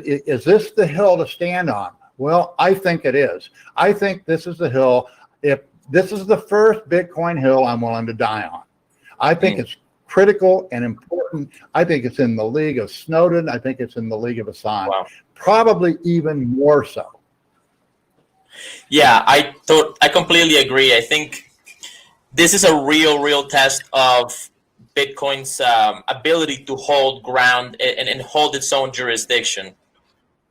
And as Jameson Lobb commented on Twitter, let's hope and see if Arthur Hayes and BitMEX's multi-sig is geographically distributed to handle an attack like this, because I mean they certainly should have seen it coming. Joby Weeks, I met him, I knew him. He wasn't competent or disciplined enough to set up such a structure, unfortunately. I mean, I'm not a defender of what he was doing. I think what he was doing was very, very much a scam. But he could have held ground. He could have had a treasure chest that was outside of the reach of the United States. In the same way that you're saying, in a country that doesn't have extradition and so on and so forth, and apparently he didn't. So we'll see if Arthur Hayes can hold ground, and if BitMEX can hold ground. I agree that this is definitely a hill to die on, and it could set precedent. It's a real test of Bitcoin's ability to hold its own jurisdiction sovereignty. Yeah. Look, he's a brilliant entrepreneur. He's a market innovator. And I mean, a lot of you youngsters maybe don't see it because maybe you lost a lot of money trading on BitMEX if you don't know what you're doing. But I guarantee you that that platform is an advance in the markets. And that's the other thing. Now, the CFTC, this is what really bothers me. The CFTC, I get. This is the Chicago Board of Trade and the Chicago Merc and the Merc members. Look, that CFTC is stacked by the trade, but that's civil, and that's a whole different ball game. I wasn't that concerned. I expected the civil. What surprised me is they're going after the juggler with this, guys. This is criminal now. And hopefully, they've got it figured out. And I think they probably do, because I'm sure that they saw it coming. If the government normally when they want to do a bust like this, they want to catch everybody at once, and they've already tracked all their paths and recognized that ain't happening, and so all they could do is settle with one, and that's what they did. Good luck getting the other four. That's all I can say. And you know what? America should be ashamed of itself. Every U.S. citizen should be up in arms, and this criminal prosecution should be dropped. There was no crime committed here. This is just the powers that be shutting down a young entrepreneur who's better at the game than they are and beat the monopoly. Yeah, it definitely smacks of tyranny. It's very clear that it's a competitive attack. I mean, if we in the context of the conversation we had with Samson Mao and Alan Silbert just a few weeks ago, the exchange that they're trying to launch, they are legally obligated to hold the insurance funds reserves in dollars. So you basically, I mean, as far as we can tell, there is no freedom to hold that insurance fund in Bitcoin, which is one of the big benefits of BitMEX. That lets you actually hedge yourself in Bitcoin at every level, right? Lets you. And this is where you need to draw the line too, because I answered this tweet to Seibert, Alan Seibert. He says, well, he wishes BitMEX well, but this is why I can sleep at night. Well, maybe he can sleep well at night being a policeman for the United States government, but his clients won't be able to sleep at night. And so there's a real, we need fundamental change, and that's what we need. And what this prosecution is simply BitMEX did its very best to avoid jurisdiction and not be a policeman for the United States government. It is now, if this goes through, it is a criminal act. You refuse to be a policeman for the United States government, and that's tyranny. And that is getting to be, what is it, along the line of the Stasi? It's East German type of tyranny. And it's really sad. It really is. And you need to wake up. America is no longer the home of the brave and the land of the free. It is the land of the enslaved, and I'm fearful it's the home of cowards. Because and it really is going to depend on how are you guys going to respond to this? Do you have the balls that Antifa does? Antifa's wrong. They're not doing it right. But at least they have the balls to do something. I remember when 9/11 happened. The headline, I think, of the New York Times or something. These were cowards. Well, you know what? They were wrong. That was terrorism, but they were not cowards. Guys, you can't just be a Bitcoiner, but you got to be a Bitcoiner with a set of balls. And if not, you're not worthy to be one. Amen. I think you hit it over the head. Everybody, hit that like button. I mean, how important and valuable is this conversation? Hit that like button, share it, get more people on this live stream. There's only 32 people watching this live and 12 likes. Come on, we can do a lot better than this. Hit that like button and share it on all your social media. People need to be paying attention to this. This is really the battleground and the front line of freedom in the modern age. This is the transition from this sort of institutional nation state grade financial world into the digital age. And I think we are very much in an era of modern warfare. Modern warfare is played with disinformation, with fake news, with all kinds of perceptual attacks. They want you to demonize the counterparty, and that's if they can get you to demonize the other, then they can rely on your compliance with their agenda. It's a very strange time, and I really do believe that the way that the media is being playing the game right now, the way that this election is being played, they're looking at this like a military general would look at the ground troops in a war. Yeah, let me emphasize this. It's not about truth anymore. It's about belief and perception. Yeah, and let me emphasize the thinking too that's involved here, because I get it. I mean, for example, BitMEX is a wonderful place to trade. So Americans, freedom-loving Americans, hey, how can I get on there? So they figured out ways. They had to basically lie to BitMEX, deceive them in some way to say, well, I'm not a U.S. citizen. And, and BitMEX had to make actually affirmative effort that they weren't really required to do, but they were doing it. But then what happened, like, for example, I mean, my good friend Tom Days, his account, it became known that he had a BitMEX account. He's a U.S. citizen. BitMEX had to shut him down. And he promoted the BitMEX, and he was going to, I mean, I had a nice referral, but I'm sure he had, I had a nice referral program going from BitMEX.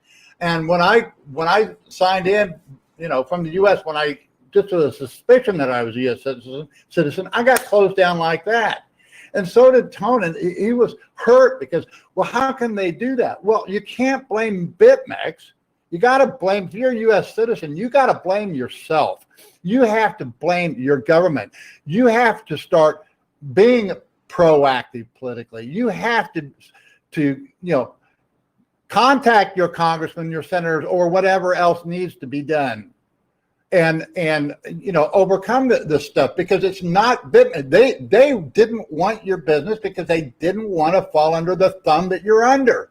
And so it's up to you to break your chains. It's not up to BitMEX to break your chains. BitMEX gave you a way to help you become free, and that's shut down. Hopefully it won't be. Hopefully they got it figured out where it can stand. I hope it stands side by side by Bitcoin.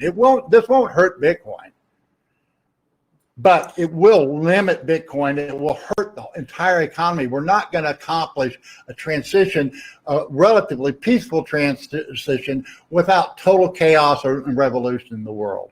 And, as entrepreneurs, we want to be building wealth, not destroying it. We want to be building new things, not burning them down. Yeah, I think this is a very interesting moment and a very interesting case, and I think there will be a lot of precedent potentially set. And yeah, I mean, I think Americans, to whatever degree they can, they need to consider the possibility of putting political pressure in the right place, assuming that the costs are worth it. I think I understand the crypto anarchy aspect of it, and I think that needs to be pursued as well. I think crypto anarchy and cryptographic sovereignty is leverage in this great negotiation. But yeah, I mean, if it makes sense to play the political game in the short term or even in the long term, it needs to be done as well. And we'll see how it plays out. I think it's going to be, it's a big deal because BitMEX was an excellent exchange. I mean, I get people have concerns and critiques, as you can have of anything, but BitMEX is an excellent exchange. And you know what? So far, they're still up, right? I'm going to check BitMEX right now. They're still up. They're still up. If you have a large deposit on there, you probably want to eliminate your risk. But I just have a sneaking suspicion that Arthur's a player, and you know what? Let's play. I just, if he doesn't, as long as they can't lock him up, he can play this game, and he may very well come out on top. Yeah. Arthur Hayes looks like a guy that can handle this. He's been playing it right the whole time, and you know what? It's gonna play to his benefit that he has been clearly quite strong in his rejection of American customers to the best that he can. I mean, it's very, very. Everybody knows that if you log in from an American IP, you're gonna have to get your money out of there within a week. I got 2 accounts shut down. There's no way. And I think even at the very beginning, if you said and I'm not sure, I don't know all the details, but even in the very beginning, I think you had to say whether or not you're American. If you're American, say, sorry, we can't service you. Now that was a step. They were not soliciting U.S. business. Yes, they were in the United States, but you know what? The United States has people all over the world. I thought we wanted all these immigrants. So the case is very, very weak, and his defense is very, very strong. And I think that he can easily show good faith compliance. And again, who writes the rule? But I think the number one thing is because. Is there even jurisdiction? To me, the number one issue is going to be the jurisdiction issue. And then after that, we go into the merits. But I think that's the case. How can to have any jurisdiction over a foreign country because you've got these stupid laws and that, your own citizens won't follow. To me, it raises a red flag that the law needs to be changed. And you guys, this all centers around the Patriot Act, which was passed right after what? The destruction of the World Trade Center.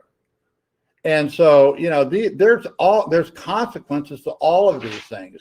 And we're witnessing the same crap in a whole nother dimension with this COVID thing. So, you know what? Yeah, this is going to. I wish you guys are going to have really a fun time, but it's going to be difficult. And you're just going to have to grow some balls to beat it. And I don't know that you can, the Lord said in the end days that if it was possible, even the very elect would fall away. And because it's not easy, I guarantee you, Joe B. Weeks, once you're locked up in that jail, he's doing everything he can to get out. And when you find out you can't, you say, wow, I thought this was America. Well, no more. Well, yeah, I mean, Joe B. Weeks should have definitely known better, and Arthur Hayes should have definitely seen this coming. We saw it happen with Bitfinex as well, where the New York Attorney General, went after them, and they held ground and they fought back. And I really hope that Arthur Hayes and BitMEX fights this with everything they have. In the crypto industry and the Bitcoin industry need to stand behind them and show support in every way that they can, because I totally agree. I think that this is a hill to die on. If they can take down BitMEX, which is as far as I'm aware, the highest liquidity futures exchange in Bitcoin, it is definitely revolutionary in its ingenuity, as you've showcased and explained many times before in your show, Ugly. This is a really good exchange, and they have. Yeah, the night and day difference between Bitcoin Mining Club and BitMEX, because Bitcoin Mining Club was a complete scam, and they were stealing people's money, and that, I get that. This is a completely different thing. And you know what? I wouldn't even be that upset if it was just the CFTC coming out of it. That this is really the powers that be. This is a lot of big players on this thing. And he's made a lot of enemies, including a lot of Nobel-winning economists and so forth. And So there was no problem saying, yeah, we can shut this down. And this is exactly what they're doing. So at any rate, it's going to be a fascinating game. It's going to be, I think that the right man is there at the right time, who's strong enough to do it. And he's got the wherewithal and the ammunition. And he's got my 100% backing and support. And I just pray and hope that he's in a safe jurisdiction where the United States government can't get their clutches on him, because that's what they really want. Once they get him locked up, it's over. Absolutely. I hope he's in a jurisdiction to hold ground. He hasn't tweeted since the event happened, so he's probably crazy busy and trying to figure out how to play this right. I hope if he has to be in Russia with Snowden, that would be a really really funny thing, right? It's like, where do you get freedom? In Russia. But actually, it's really arrogant by American. The problem Americans have too is we have this self-righteousness that we're really good and the rest of the world's bad, and we're not. We're all pieces of shit, and that's what we've been taught from the very beginning. And that's why, we as constitutionalists, as a genuine conservative, I believe in limited government. And nobody believes in limited government anymore. I mean, look at this. Look at the bailout. We have Trump's populist progressive bailout is for everybody, which is kind of great, because everybody's, wow, I didn't know this was going on. Let me get my share. And it's just exposing the corruption that what used to go to a few is now open to all.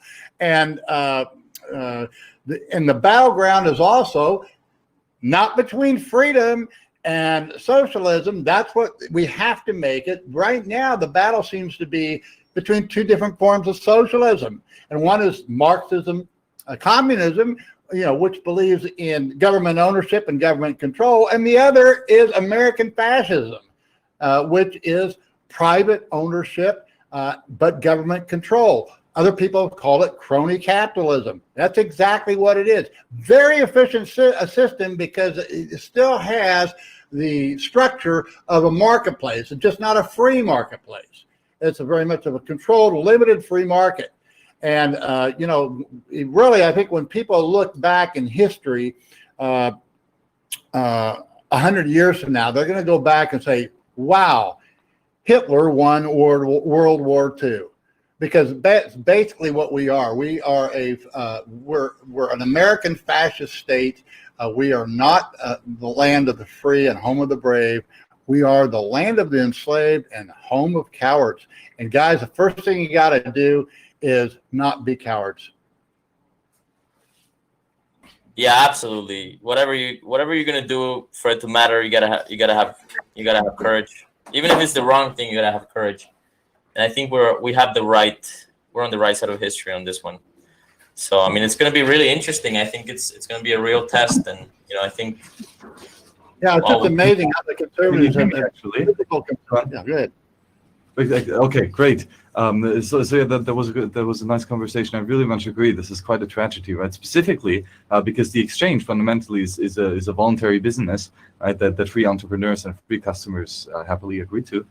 So that's quite a devastating that there is so much pressure against him. I do believe that we have. Do we have Josh Gigala on also? Is he in the call? Because I would be quite curious to what he is, but it doesn't seem so. Okay, then the other option here, or the other opinion that I would really like to hear is from Jörg, who has now joined the call as well. And he's a great economist, and he could speak a bit about that aspect, or the economical consequences of having that type of tyranny against productive individuals and entrepreneurs. Please welcome Mr. Jörg. Yeah, hi. Well, actually, I'm not an economist by education, so I studied computer science and cognitive science. And how I approached, or how I can contribute to this conversation here is that during the halving at the Value of Bitcoin conference, I made the case, or I laid the ground for not an opinion, but a pure reasoning approach to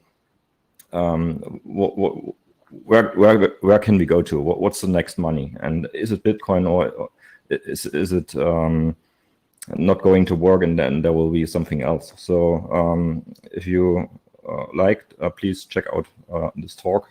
It's called The Last Money. It's on YouTube, and it was released like a week ago. And what I really liked was the comment that the gold standard, or the banking system, was built on a sound monetary system. And that was the reason I made this talk, going deep into physics and information theory, to not only for myself, but for people who need more reasoning, if they should spend time looking into Bitcoin, because there are a lot of people out there who are have a great education, or specialists in mathematics or physics, computer science, but they discard Bitcoin for one or the other reason. And that was the reason why I really wanted to make a sound argumentation, and hopefully without any reasoning flaws. So I'm still looking for critics. I received some feedback from physicists already. They kind of approved of it, so there's no flaws. But yeah, that was my approach to contribute, to really think about what would be the next money, or not the next money, but the last money in our physical universe. And can you give us a quick introduction to the concept? Because I don't think Ugly or I are familiar with your proposal. So the concept is that according to our latest knowledge, if you really use a microscope and zoom in, you end up at the quantum level, the quantum field, and at that point everything is just information. It's math and information. So it's kind of natural that with this understanding, that the last money, because after that, the laws of our universe, if you try to go deeper, a preceding talk to mine was from Giacomo Zucco, who talked about absolute scarcity, and so there was quite a little bit of overlap in our talks. Then causality breaks down, and then there's not any sense left if you go down.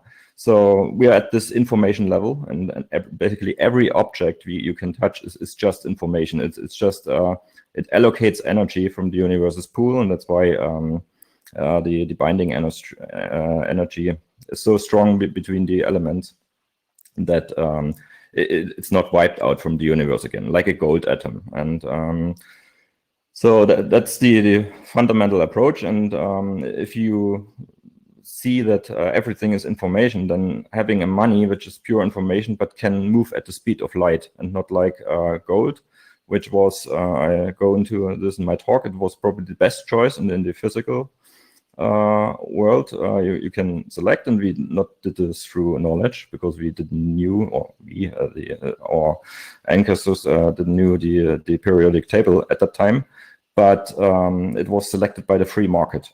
And the free market selected gold as the most stable reference element to measure value.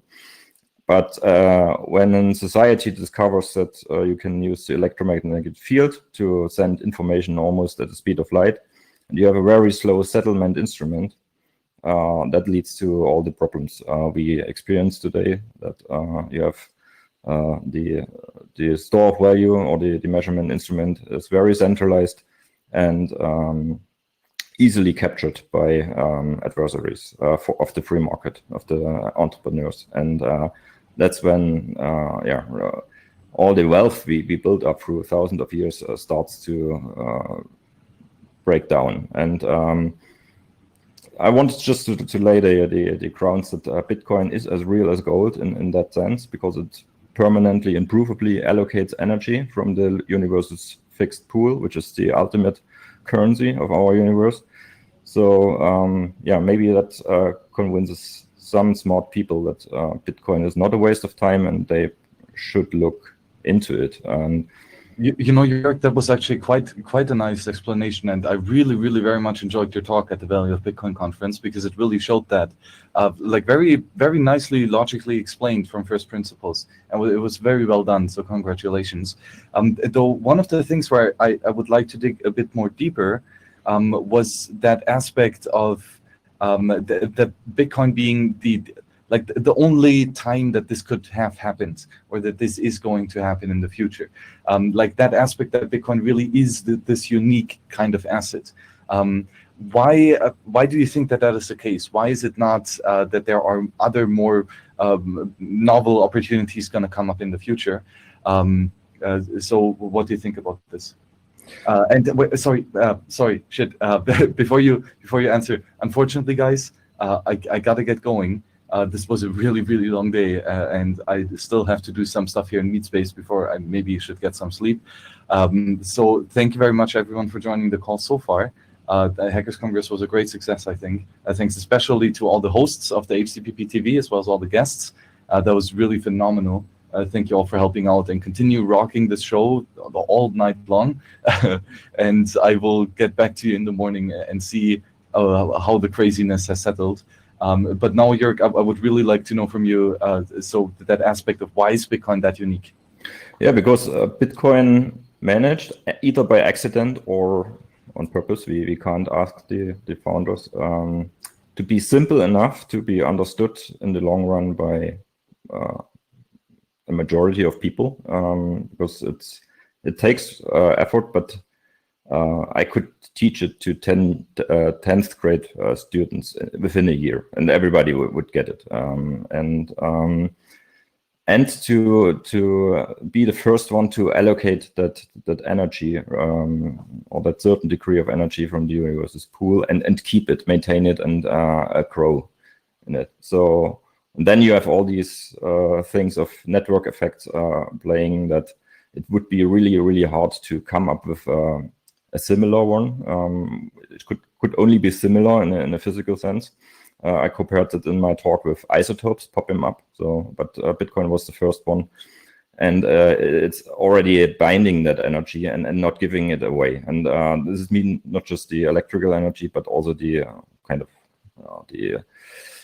its brand recognition, and its global recognition, that it has its huge social consensus and a huge community, that it would not give this up without failing if there was some fundamental flaw, but not just because somebody comes up with a smarter, better payment technology, but it's not the soundness is not equal, because it can't be. It started later. Everything which comes after Bitcoin has like a disadvantage, as long as Bitcoin is there, in terms of energy allocation and of its soundness properties. I think we had those examples, that there were other cryptocurrencies who were limited in supply at only 12 million units or something, and people first thought, okay, that's scarcer, but the scarcity is not the total quantity. That's completely irrelevant. It's the reliable issuance schedule, so to say, and the fact that it was never changed since it existed. So it's the one which people have the most trust in, because it's open and it has that reputation. So yeah, that's why, as long as Bitcoin is there, there's not in terms of soundness competitor which can really defend. Because Bitcoin has kind of this energy defense, or this energy field, like you have in the atoms or the protons, which is really hard to break up. Yeah, Bitcoin's ability to hold ground against sort of layer one attacks, so to speak, is quite remarkable, and we'll see. I mean, so far it's sort of stood the test of time, and let us hope that continues to be the case. How do you see this this attack against BitMEX, for example. I mean, I'm not trying to kind of pump them that much, but it's just a really pressing example of the hostility of the environment that we live in, which really illuminates the need for this technology to stand against sort of this kind of elitist attacks. How do you know, what are your thoughts on this scenario and the future of, you know, of financial institutions in this crypto standard? Like, how do we hold ground against this sort of digital totality? Because what I see happening is Bitcoin and the crypto industry being captured one exchange at a time through a kind of regulatory legal attack, where every exchange has to do KYC, and chain analysis is tapping onto their database, and they're pulling in all this data, and then they're just trying to map economic activity at every level. And that's, I think, what they want, what they need in order to really be able to press their foot against our necks, so to speak. And so how do we, you know, what are our options? How do you look at this problem? More from a very, very far away top-down perspective, that there are only two ways, as I think it was Mary Rothbard who said it. There's the political means and the economic means, but I don't have an immediate answer or solution to the situation or maybe the next 10 years we're in. But one lesson probably from history is that every force doesn't lead to a stable equilibrium, so to say, between people. We had all these kind of experiments. I'm from the former GDR. It's not a stable thing. So it can be like 40 years, but in the long run, I think if you look at the history of our species, it was there were times of pressure and kind of slavery or force or whatever, but it was never a stable system configuration. And I think that Bitcoin allows this other way. It's the economic means, and it causes people to collaborate in the long run. And because also, I think Max said it in one podcast, else we destroy all the wealth our parents gave to us, and our grandparents and the people, all the people before, or what they built up, and there will be nothing left to eat. So at some point, a significant majority of entrepreneurs will come to that conclusion, like Michael Saylor. We cannot just borrow from the future until there's nothing left in the present. So we need to change direction, and that's what I think Bitcoin is a tool on a completely neutral technology, which enables, or in the long run, hopefully brings back financial discipline to everyone, whether you like those people or not. But they have to adjust. Absolutely, and that just before I give the mic back to Ugly for any final thoughts, I just want to say that that's one of my sources of optimism in this industry, is that Bitcoin actually, I believe, helps individuals that use it ground themselves in a longer term perspective, in a sort of thinking about the future, in sort of resisting this sort of Keynesian and immediate gratification, spend, sort of lots of credit, and just this hyper focus on the now that we live in today. Bitcoin actually kind of grounds you on thinking about the future. I think that's actually very, very good for humanity in today's age. But Ugly, what do you think about that? And I mean, do you have any final thoughts? We got a few minutes left in our conversation before we move on to the next guest. Bitcoin by itself, I don't think is going to cause anybody to act.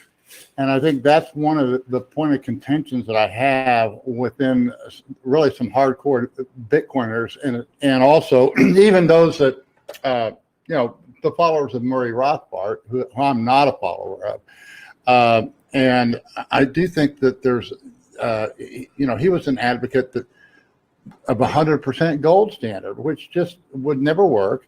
And gold by itself, it's static. Gold by itself is like Bitcoin. It does require human action. Yes, it is a tool, as science is a tool. Science can tell us the best way to build a guillotine and best way to cut off heads, but it doesn't tell you who to kill. It can't even tell you it's killing wrong. And so Bitcoin by itself is not going to cause anything. It's our own integrity that's going to cause Bitcoin to be useful. And so I think it's a combination of those things. And to look at the technology alone and think that the technology is going to bail people out, no, the technology could be severely misused. Bitcoin could be used as the biggest. I mean, it might be, the mark of the beast. We don't know where the direction is going. So it is up to us. There is a moral part of it. And where do we derive our morals? And I do think that is, I think that's going to be the foundation. And I don't think that Bitcoin by itself, I don't think that technology alone causes anybody to do anything. It's like a piece of dead weight just sitting there that we look at. And then we attribute more to it than there really is. Now, Bitcoin is innovative and it can be used, and that's what we need to do. But it needs to be used effectively, to be used efficiently. It has to be used by men with integrity. And that's my view. So I'll leave it there and give some thought. Absolutely. I mean, it's actually quite funny because it almost echoes the intrinsic value argument from the gold camp. It's like, well, gold has intrinsic value, therefore we're good. It's like, well, if all humans die, your intrinsic value is worth nothing because there's nobody to evaluate the thing. There's nobody to cast judgment upon the merits of gold, right? Like value and is a human thing, right? I mean, maybe God will judge it, but we won't be around to enjoy the benefits of that.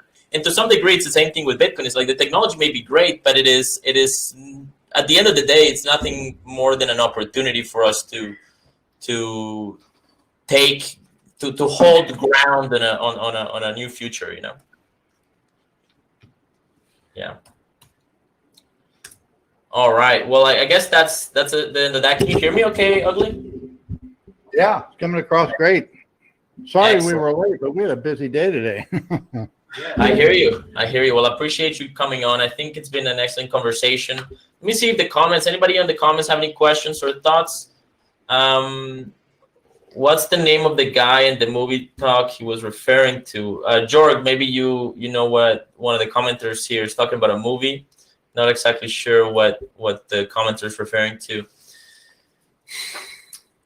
Yeah, it's gonna be an interesting next few years. So we'll see how it plays out. I'm not sure if I referred to I mentioned one person that I would recommend. His name is Fish. I remember his last name. I don't know if it's Peter Fish or Preston Fish. And they did a really good. It was just 4 people on a Bitcoin halving thing, and I watched it. And when he expressed his sentiments, I said, "Wow, this guy nailed it on the head." And he sees, the real big problem coming ahead is when people want to move, they're going to have the inability to move. So guys, if you're hodlers, keep on hodling. You hodlers are the bankers of tomorrow. You will be the new economy. And it may, when it happens, we don't know. I mean, we see these charts and they're supposed to, they have highs and lows and close and they're red and they're green and all this stuff. But we're in a situation now that's unprecedented. And how we're going to make the shift, it could just be literally traumatic and overnight. And like he said, one day will be like one quarter. And this is exactly the way, I fear is going to happen. And that's what we got to be ready for, guys. That's what and you want to build your own house, get your own house in order, build friendships, working your working compadres, people that work for you, because they're going to depend. If you're into Bitcoin and you hire people, I know in my case, these people are on the Bitcoin standard and they don't even know it. And this is what's going to be happening more and more. And so, this is what I say. My emphasis is you may not understand the back end of Bitcoin. I understand economics. I get that part. I don't claim to understand the back end of Bitcoin, but I do know the way I teach is I teach first you want to hodl, and then, which I think you all understand, then you save. And I spell that SAYVV, which is a bastardization of savvy, because if you're savvy, you're going to reward yourself because you made a wise decision and update your computer, buy a new car, get something to reward, take your wife out to dinner if nothing else. And then the last thing you do is you build it. But it doesn't have to be on Bitcoin necessarily. Now, I had another business and I started Ugly Old Goat, but you need to focus on what you're really good at. You might be, the best plumber in town, the best electrician. You might have a car wash, whatever it is. I have a good friend, Flip-Flop Ron, and he does trailer parks, and he's made a fortune starting with nothing, and he knows trailer parks, and which has just been a booming industry during this COVID thing. So the important thing is whatever your specialty is, learn it well and be the very best at it. Get yourself on the Bitcoin standard, and you don't have to worry about trading it day by day until after you have a hodl. Once you have a hodl, then it's fine to do, and you don't want to be risking too much of that hodl in your trading. So that is my recommendation to everybody is put yourself on the Bitcoin standard. Start thinking in Bitcoin. If you wind up being an entrepreneur and you're employing people, every one of those people that work for you are essentially on the Bitcoin standard, even if they know nothing about Bitcoin. Awesome. Thank you so much, Ugly. Everybody check out uglyoldgoat.com. It's an excellent resource to learn risk management and how to apply it to Bitcoin trading. He's got a lot of free articles, so just go in there and enjoy it. It's an excellent resource. Thanks everybody for watching. We're gonna move on to the next guest now. My friend Anthony J joins me, and let's see. There we go. Thanks for coming, man. Yeah, glad to be here. Great. Let us know, guys, if you can hear him all right. We only got one mic to work on. Why don't you move a little closer here? Now we're gonna be doing a bit of a experimental thing. We're gonna be doing a demo of Cubes. Cubes is an operating system, a Linux sort of distribution that's a very security oriented, and obviously Anthony will be kind of going into that a little bit further. But let me introduce you first. The reason I wanted you to come and join us on this is because I consider you one of the sort of smarter people that I know. Thanks, man. You're welcome. and you're an engineer. You have an engineering background. You have a security background. You're very very educated on privacy and security, and you've sort of you've kind of mastered this operating system that's, by the judgment of other engineer friends of mine, it's a complex operating system to make work as intended, but it's also great because it lets you separate concerns in a way that Windows and Mac just can't do. And so why don't you take it away, man? Yeah, thanks for the intro, Juan. My name's Anthony. Most people in the community know me as Anthony.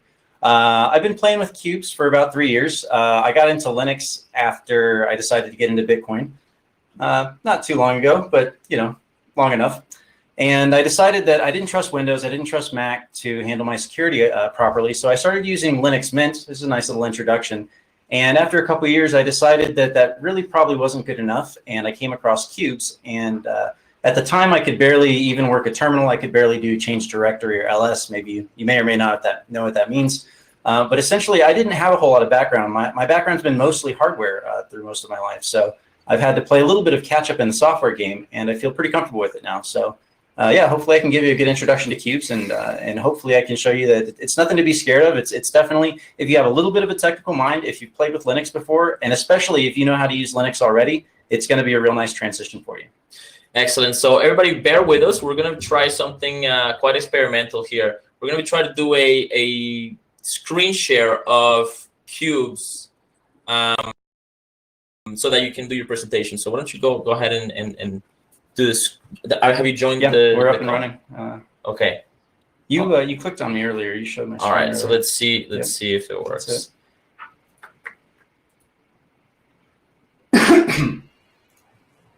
All right. So let's see if you guys can see that. I'm gonna go ahead and check the stream right now, see if we get a confirmation there.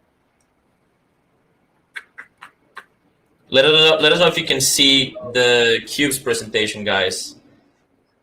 Cubes for news. I like that. Cubes for news. All right, kids. Cubes So for we're news. Do you see it, Ugly? Okay, great. Yeah, I like that. I like that. That's good marketing there. Cubes for news. Excellent. Okay, well, let's go ahead and get started. So what is Cubes OS? If you ask the Cubes operating system, or if you ask the Cubes devs, they'll tell you it's a reasonably secure operating system.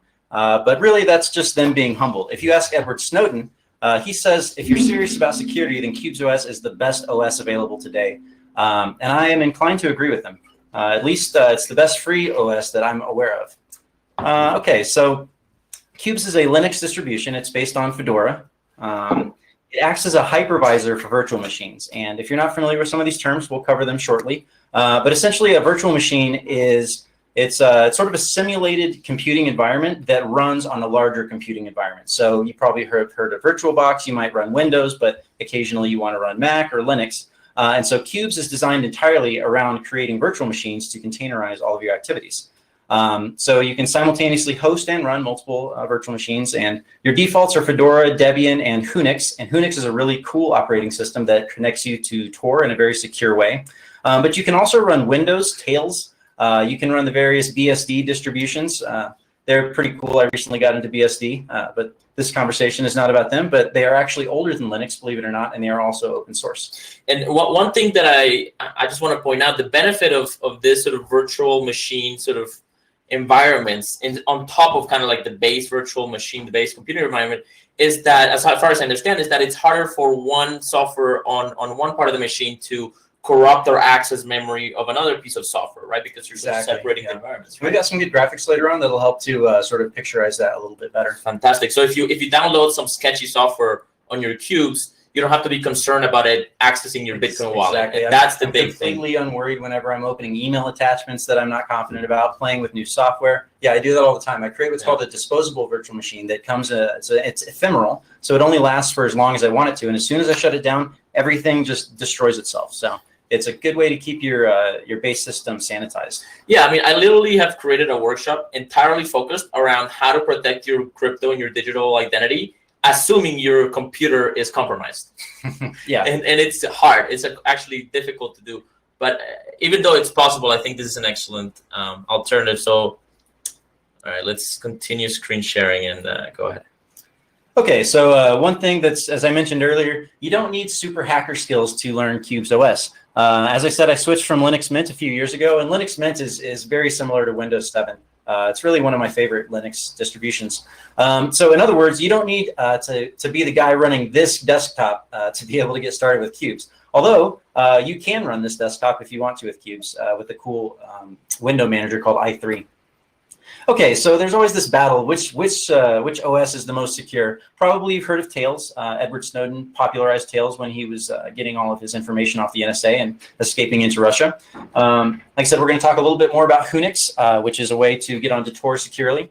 And yeah, there's a little Gentoo joke for some of the people in the crowd that might get that.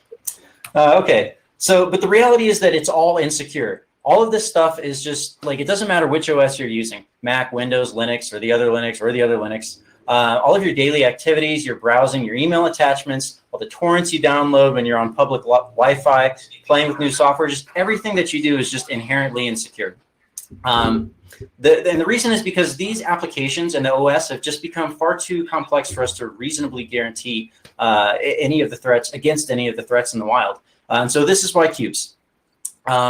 So the idea of a virtual machine-based OS is that we can't trust the software and we can't trust the devices, but we can at least isolate our activities so that if you compromise one area, it doesn't affect the entire system. And Juan was talking about that earlier. And so again, Cubes is designed to run everything in a virtual machine, including the controller called DOM0.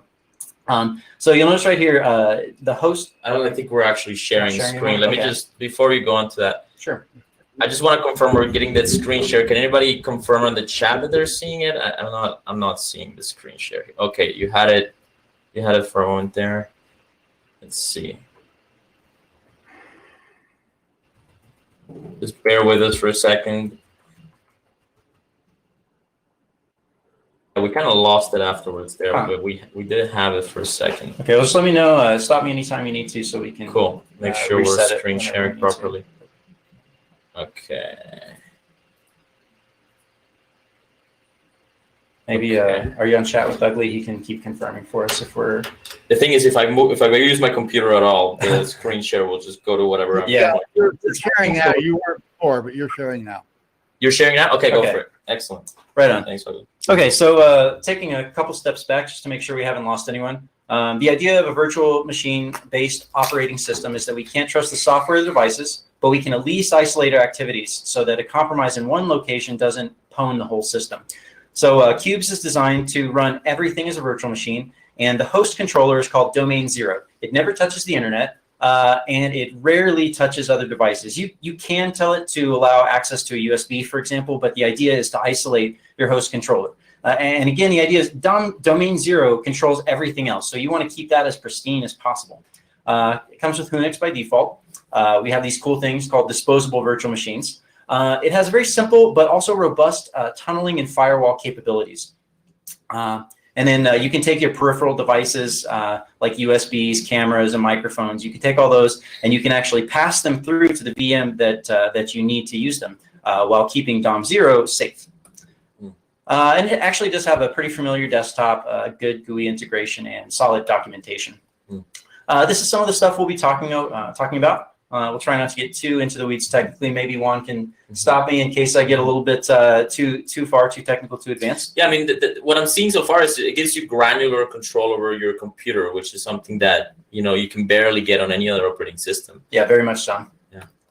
Okay, so this is not exactly absolutely necessary knowledge to run Cubes, but it is useful to keep in your mind about what the computing stack actually looks like. So really quickly, at the base layer, you have your hardware, right? You've got your CPU, your RAM, your hard drive, your GPU, all that stuff. You have embedded firmware that runs on this hardware.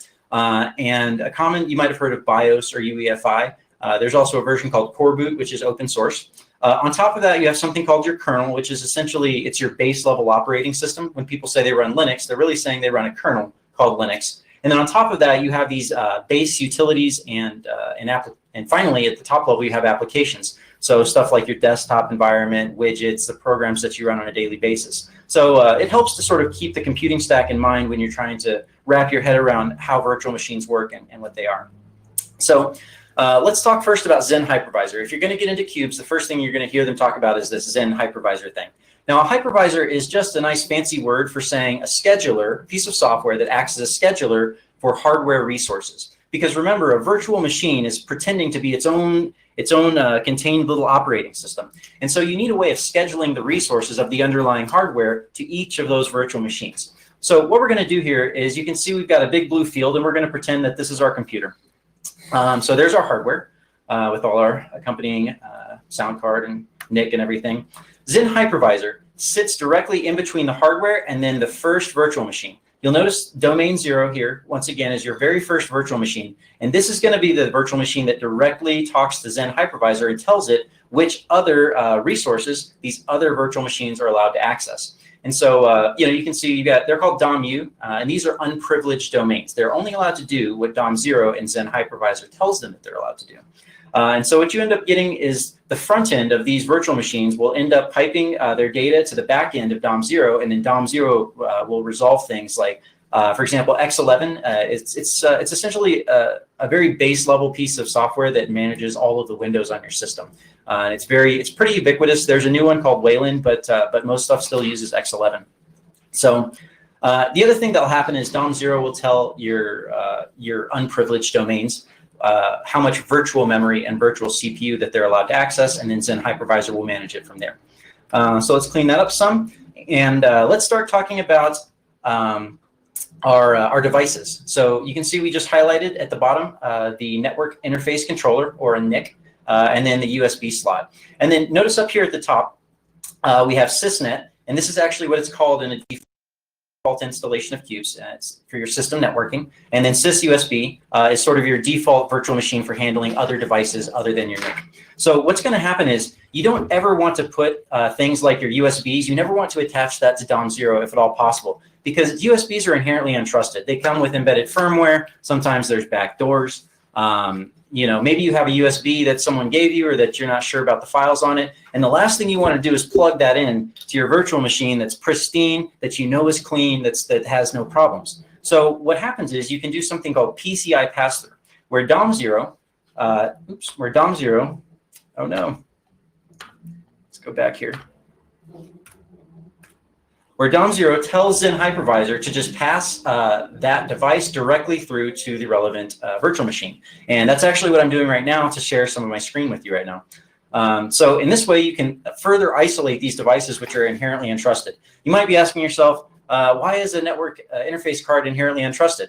It's because these NICs are designed to have direct memory access, which can enable a DMA attack, which is pretty nasty, and it can pretty much pwn your whole system. So it's treated as entirely untrusted in the Cube's architecture. Okay, so hopefully you have a little bit of understanding of what it looks like with these devices and how the virtual machines and isolation, and a little bit about Zen Hypervisor. So let's move on to networking. So we've got DOM0 here at the top left.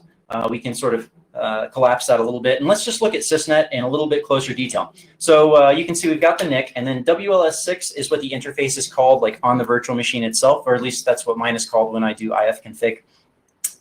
So obviously we want to use this to network to other virtual machines. So what we'll do, the first thing we'll do is pass it through a firewall, because remember, sysnet is entirely untrusted because it contains the network interface card. So we're going to go past this firewall here, and this firewall is going to sanitize all of our traffic. And the system firewall is trusted, and it is also one of the default virtual machines that come with Cubes. So you see this right here, it says VIF0 and VIF1. That's a virtual interface.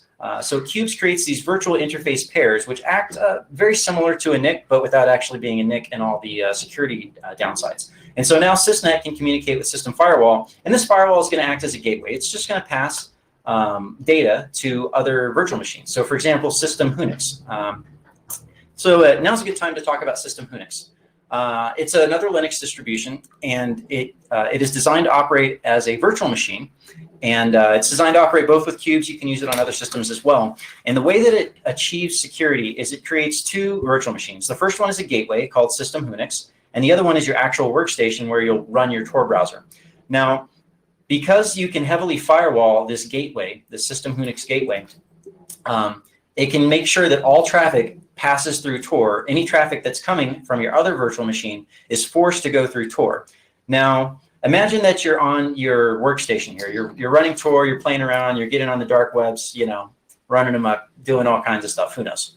And let's suppose you get into some malware, and it infects your machine here.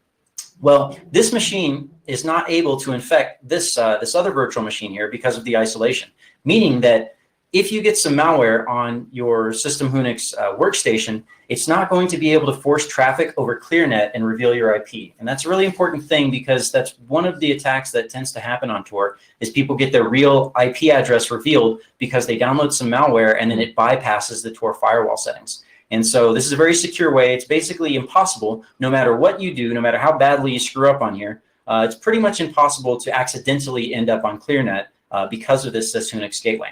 And let me just say that there's more than one way to get viruses or, you know, malware in your computer, and that there's plenty of it in the white web, so to speak. So certainly, yeah. So right now, everything you're looking at comes default installed. You don't have to do any configuration. I think the hardest thing that you have to do is when you first turn on this this gateway, you have to go through a couple screens that say, okay, bootstrap, configure, done. But other than that, everything is pretty automatic. So I'm giving you a lot of background here, but I just don't want you to be too afraid. This actually is done pretty easily, and I'll show you later in the demonstration. The other thing you might want to do is add VPN. So I actually have one on my system called VPN USA. And so again, this acts as a very good gateway so that any other virtual machines that I'm running over here now are forced through this VPN. And if my VPN goes down for a moment or two, this traffic just simply goes nowhere. And that's another problem that you find with VPNs, just like you find with Tor, is when your VPN goes down, sometimes you leak traffic, and sometimes malware is able to, for example, let's suppose malware gains root on your system. It can take that root, adjust your firewall, and then allow itself to go around your VPN. So these gateways are a really good way to prevent that kind of hack. So I've got one called corporate where I do like banking and maybe Airbnb, that kind of official stuff. And then I've got another one for social media. So if someone hacks my social media machine, now my bank passwords and my Airbnb and Uber passwords, none of that is going to be subject to compromise because it's isolated here in the social media virtual machine. And you can add as many of these virtual machines, VPNs, as you want. For example, I have one for torrents. Iceland is a good jurisdiction to go through. They're pretty free. Spain is another good one I've heard, although I don't usually go through Spain. Okay, so that's kind of a summary on the networking. And as you can see, if you count it up, that's 10 virtual machines that we already have. And so you might be thinking to yourself, wow, that sounds like a lot of storage space on my hard drive. A default installation of Linux is anywhere between 4 and 6 gigabytes. So if every single one of these virtual machines was running a full copy on the hard drive, that would become problematic quickly. So Qubes gets around this by separating this concept between template VMs and application VMs. So cleaning everything up, what we have here, these template VMs come default installed on Qubes. And this is the only place where the actual storage on your hard drive occurs. So for example, we have this Fedora. Yeah. I'm still showing this for some reason. Maybe just turn it off and on. Looks like the feed froze there for a second. All right. Hello, hello. I can still see Ugly over here. I'm gonna kick you out, Ugly. Thanks for coming on the show, man. All right. And let's see if we can get back on. What's going on? It's like you froze or something. Maybe I froze. It's very possible. Yeah. But yeah, I mean, this is obviously very powerful operating system. Let's see if you see anything. And sure. You're frozen there. Let me ask you something real quick while we figure this out. There we go. It seems like this would be very powerful software to, for a server. Like, can you run a Qubes server and then, You could. There's, I'm not sure that Qubes is really designed to be run as a server. I probably wouldn't try. It has certain limitations that make it not ideal for that use case. But I'm sure that it could be, yeah. Maybe there's other virtualization software that's good for that. Okay. But I'm definitely not up to speed on servers, so I couldn't make any certain statements there. Right on. Okay, so back to so we're talking about template VMs versus app VMs. And remember, we have all of these application VMs, and we really don't want to be storing a full copy of an operating system on the hard drive for every single application VM. I have like 30 of them. So instead what we do is we create these templates, and the template is what stores the base level operating system. And the defaults that you get installed with Qubes are these Fedora, Unix, the Unix gateway, and also one called Debian 10. So anytime that we want to spawn, for example, my VPNs and my sysnet, I use all of that with Fedora 32. So what happens is Qubes will take a copy of this Fedora 32 image, and then it will boot the operating system for all of these into RAM or into your memory, so that instead of taking up space on your hard drive, it's just taking up temporary space on your memory. So as you can imagine, Qubes is a little bit RAM intensive, and we'll talk about the hardware requirements just a little bit later. And then the same thing happens with our other virtual machines. So for example, our Unix virtual machines, each of them gets created by their respective template. And another thing that's important to keep in mind, every time that you shut down one of these application virtual machines, everything basically goes away. except for 2 folders. You have 2 persistent folders, one of which is the home folder, and the other one is called /RW, and it's for maintaining kind of system settings that would normally get erased once you destroy the app VM. But basically everything else, the entire file system, if you know anything about Unix, you have a bunch of different system files like /user/bin/lib, all those different things. Basically all of those files just get copied into the RAM space and booted for this virtual machine. So yeah, without getting too verbose about it, so one thing that you're going to want to do if you're running cubes, you notice this other virtual machine came up down here, this template right here called Debian 10 KDE. So you want to keep these top 4 virtual machines totally pristine. You don't want to be messing with them. You want to update them, and you really don't want to install extra packages in them. So what you do is you clone one of them, and then you rename it something else, and then you install all the extra cool packages that you want. You know, like an Office package and you know, a BitTorrent client, and I mean just anything that you want, right? Bitcoin wallet, etc. And then what you'll do, for example, all of my app machines that I actually do real work in, you know, I need to have I need to have an Office, you know, I need to have all of those typical packages. So I will use that template to boot all of my daily driver virtual machines.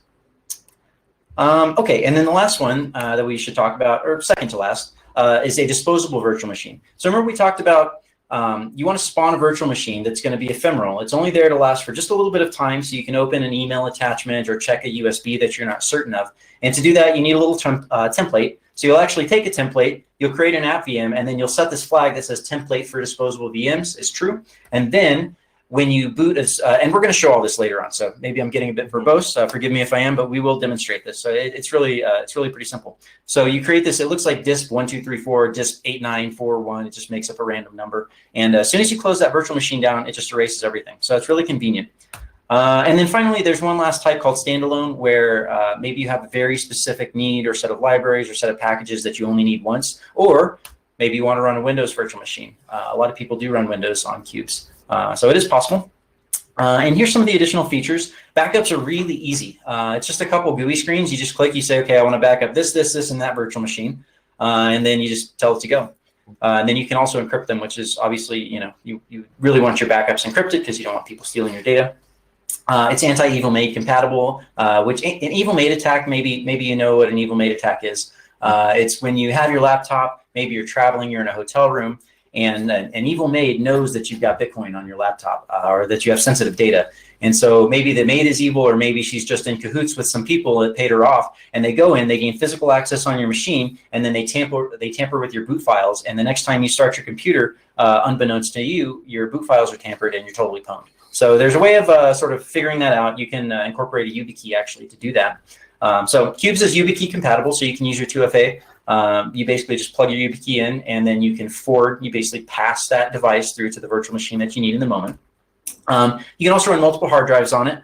I actually have an extra hard drive in my laptop that I use for backups, just in case my main hard drive just decides to quit on me. I should say solid state drive. You really want to run Cubes with a solid state drive and not a hard drive. Also, you can dual boot with Cubes. It's not recommended as a best security practice, but I will say that you're probably better off dual booting with Cubes than you are not running Cubes at all. Before we move into dual booting, somebody's asking, Good Girl is asking in the chat, says, I didn't get Trezor to work in Cubes. I also didn't get YubiKey to work. It could be hardware dependent. Cubes does have limited hardware. I will say that I definitely, like, sometimes it can be difficult. Sometimes you have to do some troubleshooting to get those things to work. So yeah, we're going to talk a little bit on the downsides. We're going to talk about on some of the gotchas, and one of them is to check the hardware compatibility list. And it is just, that's another thing about Cubes. It is quirky. It does have these quirks to it. And the more that you know about Unix, the better. And so yeah, we'll talk about that in just a minute, like just the gotchas and things that that you want to be careful about if you're going to try and dabble into Cubes. Okay, we'll look into it.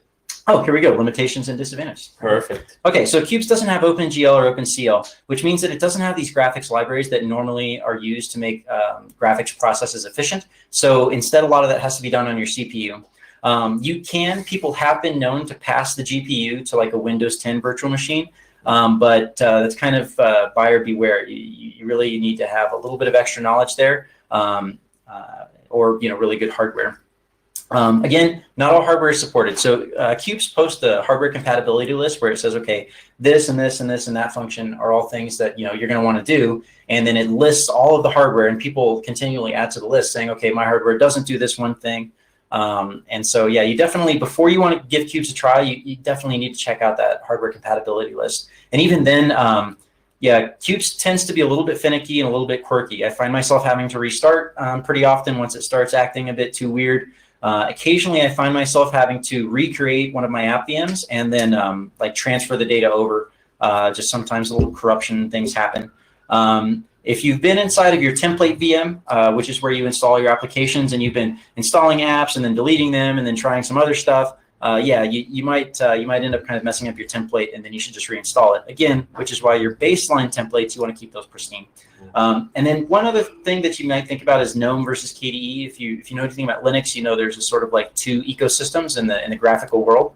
And I find myself needing to switch between the two of them because sometimes stuff presents one better in one way versus another. For this presentation, I had to go with GNOME. My KDE just wasn't cutting it for some reason. Okay, and then finally, troubleshooting can be difficult for non-power users of Unix. If you're good with Fedora, if you're comfortable in a command line, a terminal prompt, then you're going to be able to do fine in Cubes. You should be able to troubleshoot most problems. The documentation is pretty decent. The troubleshooting help is, if you're posting on GitHub, you're going to get a little bit more help more quickly. If you're on the IRC channels, you're going to get more help quickly. There is a little bit of help out there. I'm in a Telegram group that gave me the idea to how we're going to screen share and give you this demo, which is pretty non-standard. Anyways, the learning curve is definitely there. If you know Unix, it's not that bad, but if you don't know anything about Unix, then it's going to be a little bit steep. So the more that you know about Unix, the better. If you're not confident about your hardware, I wouldn't just go all in and just be like, I'm going to Cubes, I'm leaving everything behind. Always do the smart things, make your backups. If you have if you have an extra laptop that you can work out of, or if you want to dual boot, that's also doable. But again, security, there's some security implications there. But if you're not super familiar with Unix, you might want to sort of take a light step into there and then see if you like it or not. Most of the basic work can be done, but if you're doing like video editing, I wouldn't be doing a lot of video editing on Cubes. It can be done, and I have done it before, but it's a little bit slow. And here's some of the ways that you can mitigate that. Okay, so yeah, there's a couple desktop. Oh, just FYI, XFCE is the default desktop. You can also use i3, which is the way all those cool like tiled windows showed up earlier on that picture I showed you. You can also use KDE, but I don't recommend it unless you've got just like really good hardware. Okay, so let's talk about hardware. It's very RAM intensive. You want, I would, Cube says 8 gigabytes is the minimum. I've never run Cubes on 8 gigabytes, and I wouldn't recommend it. I would say definitely 16 is going to be where your minimum that you want to go with. I have 32 on this machine, and it runs pretty well. So 32 plus is definitely your ideal there. Your CPU, a dual core is okay. I run a dual core on this laptop that I'm running. A quad core would be much better because, again, remember, you don't have OpenCL, so all of that burden gets put onto the CPU. So if you can get a quad core or an octa core, even better. Definitely run it with an SSD. I would not try to run Cubes with a hard drive, with a magnetic spinning hard drive, because you have to think, you're constantly taking those templates and you're constantly spawning new virtual machines off of the template that lives on your hard drive. So, if you have a slow hard drive, it's not going to help you at all. Okay. We also recommend not using a USB keyboard. Essentially, a keyboard is control of your entire system. And as we said, USBs are fairly untrusted. So generally speaking, you want to use a PS2 interface, or if you're on a laptop, then it's not even a problem. Personally, I do use a USB mouse. I've been using this mouse for a few years, so I guess we have a good relationship, and I trust it now. So hopefully it doesn't break, and I've got to, do a whole new relationship with a whole new mouse. Okay, and then finally, like we said before, check the Cubes hardware compatibility list before installing. And last thing we'll talk about before we do the demo is Purism laptops. So I'm actually running a Purism laptop, and they're a company that attempts to produce a fully open source laptop from all of the little firmware components in the UEFI. Instead of using UEFI, they use Coreboot. Let's see, they've disabled and neutralized the Intel management engine, which I think is pretty cool. And they have this interdiction detection during shipping. And believe it or not, at one time, or at least the Edward Snowden leaks showed us that about 5% of all servers being shipped inside the United States were being interdicted by the Alphabet boys. And who knows what they were doing with them, right? Probably installing new firmware, probably maybe even adding little tiny chips there, tracking and whatnot. So it's not an entirely unusual thing for electronics to be interdicted en route. So Purism offers a sort of interdiction detection, which is cool. They're also a social purpose company. So it means that they don't have to go purely for profit. They also have a set of social ideals that they're trying to achieve. So they can sometimes forego profit in the attempt at achieving those ideals.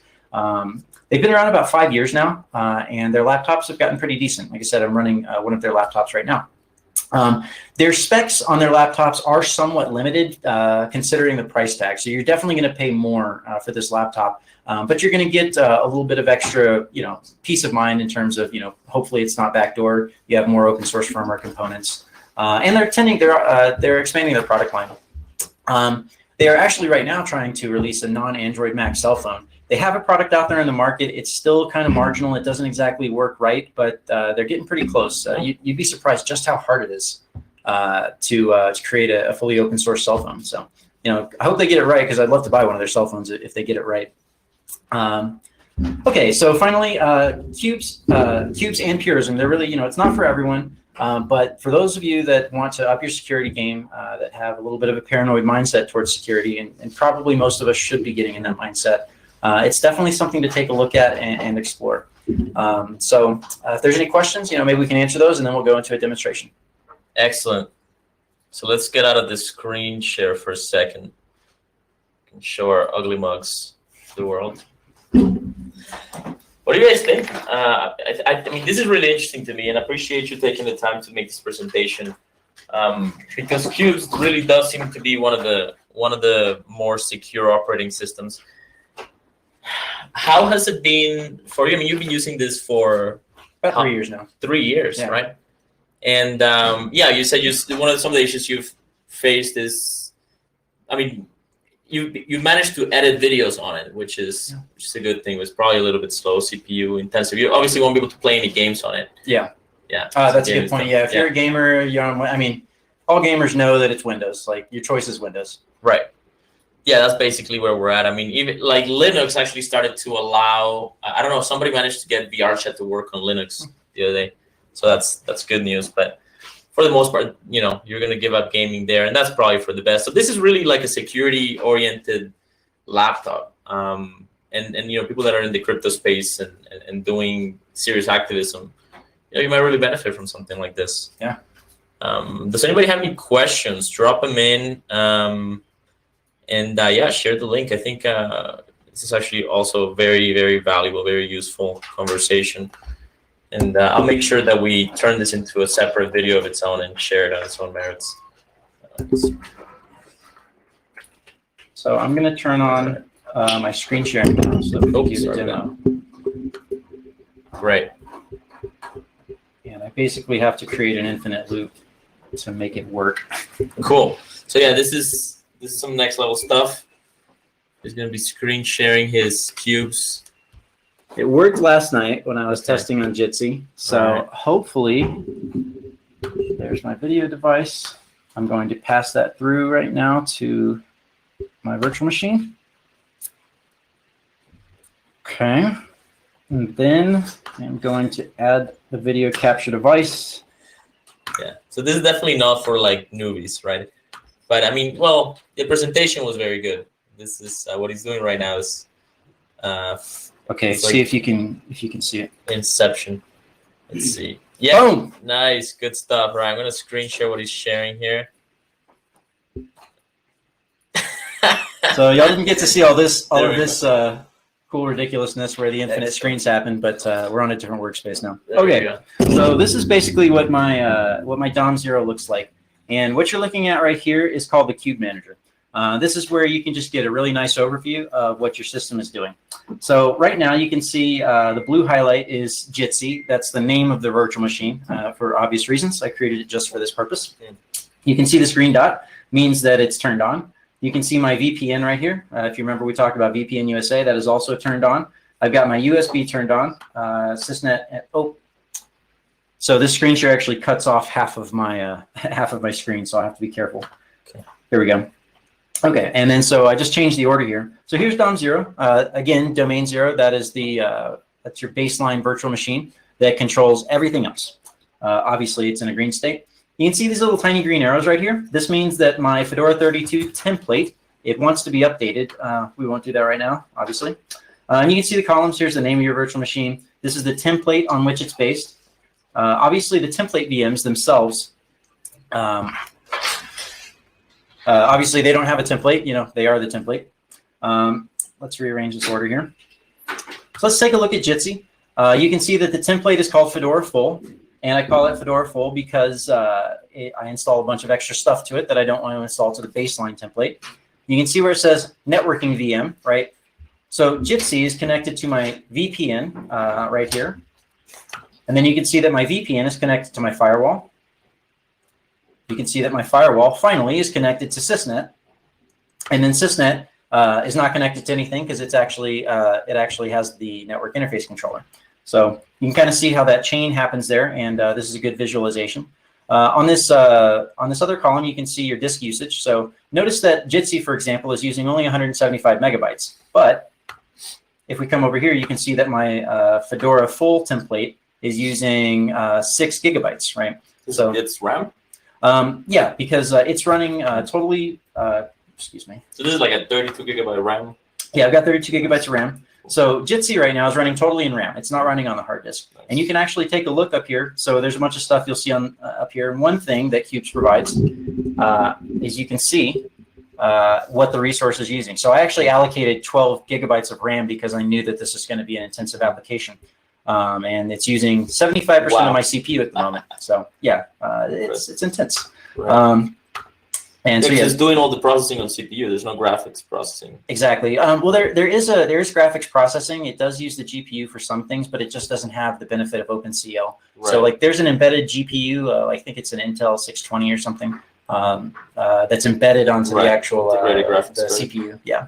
Nice. So it does make use of that, but it doesn't make use of the OpenGL, which is kind of ties your hands. Right. You can see this little guy right here. It says that hey, you've got some updates. This is what it would look like. It says, hey, here's your updates, and I would just go ahead and click next. So you can see this is all just standard GUI stuff. Lock screen, log out, same kind of deal. Cool. Let's see here. So if you want to open a VM, let's say to just go, shit post on Twitter. Yeah. So 1 second, let's finish covering this stuff. So you notice there's a red box around here, and this is obviously my Wi-Fi. It's red because my Sysnet down here is colored red. So one of the cool things about Qubes is you can color code. You'll notice there's these color codes on the left that tells you what your sort of classification level is. I changed mine up from the Qubes defaults. I use red for basically all of my system VMs. It says, hey, I'm rarely inside of these VMs. If I'm in them, I want a nice big red banner that says, be careful. For example, maybe I was going to come here and start like doing some hacking or whatever. So notice the banner up here is red, right? So it just matches whatever color you've told it to be. So that's good. Cool. Okay, so yeah, let's go ahead and start up. I don't know. Here's my actual social media virtual machine. We're just gonna give that a start. So it would show you Twitter, but it got banned from it. Yeah. It's too hot for Twitter. I guess they just wanted my phone number, so I wasn't willing to give it. I was there for like 2 weeks, and then they banned my account. And I was like, well, forget Twitter too. I don't need them. I've gotten doing other things with my life. Okay, so you can see that social just started. Now, there's a few ways that I can run a program in here. I could run the command like just directly, like maybe I could just say Firefox, right?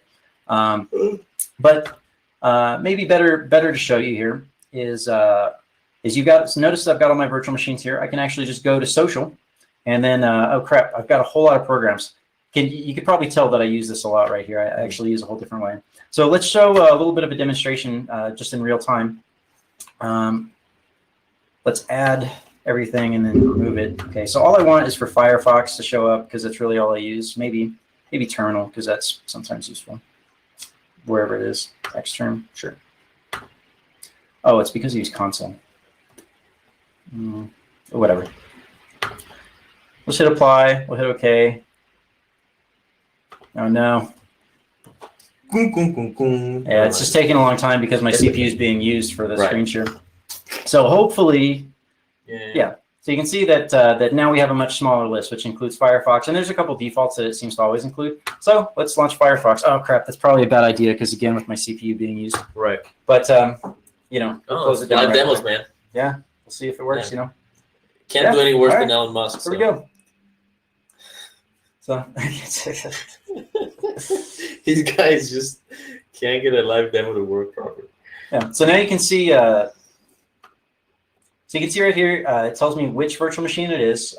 You know, and what my application is. And notice again that it's green because I use green for stuff that's like, hey, this is my identity that's well known. Everybody knows this identity throughout the world. You can see some of, you know. Mm-hmm. I didn't know Telegram had a web version. Oh yeah. Oh really, dude? That's good to know. Oh man, you gotta get on it. It's super convenient. It's way better. Oh man, you're just gonna be freaking spamming out messages like I shouldn't have told you this. I'm gonna make Big 50 more mistake. groups and add you to all of them. We're like delete. Mute. No, actually, I like all the groups that you got. Yeah, I'm surprised some of them have actually. Okay, so let's talk a little bit about these disposable virtual machines.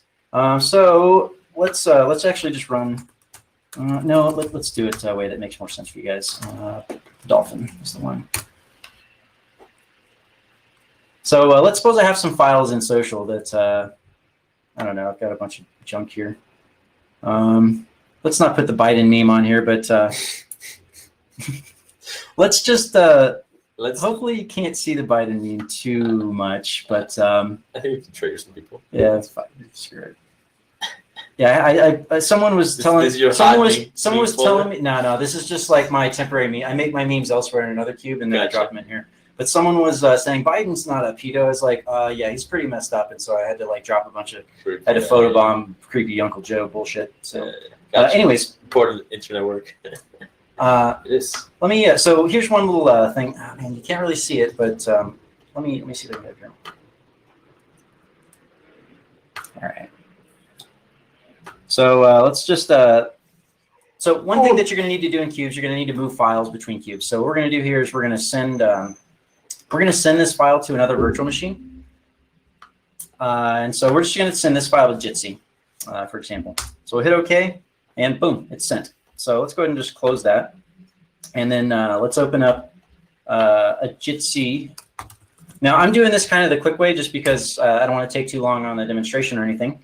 But what you're going to end up having here, see, we've got our home folder, and then we've got one called Cubes Incoming. So we'll just come into here.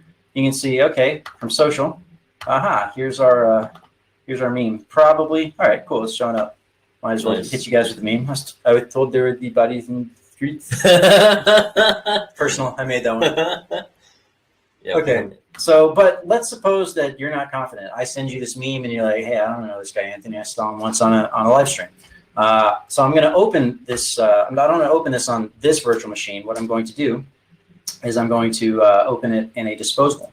So you come down here, view and disposable virtual machine. So what's going to happen is Cubes is going to launch a disposable virtual machine for me. Hopefully, might take a minute because of CPU. This is great though. Like this really scratches my paranoia itch. Yeah, it really, really does. All right, it might not be working just because my CPU is going crazy. So yeah, it doesn't look like it's wanting to do that. Let's try it one more time. Yeah.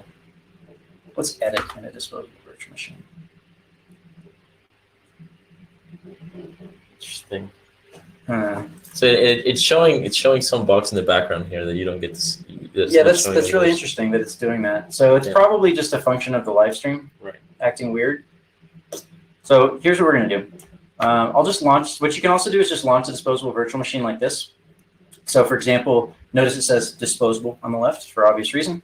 And what I will do is launch. I guess. I should have added more things to there. Dragon Player.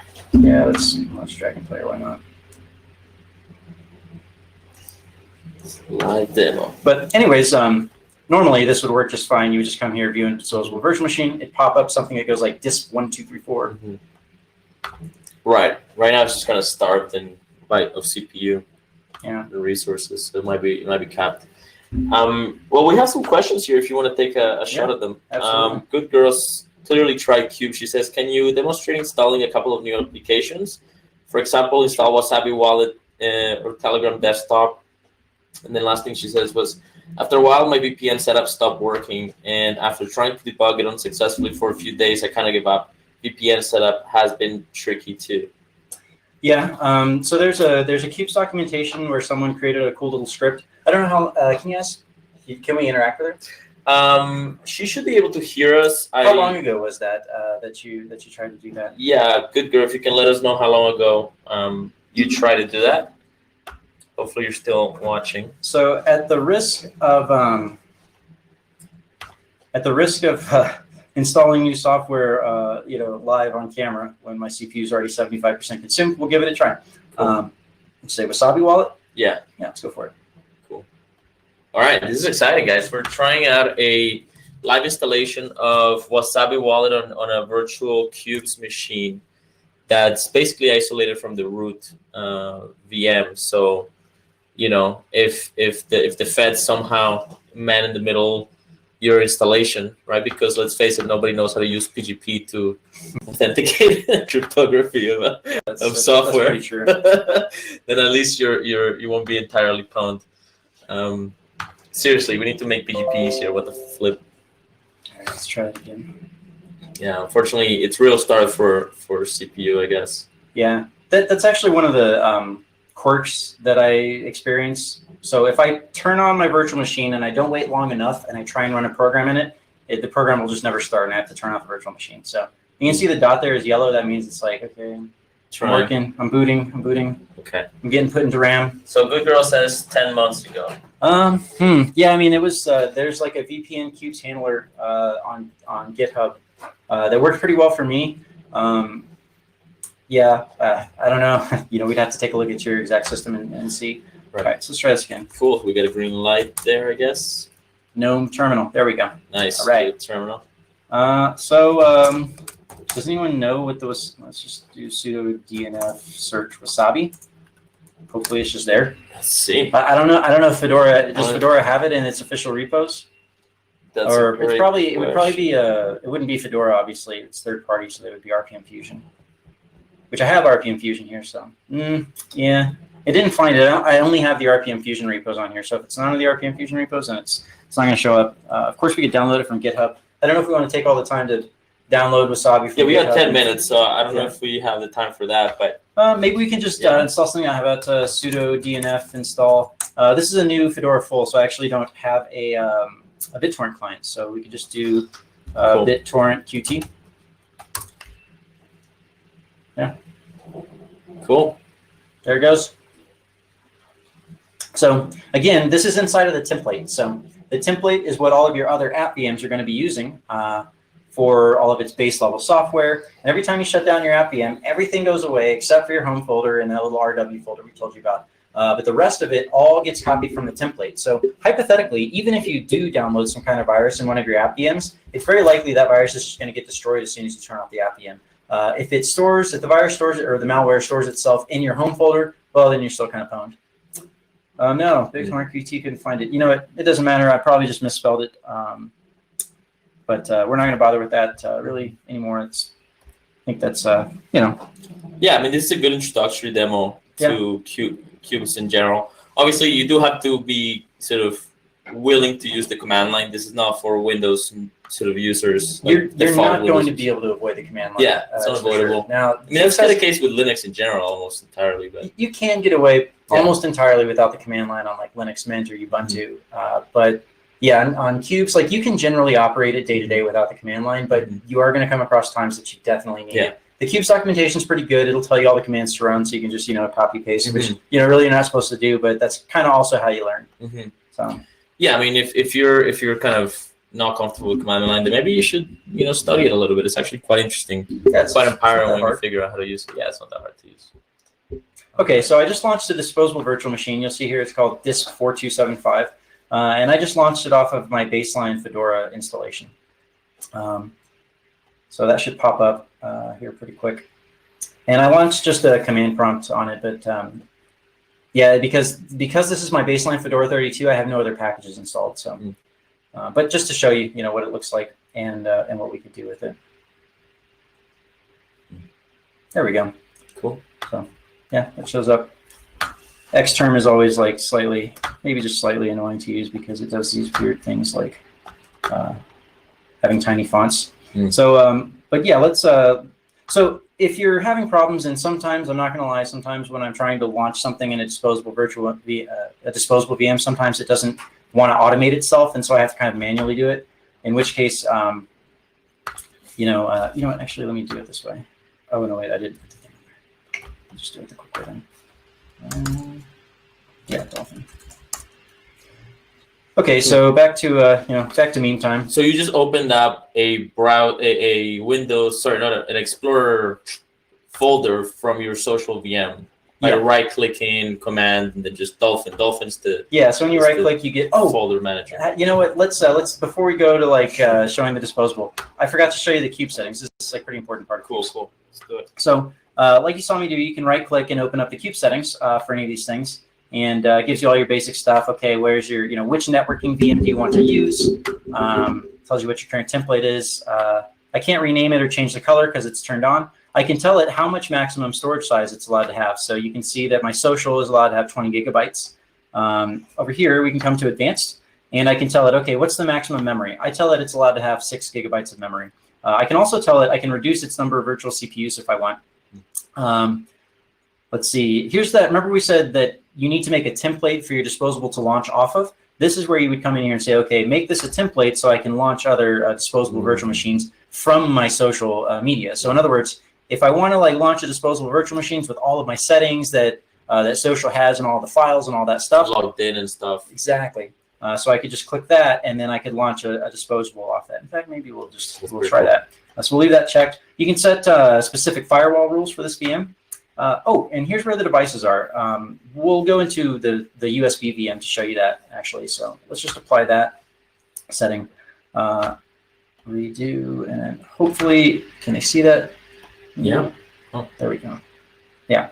Okay, so here's the system USB. Remember I said that there's a lot of devices there. So we'll go to the cube settings, and you can see here, devices. So you can see that my USB cube has, system USB has the USB controllers, and I don't know what this thing is. Maybe I just accidentally put that there. Probably I got hacked. Okay, so you can see things like audio devices and all this other stuff. Interesting. I would think my audio device would be over here, but I don't know. Anyways, but if you have like specific devices that you want to add or whatnot, this is how you would add these things to your virtual machine.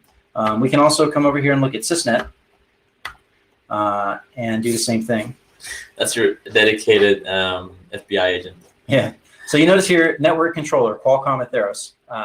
So this is obviously sysnet, right? And so obviously it needs my network controller card passed to it. So it's called PCI pass-through. Is the phrase there.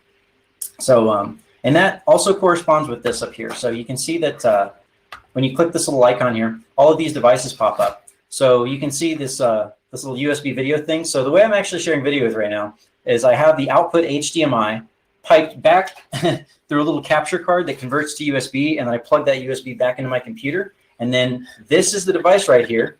You'll notice, right here that it's plugged into Jitsi, which is the way that we're showing this desktop right here, which I didn't even know was possible until like 2 days ago. So wait. So don't touch it. So this is great. So I'm seeing a graphics card HDMI connected to a cable that goes behind the laptop and connects to itself again. Is that what I'm looking at right It's an infinite loop where the flux capacitors are underneath the desk. That's amazing. I almost want to show them right now. Get the camera. Really funny. Oh no, wait, because we'll lose it. So that's not to touch it. We'll do it at the end. That's fucking hilarious. Can I take a picture of this? Yeah, go for it. Okay, and then so you can see I've got the microphone. I've also got that pumped to Jitsi. Although we're using Juan's microphone and Juan's camera, I've got the webcam pumped to Jitsi right now as well. So you can see that this is how you pass through the devices, and it's not anything cosmic. It's not difficult. Like all you got to do is click a couple buttons. Like, oh, okay, where's my device? Oh, there's my microphone. Send it to. Oh, I want to get on my social media now and do a webcam, whatever. Get on your OnlyFans. I don't know. I don't judge. Right. Sell your socks. Okay, so all right. Finally, the last thing we'll show is this disposable virtual machine. Right, we could. Not what I wanted to do. Close. And this is so you can safely drop memes on the info, of course. Exactly. That's what it's all about. Actually, anymore. I'm tempted to do like a slightly longer thing, but we'll just do it this way. We'll do it this way, and then we'll try and set something up to make it look cool. Actions, send to VM. So once again, this time we're just going to send it to disposable. Oh, cool! It already knows that. It already knows the disposable exists there. So we're just going to say, okay, go there. And if you want to be all cool, then you're going to do change directory. Actually, you could do ls for list. So cubes incoming, right? That's where new files come into. So we're going to do this change directory cosmic command to cubes incoming. You can ls again. Oh, there's social. We'll change directory into social. And then finally, there's our JPEG, right? So then, unfortunately, this disposable virtual machine doesn't have any way of viewing that JPEG, so I actually couldn't probably show it to you right now. I don't know. Maybe it does. Let's do Nautilus. Let's see. Maybe. Oh, hey, it does. All right. Meme delivered. Yeah. So now you can see disposable 4725. Unfortunately, they can't see it for some reason. I guess no. It had stopped again. Okay. The infinite loop cable got a little bit subconscious there. Let's see if we can. I mean, try. I guess you can try shutting yours, like turning off your screen share and turn it back on. Yeah, I think that's how we'll finish with. Fixed it last time. We'll finish with this. Quickly go away from that. We'll finish the show with this. Oh. And There we are. Turn it back on. Go back to screen share. We don't have to. Yeah, so that's probably a good stopping point. So that's just a good idea of what Cubes does and how it works, and right. Kind of just on the fly playing around with it. I didn't get to show you everything, and it wasn't as clean as it could have been. Right. That's fine. I mean, I think that was an excellent showcase. Sorry for the infinite screens. Let's take the camera and show them what this looks like. Okay. Hold on, I gotta open up that link again. And thanks everybody for watching, and hopefully that was useful to some people out there. Maybe others can get value of it once we share it.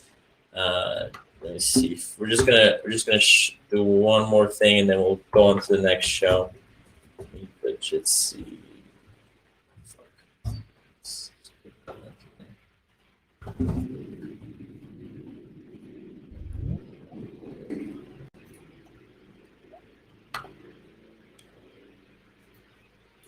Okay.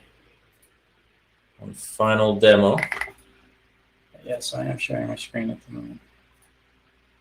Okay. Oh, well, maybe I'm not. Whatever. Yeah, just pull the camera up and I'll show them. What are you going to show them the screen there? Yeah, just use the camera. All right, let's see. This is one of those. It reminds me of that demo. Like, there's that picture of this Bitcoin demo where these guys have two laptops trying to scan each other's QR codes. So this is basically. Wait. Oh no, I still have infinite screen share. Okay. There we go. Okay, we got it. All right. So live demos. Here's what we had to do. I had to use this like special OBS software. So we're taking the HDMI output, we're sending it to this capture card right here, which is a USB device that converts from the HDMI. And then, as I showed you, I sent that to Jitsi. All right, that's this device. Sent it to Jitsi. And then, so you can see there's this infinite loop happening over here, but that's not a big deal because we could just switch workspaces and boom, here we are. Everything's fine. Everything's fine. Yeah. So, anyways, that's Cubes. I hope you guys enjoyed it. Thanks, man. Yeah, very much appreciated. That was hilarious. All right, so hopefully we still got an audience, because the next show is going to be excellent. It's going to be a review of Social Dilemma, which is a Netflix documentary that I watched recently, and I watched it last night again, and it really is, I think, one of the best things I've watched this year, as far as as far as waking you up to the game that we're all sort of being kind of forced to play to some degree or another. So it's quite an interesting show. Let me see if I can get my guests on. We should be having Alexandria, who's in the HCPP studio live. Hello, Alexandra. How are you doing today? I'm well. How are you? Can you hear me, hopefully? I can hear you just fine. Thanks for joining us. Thanks, Anthony. Yeah, man. See you next time. Cool. Maybe you can grab some food and Yeah, bring I'm it over. starving, man. I gotta get Starving. something all day. Do you want me to bring you something? Yeah, that'd be great, dude. Yeah. Thanks. I'll text you. Right on. All right, and we have a few other friends that are going to join soon. Let me just check to see if they're going to be joining us for this part of the show. Yeah, Rafe and Nico are going to be joining us hopefully in a few minutes. So, Alexandra, tell us about the HCPP in Prague. Like, how are things going over there before we kind of jump into this documentary? Sure. So it's pretty cool. I'm not sure where I'm supposed to look. If I'm supposed to look at the camera or not. Yeah, look at the camera. Look to the camera? Okay, cool. Yeah, You're nice. kind of on my side here. Gotcha. Okay. It's a much smaller turnout, but of course, that's just given the situation that we're in globally. That's the reason why. So I'd say there's probably, I don't want to give away the numbers just in case there's any kind of restrictions, but there are far fewer people here than would normally be here. Right. It's really cool. This is my first time coming to Prague, and my first time coming to Paralelní Polis. I always mess up that name. It's hard for me to say. I don't know why. But it's an incredible space. There needs to be more of these globally. I know we always talk about citadels and the concept of a living space, but we need to really think about how our society might look. I mean, we're pretty much in a time of, I call 2020 the year of death and destruction, which sounds kind of extreme, but right? We're really going through upheaval in so many ways, and it's so much more than the pandemic. And I think we're starting to see the blinders being ripped off for all the things that we've kind of held as dogmatic truth throughout the years. Yeah. Into that. This is one of those years where the veil just gets lifted, and yeah, it's all very like there's this sort of vibe of like this apocalyptic vibe going on, like all the memes being shared, like the swarms here and there, and then the orange sky in California and the west coast of the United States. So it's a very interesting time. I think a lot of the choices that we make this year are probably going to be multiplied manifold in the future. So we gotta play it right. All right, we got another guest. Nico's coming on. Welcome, Nico. Good to have you. Hopefully, Rafa will join us as well. Hey, I'm also over here. I just don't have a camera on this computer. All right, so we got an R. That's good. It's all good. Hey guys, Nico here. Hello. Great. So Can you hear me well? yes, we got your audio. Excellent. We got your audio. What's All up? right. It's good. How are you guys doing? Where are you guys joining us from? I'm at my citadel at an undisclosed location. One of them at least. Excellent. Excellent. Well, you're one of the Bitcoin citadels. Fantastic. All right, so I'm just tweeting this out. Let's share the link just to see if we can get some more people on the show, and then we'll start the social dilemma review. I watched it again last night, and it blew me away again. It's really quite a good documentary. It's got its own kind of bias and political bias in its own way, but I think it's really touching some important topics about just the how social media is actually affecting our minds. Like there's a real mental health consequence to it, and it does seem like it's banging against the matrix of society, the fundamental layers, the fabric of society, the fabric of civility. Perhaps it's because I'm so in the middle of whatever people call the cultural war or whatever it's going on, today on the internet. But it feels like, very important discussions are happening, and it doesn't seem like the war or this sort of conflict is being played in a symmetric way. It's all very asymmetric.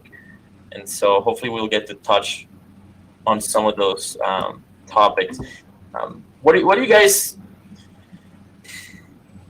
One of the ways that the documentary, let's just get it started now. One of the ways the documentary addresses the problem is by asking the question of what is the problem? What is the problem with that we're trying to discuss here? And maybe one of you guys can take the lead on this. Alexandra, you're only going to be here for about an hour, I believe. So why don't you share your thoughts with us? Sure. I think what happens with social media is it magnifies. So, we're essentially presented with a, trying to describe this. It's, if things are really great, it's going to magnify it. If things are really bad, it's going to magnify that as well. And I can't imagine being, just turning as a teenager, 11, 12, 13, what it's like to grow up only knowing this world.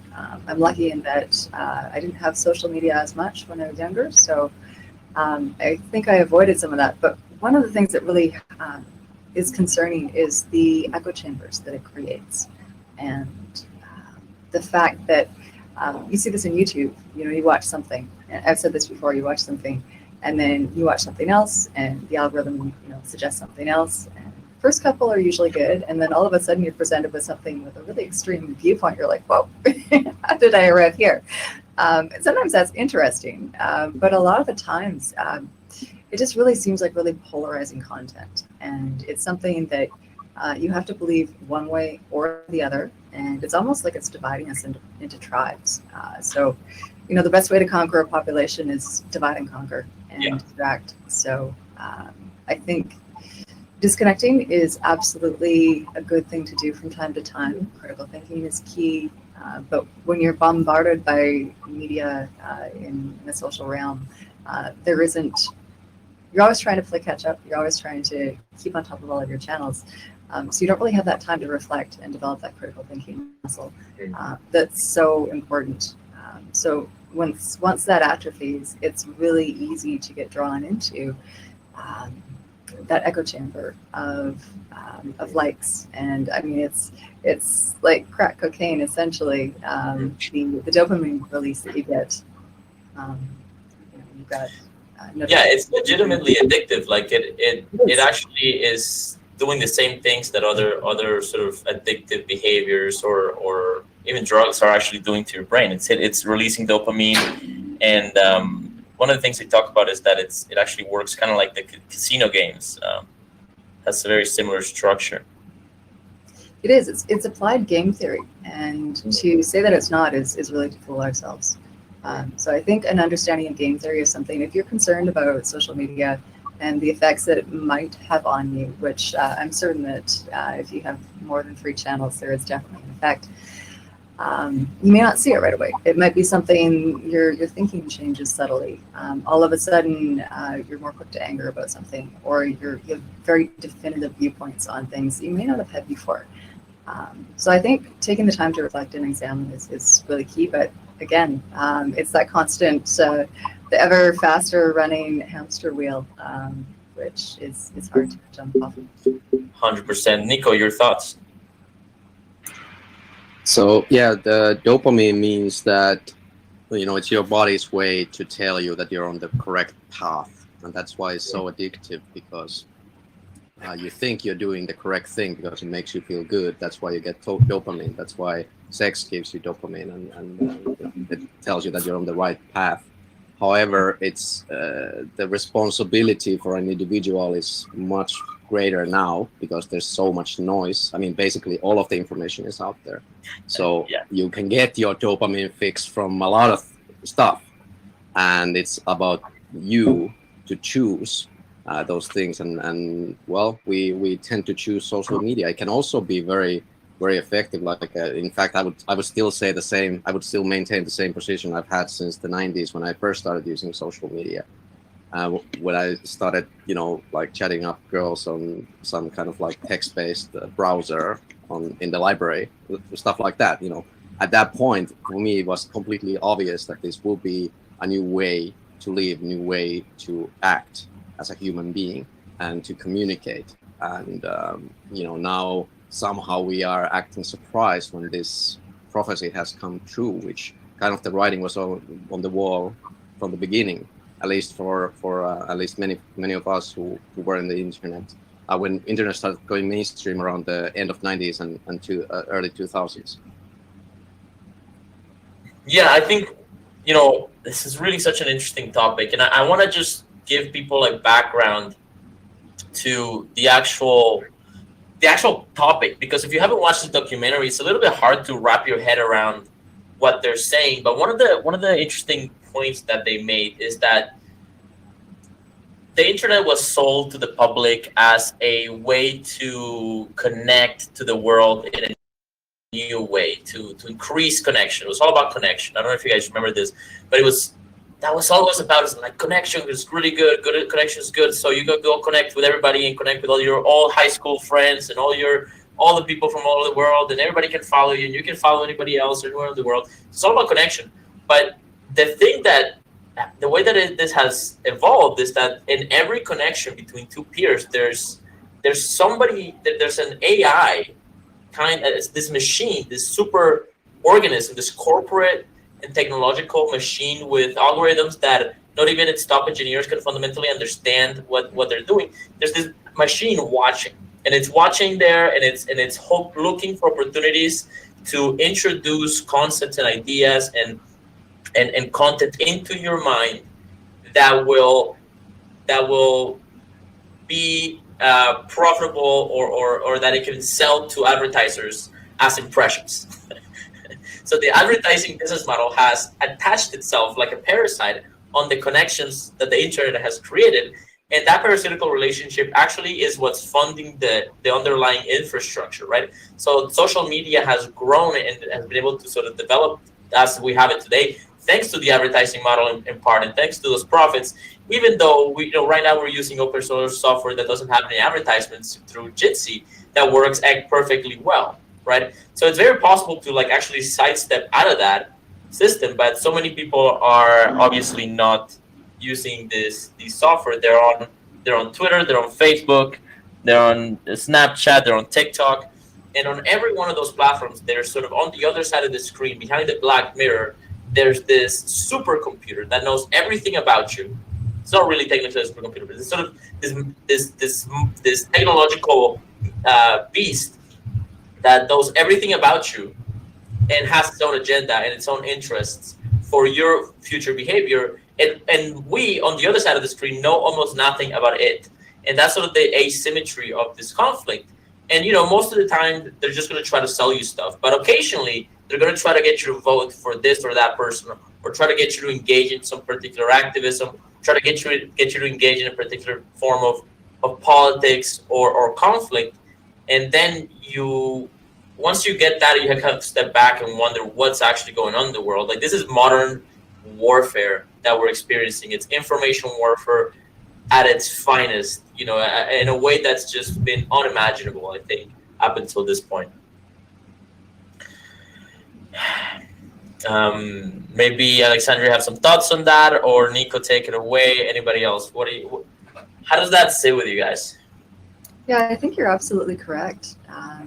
It comes down to distraction, and it was sold to us as connecting with, connect with your friends, connect with people that halfway across the world, and maybe you went to school with and college with, and it sounds great, and I think we fell for it hook, line, and sinker, and I don't know that the motivations were nefarious in the beginning. I mean, if you look at when the internet was developed, initially it was a hardened military communication system to be available should there ever be a nuclear war.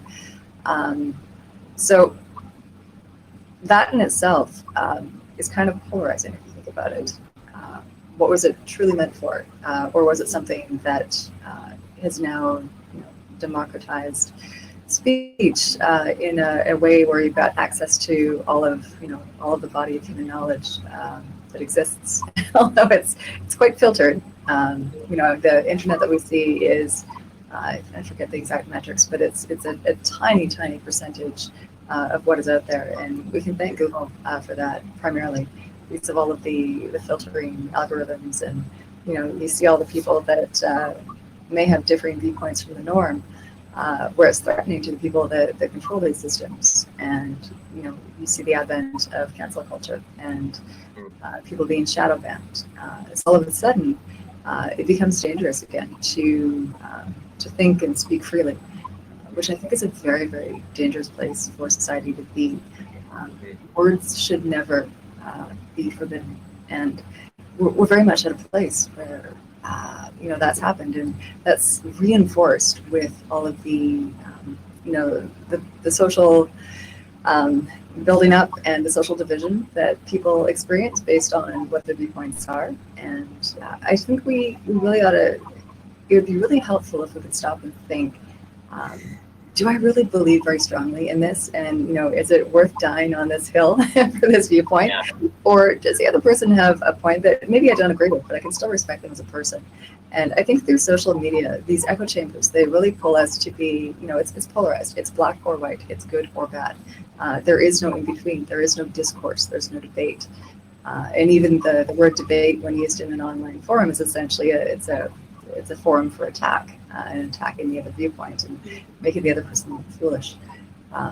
So I don't know. It's an interesting. I definitely agree with the information warfare part, and it's a very, very powerful medium. Media always has been. The ability to broadcast, the ability to share your thoughts with an audience, the ability to. You're essentially touching hearts and minds, and that's an intrinsically powerful thing, just at the core of our psyche. So, yeah. Yeah, I think it was Elon Musk that said that Twitter is a battleground or something like that. It's like a trench warfare, right? Like you're not there to have peaceful, friendly conversations. It's war. Nico, what are your thoughts on this? Actually, Rafa is the one that has his hand up. Tell us, Rafa, what you think. Yeah, I do agree that it is really horrifying that our history becomes like a burden that, we are putting it on social media. So it's not like, we can just forget our history just as easily. And that affects humans a lot. You can't just go on and move to another city and forget everything that you've done. But you just can't really start that easily, just, over. And I think that's pretty like a bad thing. I don't want to talk about solutions just yet. I think we're going to get to that. But I think it depends on how you think about the situation. It is horrifying that we are now like concentrated on these certain social platforms, and we are, even some people are using just one. So it gets really easy to control your whatever you see on the news feed or wherever. But I just think that we should try to, just split it out a little bit more, just use different applications for different things, for different services, maybe different IDs, or, just try to, split it out into just, like smaller parts. So you're not just so dependent on one, like media or whatever. Right. I think you get like, you should even try to, read articles, hear some podcasts from different platforms, and also just have basic discussions like in Meet Space if possible, and just try to get information in much more like many different ways. And I think it's just like any kind of drug, the social media, like likes and all of that stuff that we just have to endure. It's not right, but we can't really. I just don't think it's all right to go on and try to like ask for the government to try to come and help out in this case. Right. So that there's so many topics on the table, which is why this I'm so glad we're having this discussion, because one thing is talking about solutions, and I think there are some solutions, and we can leave that for the end. We got basically 2 hours to talk about this, so we have hopefully enough time to really wrap our heads around this and create a really good conversation here. So let's leave solutions for the end, even though it's a really good topic. Something else is the title of the documentary is fantastic. It's a social dilemma, right? And I think the dilemma that they're sort of touching on here is that, one option is to sort of step away from social media. And if you do that, you'll be sort of away from its influence, which is it's not a trivial amount of influence. Like you're talking about your exposure to potentially useful information out there. So you can step away from it, but if you step away from it, you're just you're separating yourself from the conversation, right? Like we're in a world now where 2 billion people are on Facebook. You know, major news break on Twitter before they reach the general public, right? And so to step away from social media is to some degree to step away from society and to remove your influence from society. And so that's the dilemma, right? If you want to play the game, you kind of have to be on Twitter. You kind of, I mean, you don't have to be, you know, you don't have to be engaging, but your presence is felt, right? If you make the right tweet, like I've made tweets that have gone viral. I've made tweets that have had 200,000 plus impressions and hundreds of retweets and hundreds of likes. And then I end up finding them being sort of linked and sourced in media articles months later. It's like that was a contribution to a conversation. That was impact on the conversation, whether good or bad. If I hadn't been on Twitter, I wouldn't have engaged. Now, the other side of the problem is that by being in social media, they're consuming our attention, and it's not like our attention it's not like we have full control over our attention. They've managed to get, you know, like if you go to their website, thesocialdilemma.com, there's like a little notification on the center, like a little bell with a red 1, right? And if you click it, it's like, hey, when you would click this, right? They've managed to engineer symbols that are incredibly powerful, are attempting our mind and our attention. That that pineal gland stuff that's like, oh, I must click it. If you go to that website, it's very difficult to resist clicking that little bell. And that's the game that we're playing, right? And so they're sort of driving our attention, and they can drive it in areas that in ways that are not necessarily, you know, in our best interests, right? So much to talk about. If anybody wants to has any comments on the top of their tongue. There was a lot there. Really quickly, just point out that I do also think that the social dilemma name is much better than at least the Finnish translation of it, which is dangers of surveillance capitalism. So yeah. Right. But yeah. Well, yeah. So maybe the let's talk a little bit about the techniques that they're using to kind of help people understand the complexity of this, because I mean, a lot of this stuff is just going to be unconscious to people, right? Like a lot of the ways that these machines are engineering our attention and our interest are very subtle. And one of the ways that they describe the problem is that these platforms, these social networks that have advertisement-based models, their customers are the advertisers, and the product is human futures. They deal in human futures, and that's literal. We're literally talking about your future. They're selling your future behavior to advertisers. They're looking to manipulate and influence your behavior in a particular direction to improve their financial position. And I'm a capitalist. Like, I'm not against advertisement, but man, you know, it really can cause some problems if it's used with nefarious ends. Which, you know, it might actually be happening. I would just like to point out that I don't think that capitalism inherently is always good. I just think that it depends about your time preference. And these companies seem to have a really high time preference because they are going for the really easy and fast games. They are not playing like the long game where they're really gonna, you know, just try to even like get the social status to be like a good participant for the community or for the world. They are just, you know, they're gonna know that they're gonna get caught about all this, and they are gonna get like crucified for it. So they're just doing the money grab now, I think. Mm-hmm. Yeah, it's definitely no long-term time preference, and that, you know, and it's not clear that they are immune to this. Like, one of the things that they talk about is how this guy, I can't remember his name, but basically the main guy in the documentary, he's talking about how he wrote a report, shared it on Google. Everybody got excited about it. It got to the top levels of Google. This was an important cultural moment that Google had to respond to, and then all of a sudden, quiet. It was like it was forgotten, and they didn't really address why. But it's later on they kind of show an example of the kid. The kid is talking to his friend, and the girl's in the background, and they're kind of talking about whether he should go and talk to her. And then the AI in the background is saying, "Oh my God, we can't get his attention. How do we get his attention? Send him a notification, right?"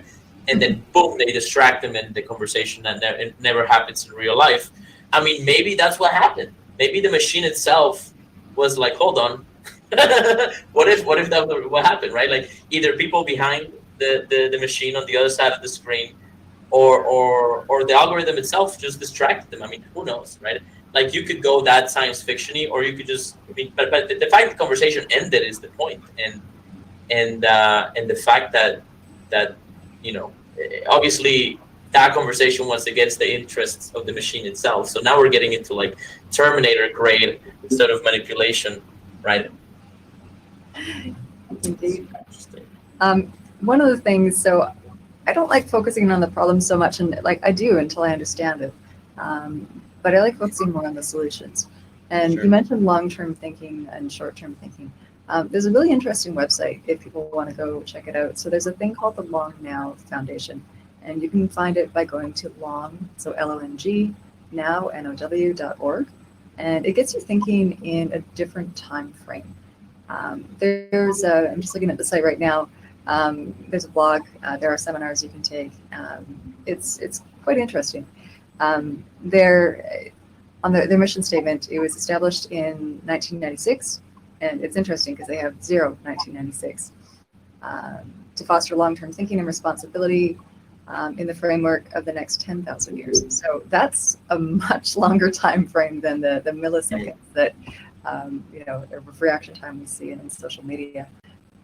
So yeah, if you're feeling bombarded by social media and you don't really know where to go next, sometimes looking at the polar opposite. So if you're thinking really short term, look at something like this, and it might just engage your thinking and awaken some senses. Yeah, I think that's one of the biggest concerns that I have with all of this is that, and there seems to be some psychology research behind it, is that it actually erodes your long-term thinking, and the parts of the brain that deal with that, and it sort of gets you hooked on this sort of very short-term sort of follow the news cycle kind of habits, and that's how they control you. So. I wouldn't say that's how they control you so much as I say that's how you leave yourself open to being controlled. Right. I do think that the individual still has a lot of armor that we can use against social machines, if you will. Yeah. But yeah, you've got to exercise those muscles. It's like a physical muscle. It'll atrophy if you don't. Yeah, 100%. I feel like this. I feel like there's been a lot of talk about right and wrong, and it's kind of black and white thinking. And my thinking is that who are we to decide what is right or wrong? This is just a high time preference business model, basically. And to address a couple of points you made up earlier, I like the information war. It's definitely going on.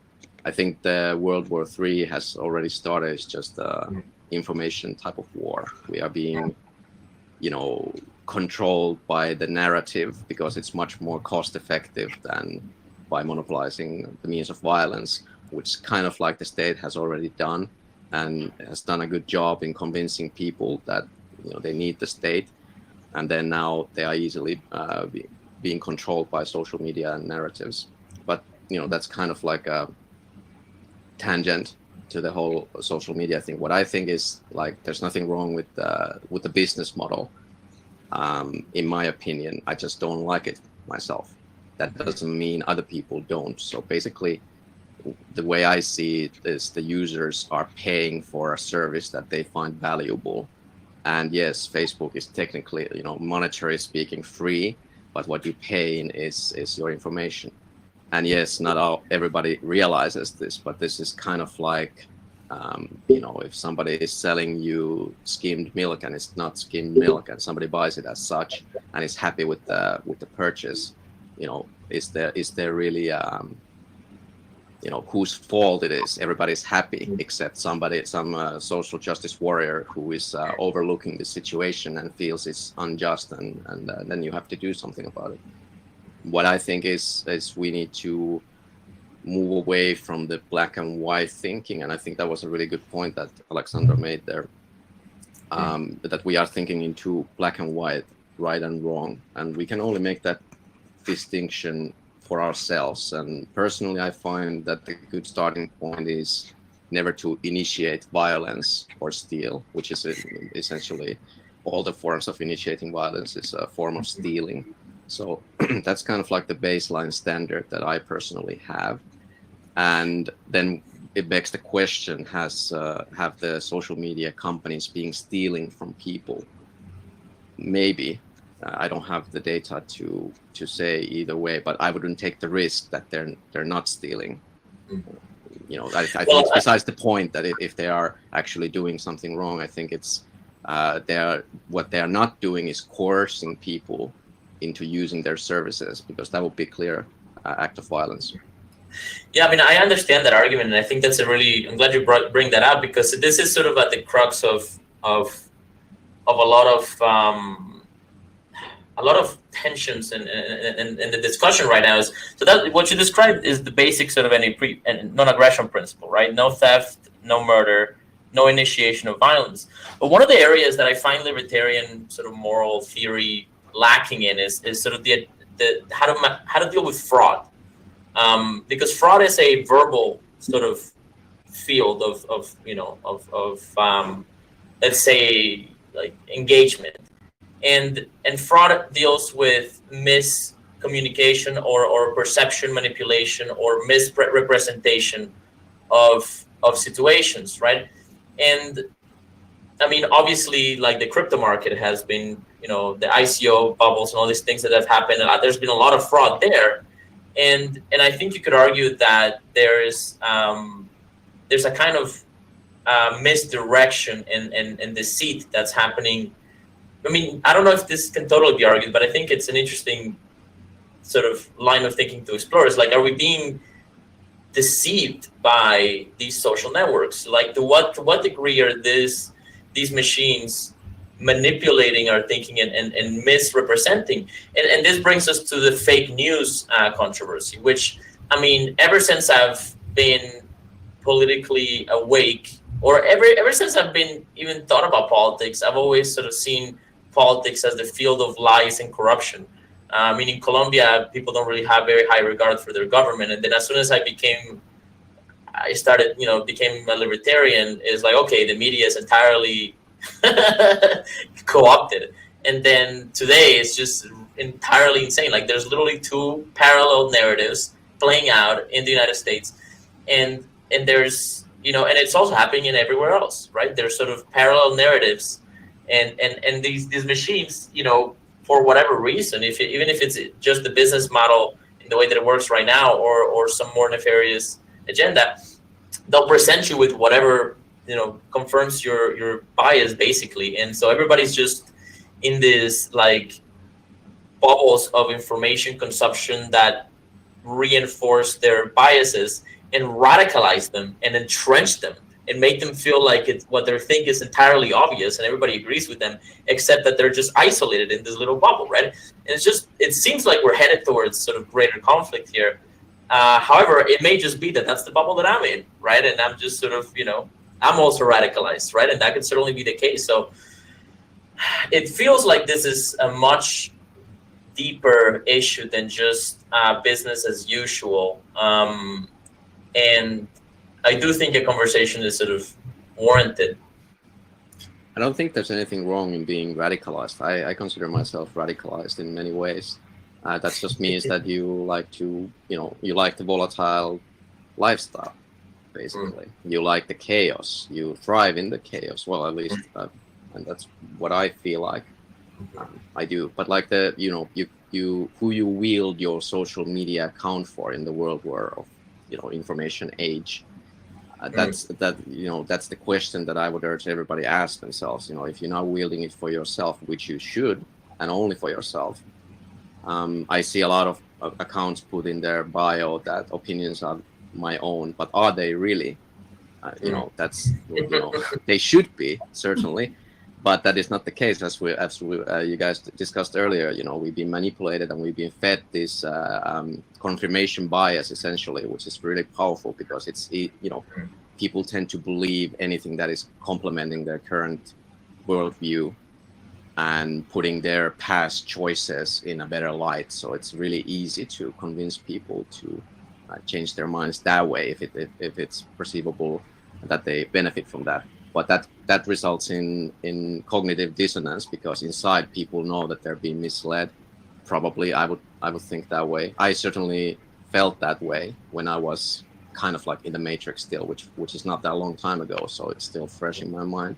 So how it feels is like you think that you are on the right path and you are acting like that, but you don't feel it. You don't feel good. You just feel like self-destructive and depressed. And I think that's a big problem, you know, in the fiat culture and in the high time preference culture, which is bred by fiat culture, and we're just looking for that quick dopamine hook wherever we can get it. We want to get outraged. We want to be scared because that's like, you know, survival instinct or whatever that we're missing from the caveman times.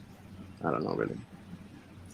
Well, anytime that you're looking, you look outside yourself for fulfillment or anything like that, you're essentially becoming a slave to the system, which is not good. It's very addictive, and it can be very addictive. But it's something that if you don't take ownership for you know, what you enjoy out of life, if you're always looking to, you know, what's being shown to your programming, if you will. Like even if you look at TV, it's a list of programs. So really a lot of it is programming a narrative. And it really is as simple as that when you break it down. And especially as you look at social media and how much has amplified that. You know, you've got real-time connection 24/7, you know, constant. And you can connect with somebody halfway across the world. So you've always got different time zones so you can connect in. And it never stops, ever. Yeah, it's infinite. It's practically infinite. There's no end to all like we don't have enough time to consume all the content, to watch all the memes, to watch all the YouTube videos and all the documentaries. There's always something fascinating on the internet for you to click, and there's no end to it.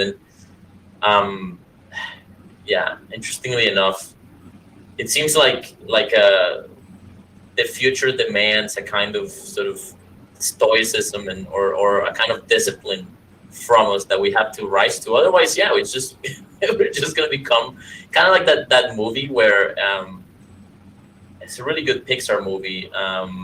WALL-E, I think was called WALL-E, where everybody's fat and in this little like, you know, like wheelchairs, floating wheelchairs, and you know, just all the robots feed you, and the screen is always in front of you, and everybody's just in this, you know, machine, and nobody really has control, and they don't really know that they're headed towards, you know, a great catastrophe, right?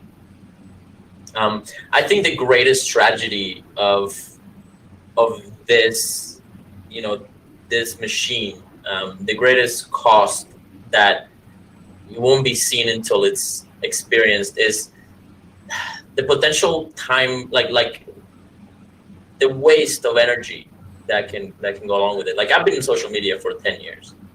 I've been politically engaged for 10 years.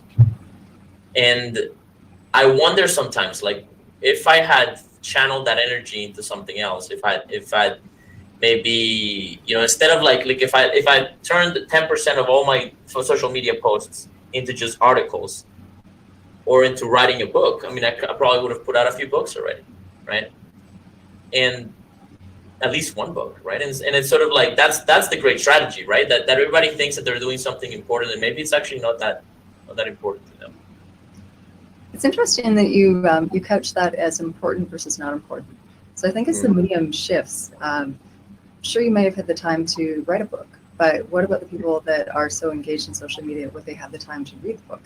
Sometimes a well-constructed tweet gets way more engagement than a potential book would, which is really sad because I think a well-constructed book, a well-constructed argument is really a thing of beauty.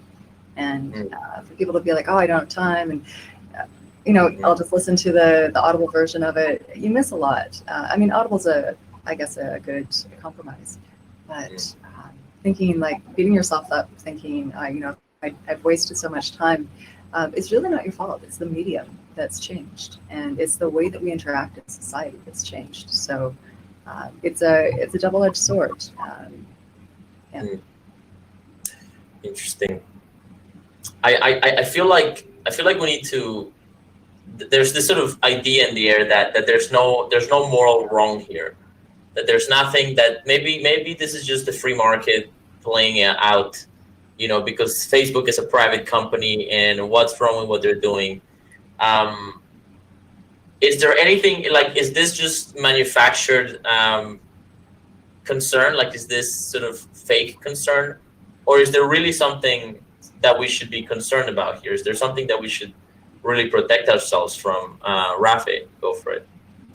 Yeah, I do think that there is this like horrifying situation that we are currently trusting these big corporations with a lot of our information, and yeah, like a lot of responsibility and like a lot of possibilities to manipulate us and decide what we think and all that stuff. But I do think that like it's just our current situation that we are so eager to go into these like beautiful, nice UI, and without thinking anything else, without thinking any like your privacy or who you're gonna leak your data to. I just think that this is one phase, and this is gonna blow off. I mean, we're gonna see what the big issues are with this system, and there's gonna be some new solutions that try to address these, but it just takes time. And sometimes, you know, we just don't learn before we actually get burned. So, but I do believe that we are still, you know, I don't know if you guys have read this book called Sovereign Individual, but yeah, it does have a lot of like positive, good things, and like kind of predictions about the future and the information age and where it might lead us. And I do think that it is pretty correct. It just, you know, the time frame is just much bigger than what we maybe think. Yeah, I'm actually listening to it on Audible right now, and I'm probably halfway through it. So that there's a few questions about it that I haven't found a good answer to yet. For example, you know, but this is the question, right? Like we are transitioning into an information age. We are transitioning away from potentially from a physical control of resources model, right? Like if you look at banks still have security protocols that were designed for a pre-internet era. The debit card was invented pre-internet. I'm pretty sure of that. And a lot of the security protocols are designed to handle your information as if it was printed on paper and stored on a shelf somewhere. But in the digital age, there's 50 copies of it on databases of their control. And if one of them gets hacked, then your data is on the internet. And now, you know, it's being sold in the black market. And now you're vulnerable to identity theft. And now somebody can go and open up a credit card on your behalf. And then you're stuck with the bill and you got to deal with the legal consequences of that. And that's not a theoretical attack, right? An OPM hack, which happened a few years ago, allegedly led by the Chinese, led to, like, they hacked something like 20% of Americans, and most of them were government employees. And and we're talking about medical records and like social security numbers, everything. A lot of people there suffered identity theft. And so this is the collapse of nation states' ability to protect their own at that level. Like, this is a very, very serious transgression of security. And so I guess the question is, can modern government structures, can modern, like the world's current strategy for resolving conflict, because that's kind of how I think of it, is like, is democracy going to survive this, or is it going to crumble? And you know, what's that transition going to be like? And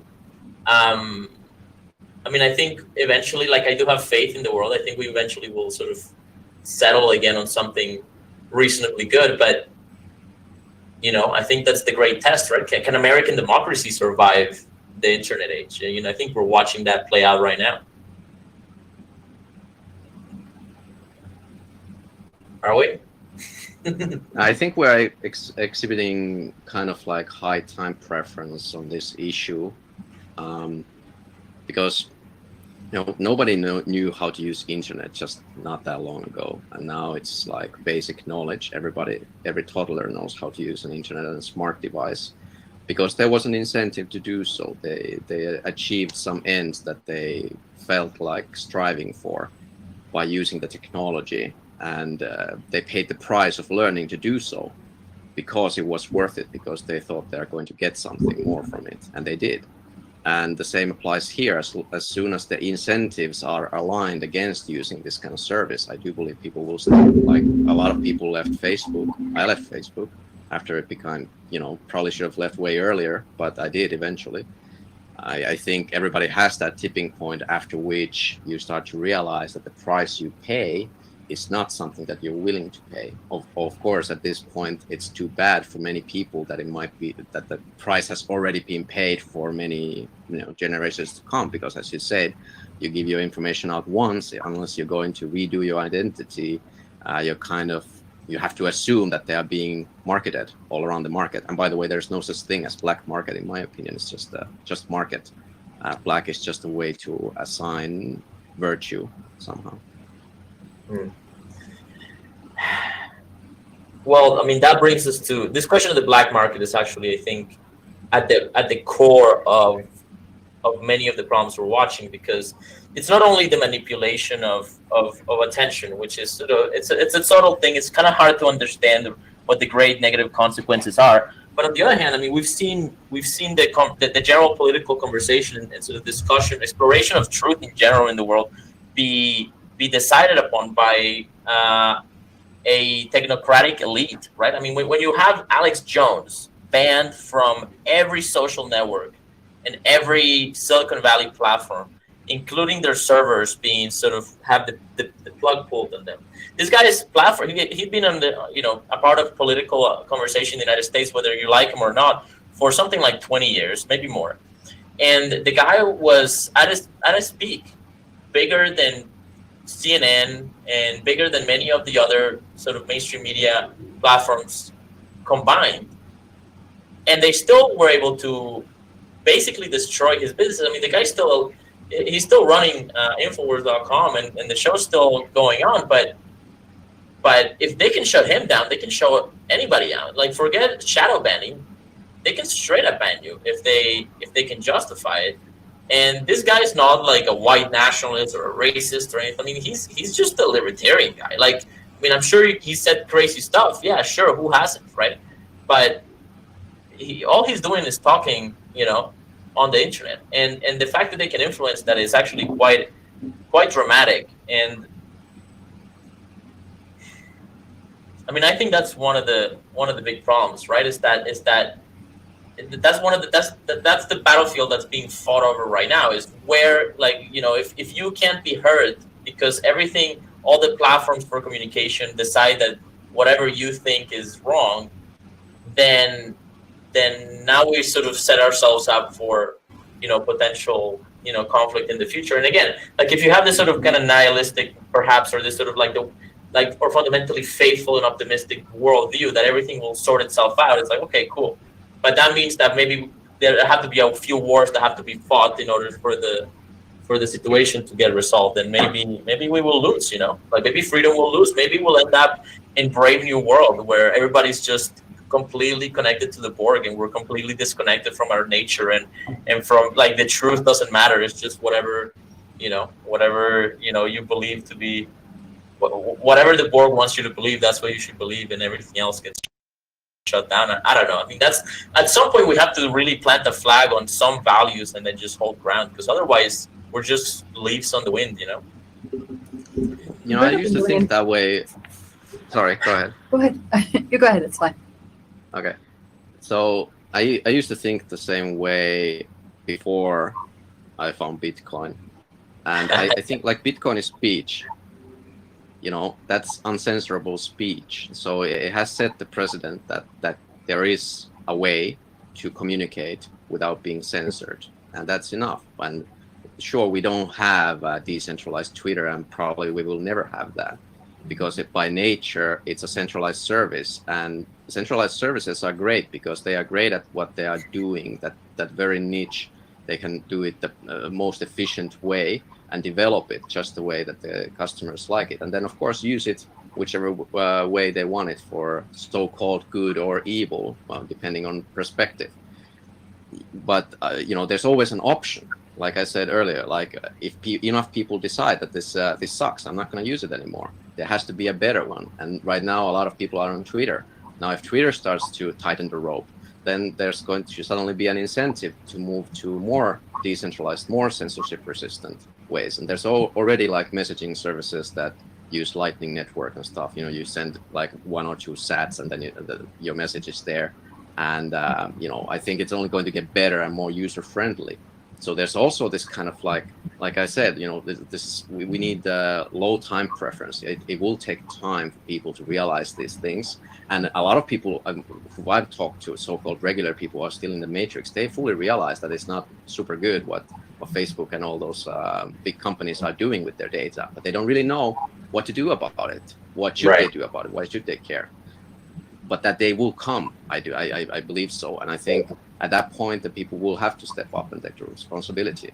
And even if they don't, it's really not our concern. We have the option to do the other way. And I think that's what we should focus on and inspire people by example. Mm-hmm. Yeah. I mean, the more I think about it, the more I settle on that. At the end of the day, the question is, can I live a good life without having, you know, some external party really interfere? You know, can I do what I want to do? You know, which is, you know, if I do bad things, right? Again, like if I violate the NAP against somebody else, right?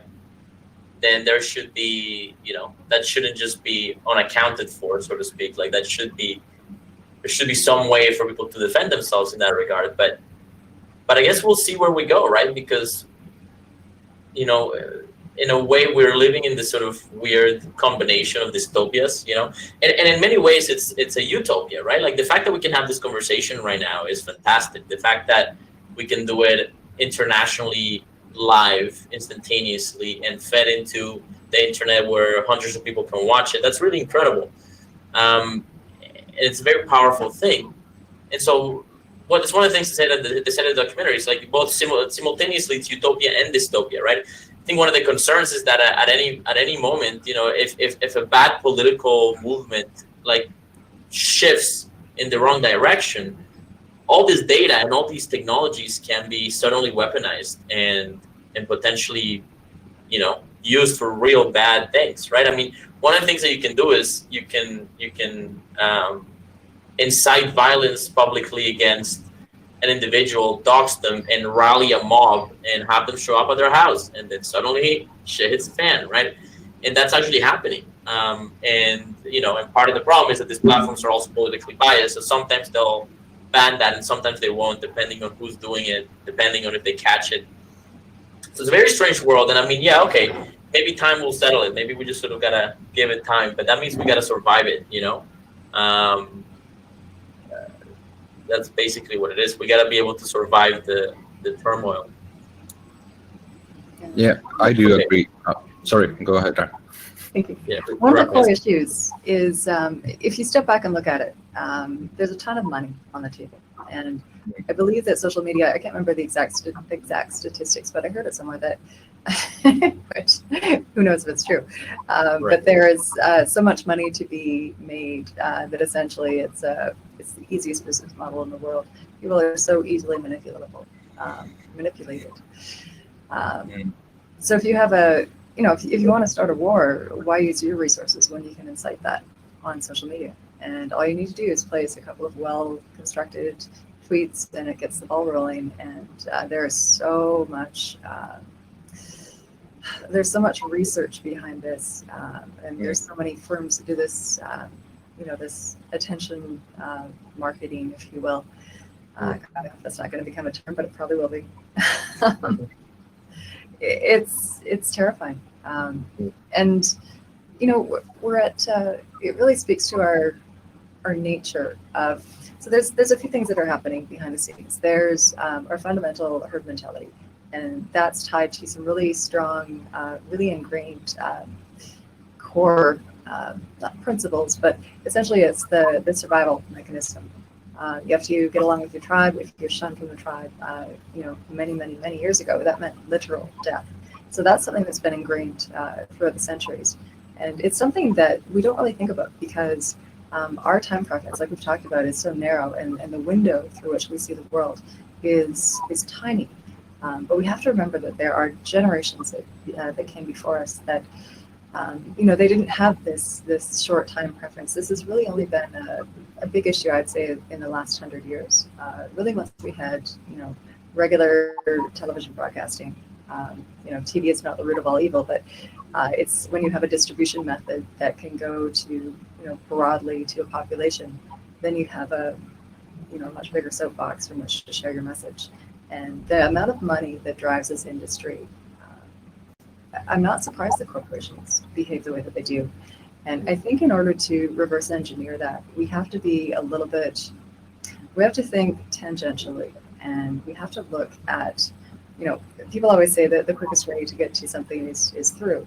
And it's actually not, if you consider your long-term thinking. It's actually around or underneath or over top. So looking at other ways and looking,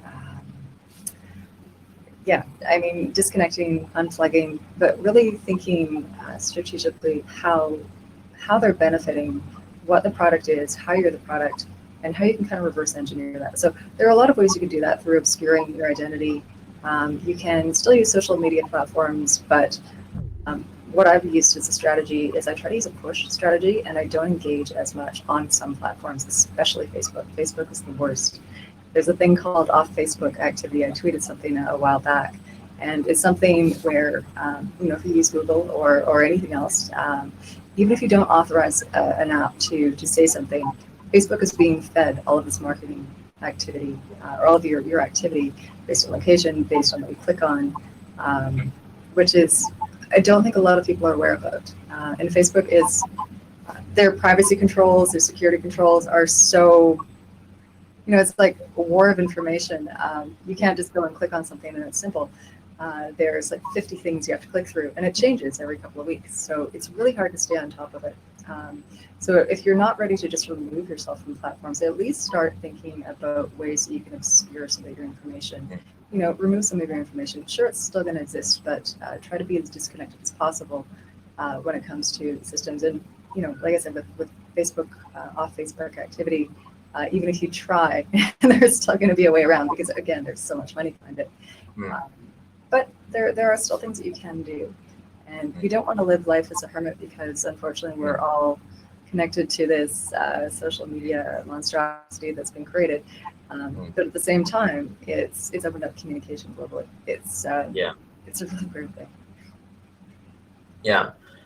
Rafa, you have some thoughts, I believe. There's a lot of good points that has been coming up over here. But about the possible information war that we are under right now, and about the possible real physical war that is coming up at some point, I just think that surveillance is the first stage of that war. You just have to send every single time you're fighting with someone, you have to just send some scouts. You have to get some information about your opponent. And I think in some sense we are currently in that situation. They might not act, but then again, it's just good to be safe and get all this information of people and ways to sue them or put them in trouble or whatever, or just manipulate them. And I'm not saying that these companies are they are assholes, in my opinion, but the solutions that this documentary was trying to give out, in my opinion, they seem to be pretty much like,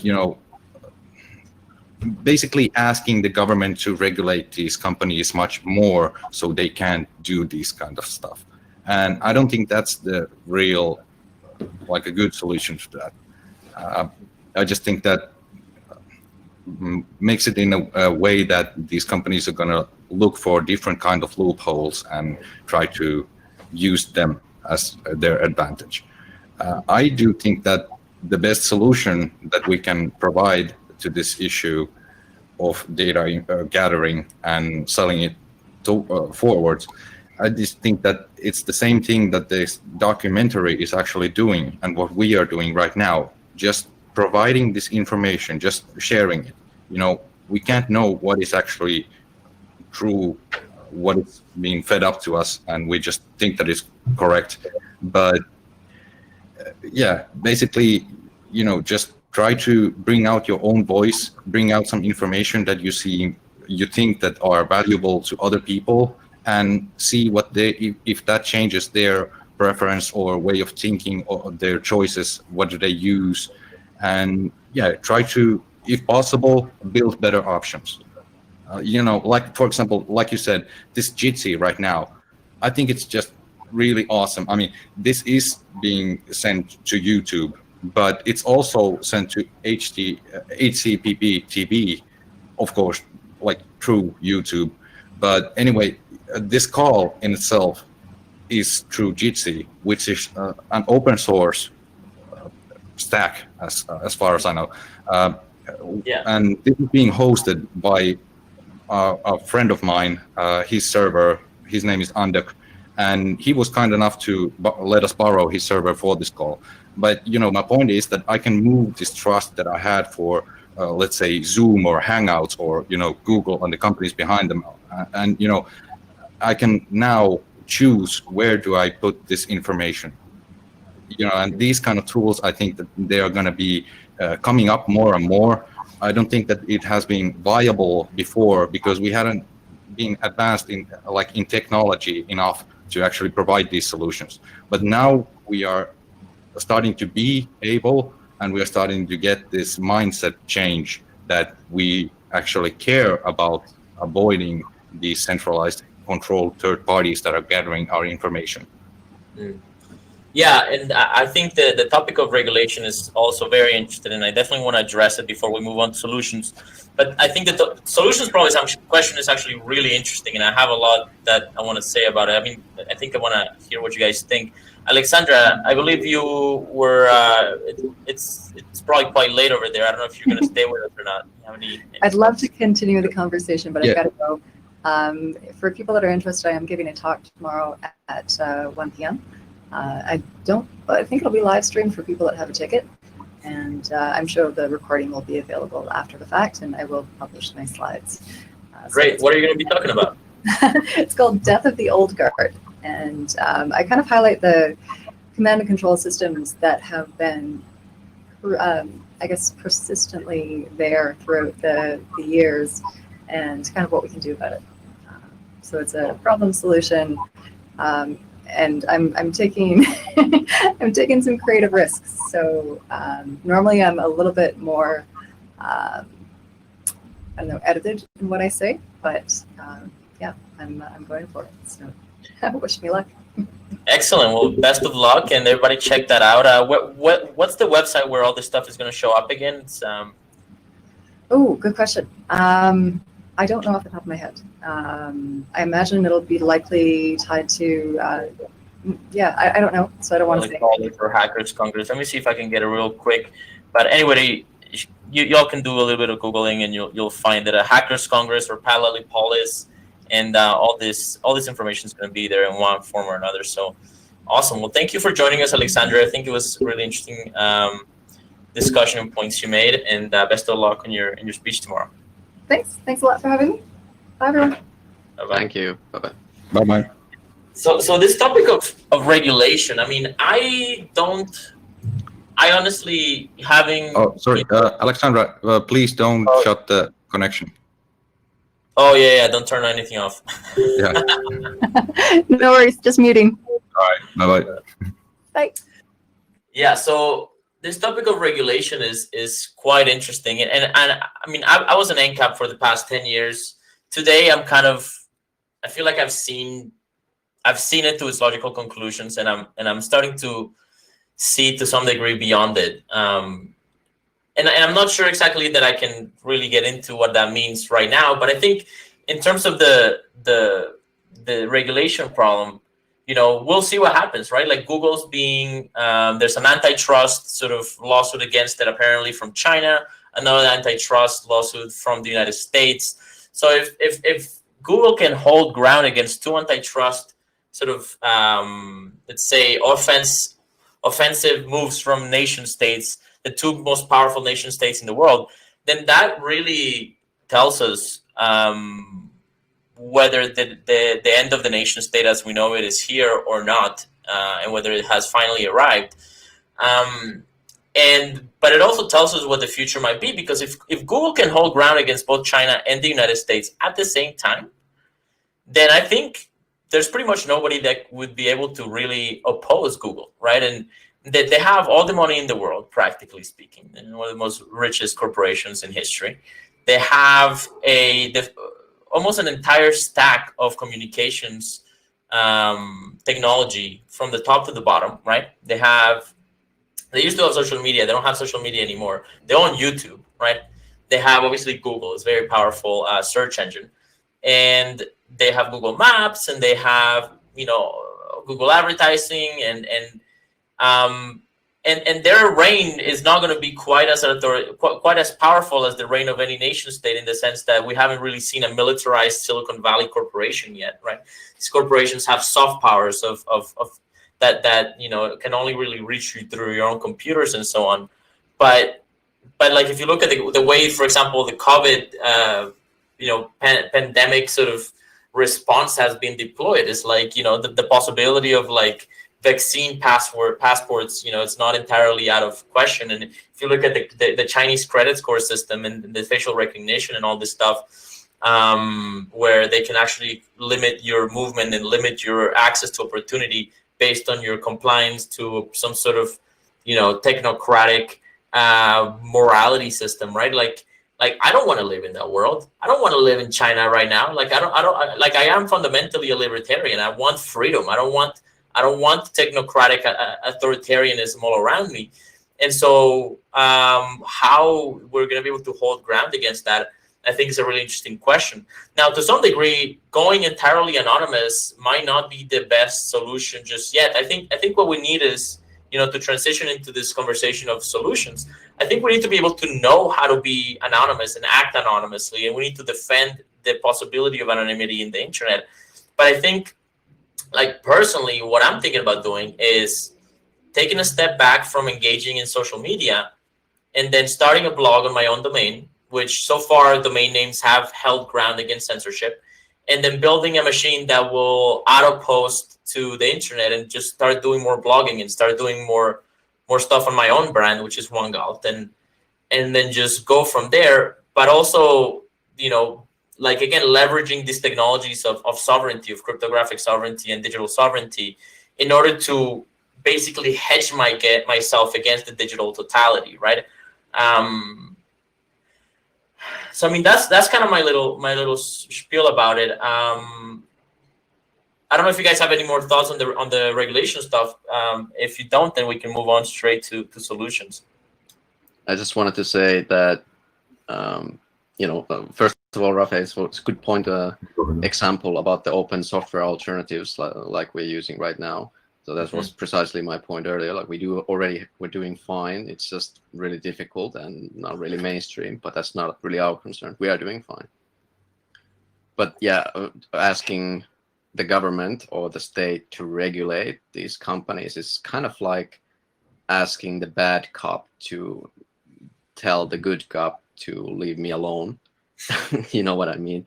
Like that's not going to really, the state is not on your side in any case. They are there to get you and destroy the value that you created.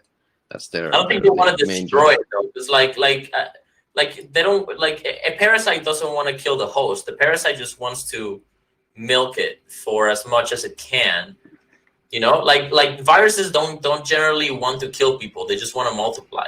Oh, it's true. It's true. But they A want to farmer farm doesn't the want to kill people. his cows; he just wants to milk them, right? So, like at some point, there's a certain sense of survival from these nation states, and so that they don't really want to destroy you. But yes, they're parasitical in ways that are abhorrent to any sense of justice. Except And that's not to say, you know, parasites are great. You know, parasitic living can be good for both parties as well. You know, like the parasitic fish cleaning the other big fish teeth and stuff like that. But that is not the case with the state. The state takes too much. The state hurts us and our liberties too much. So that's why we say no more. And then we will possibly transition towards a state. Well, I mean, state. A state of affairs where actually state will have to treat people as potential customers, which should downsize the state and its power quite a bit.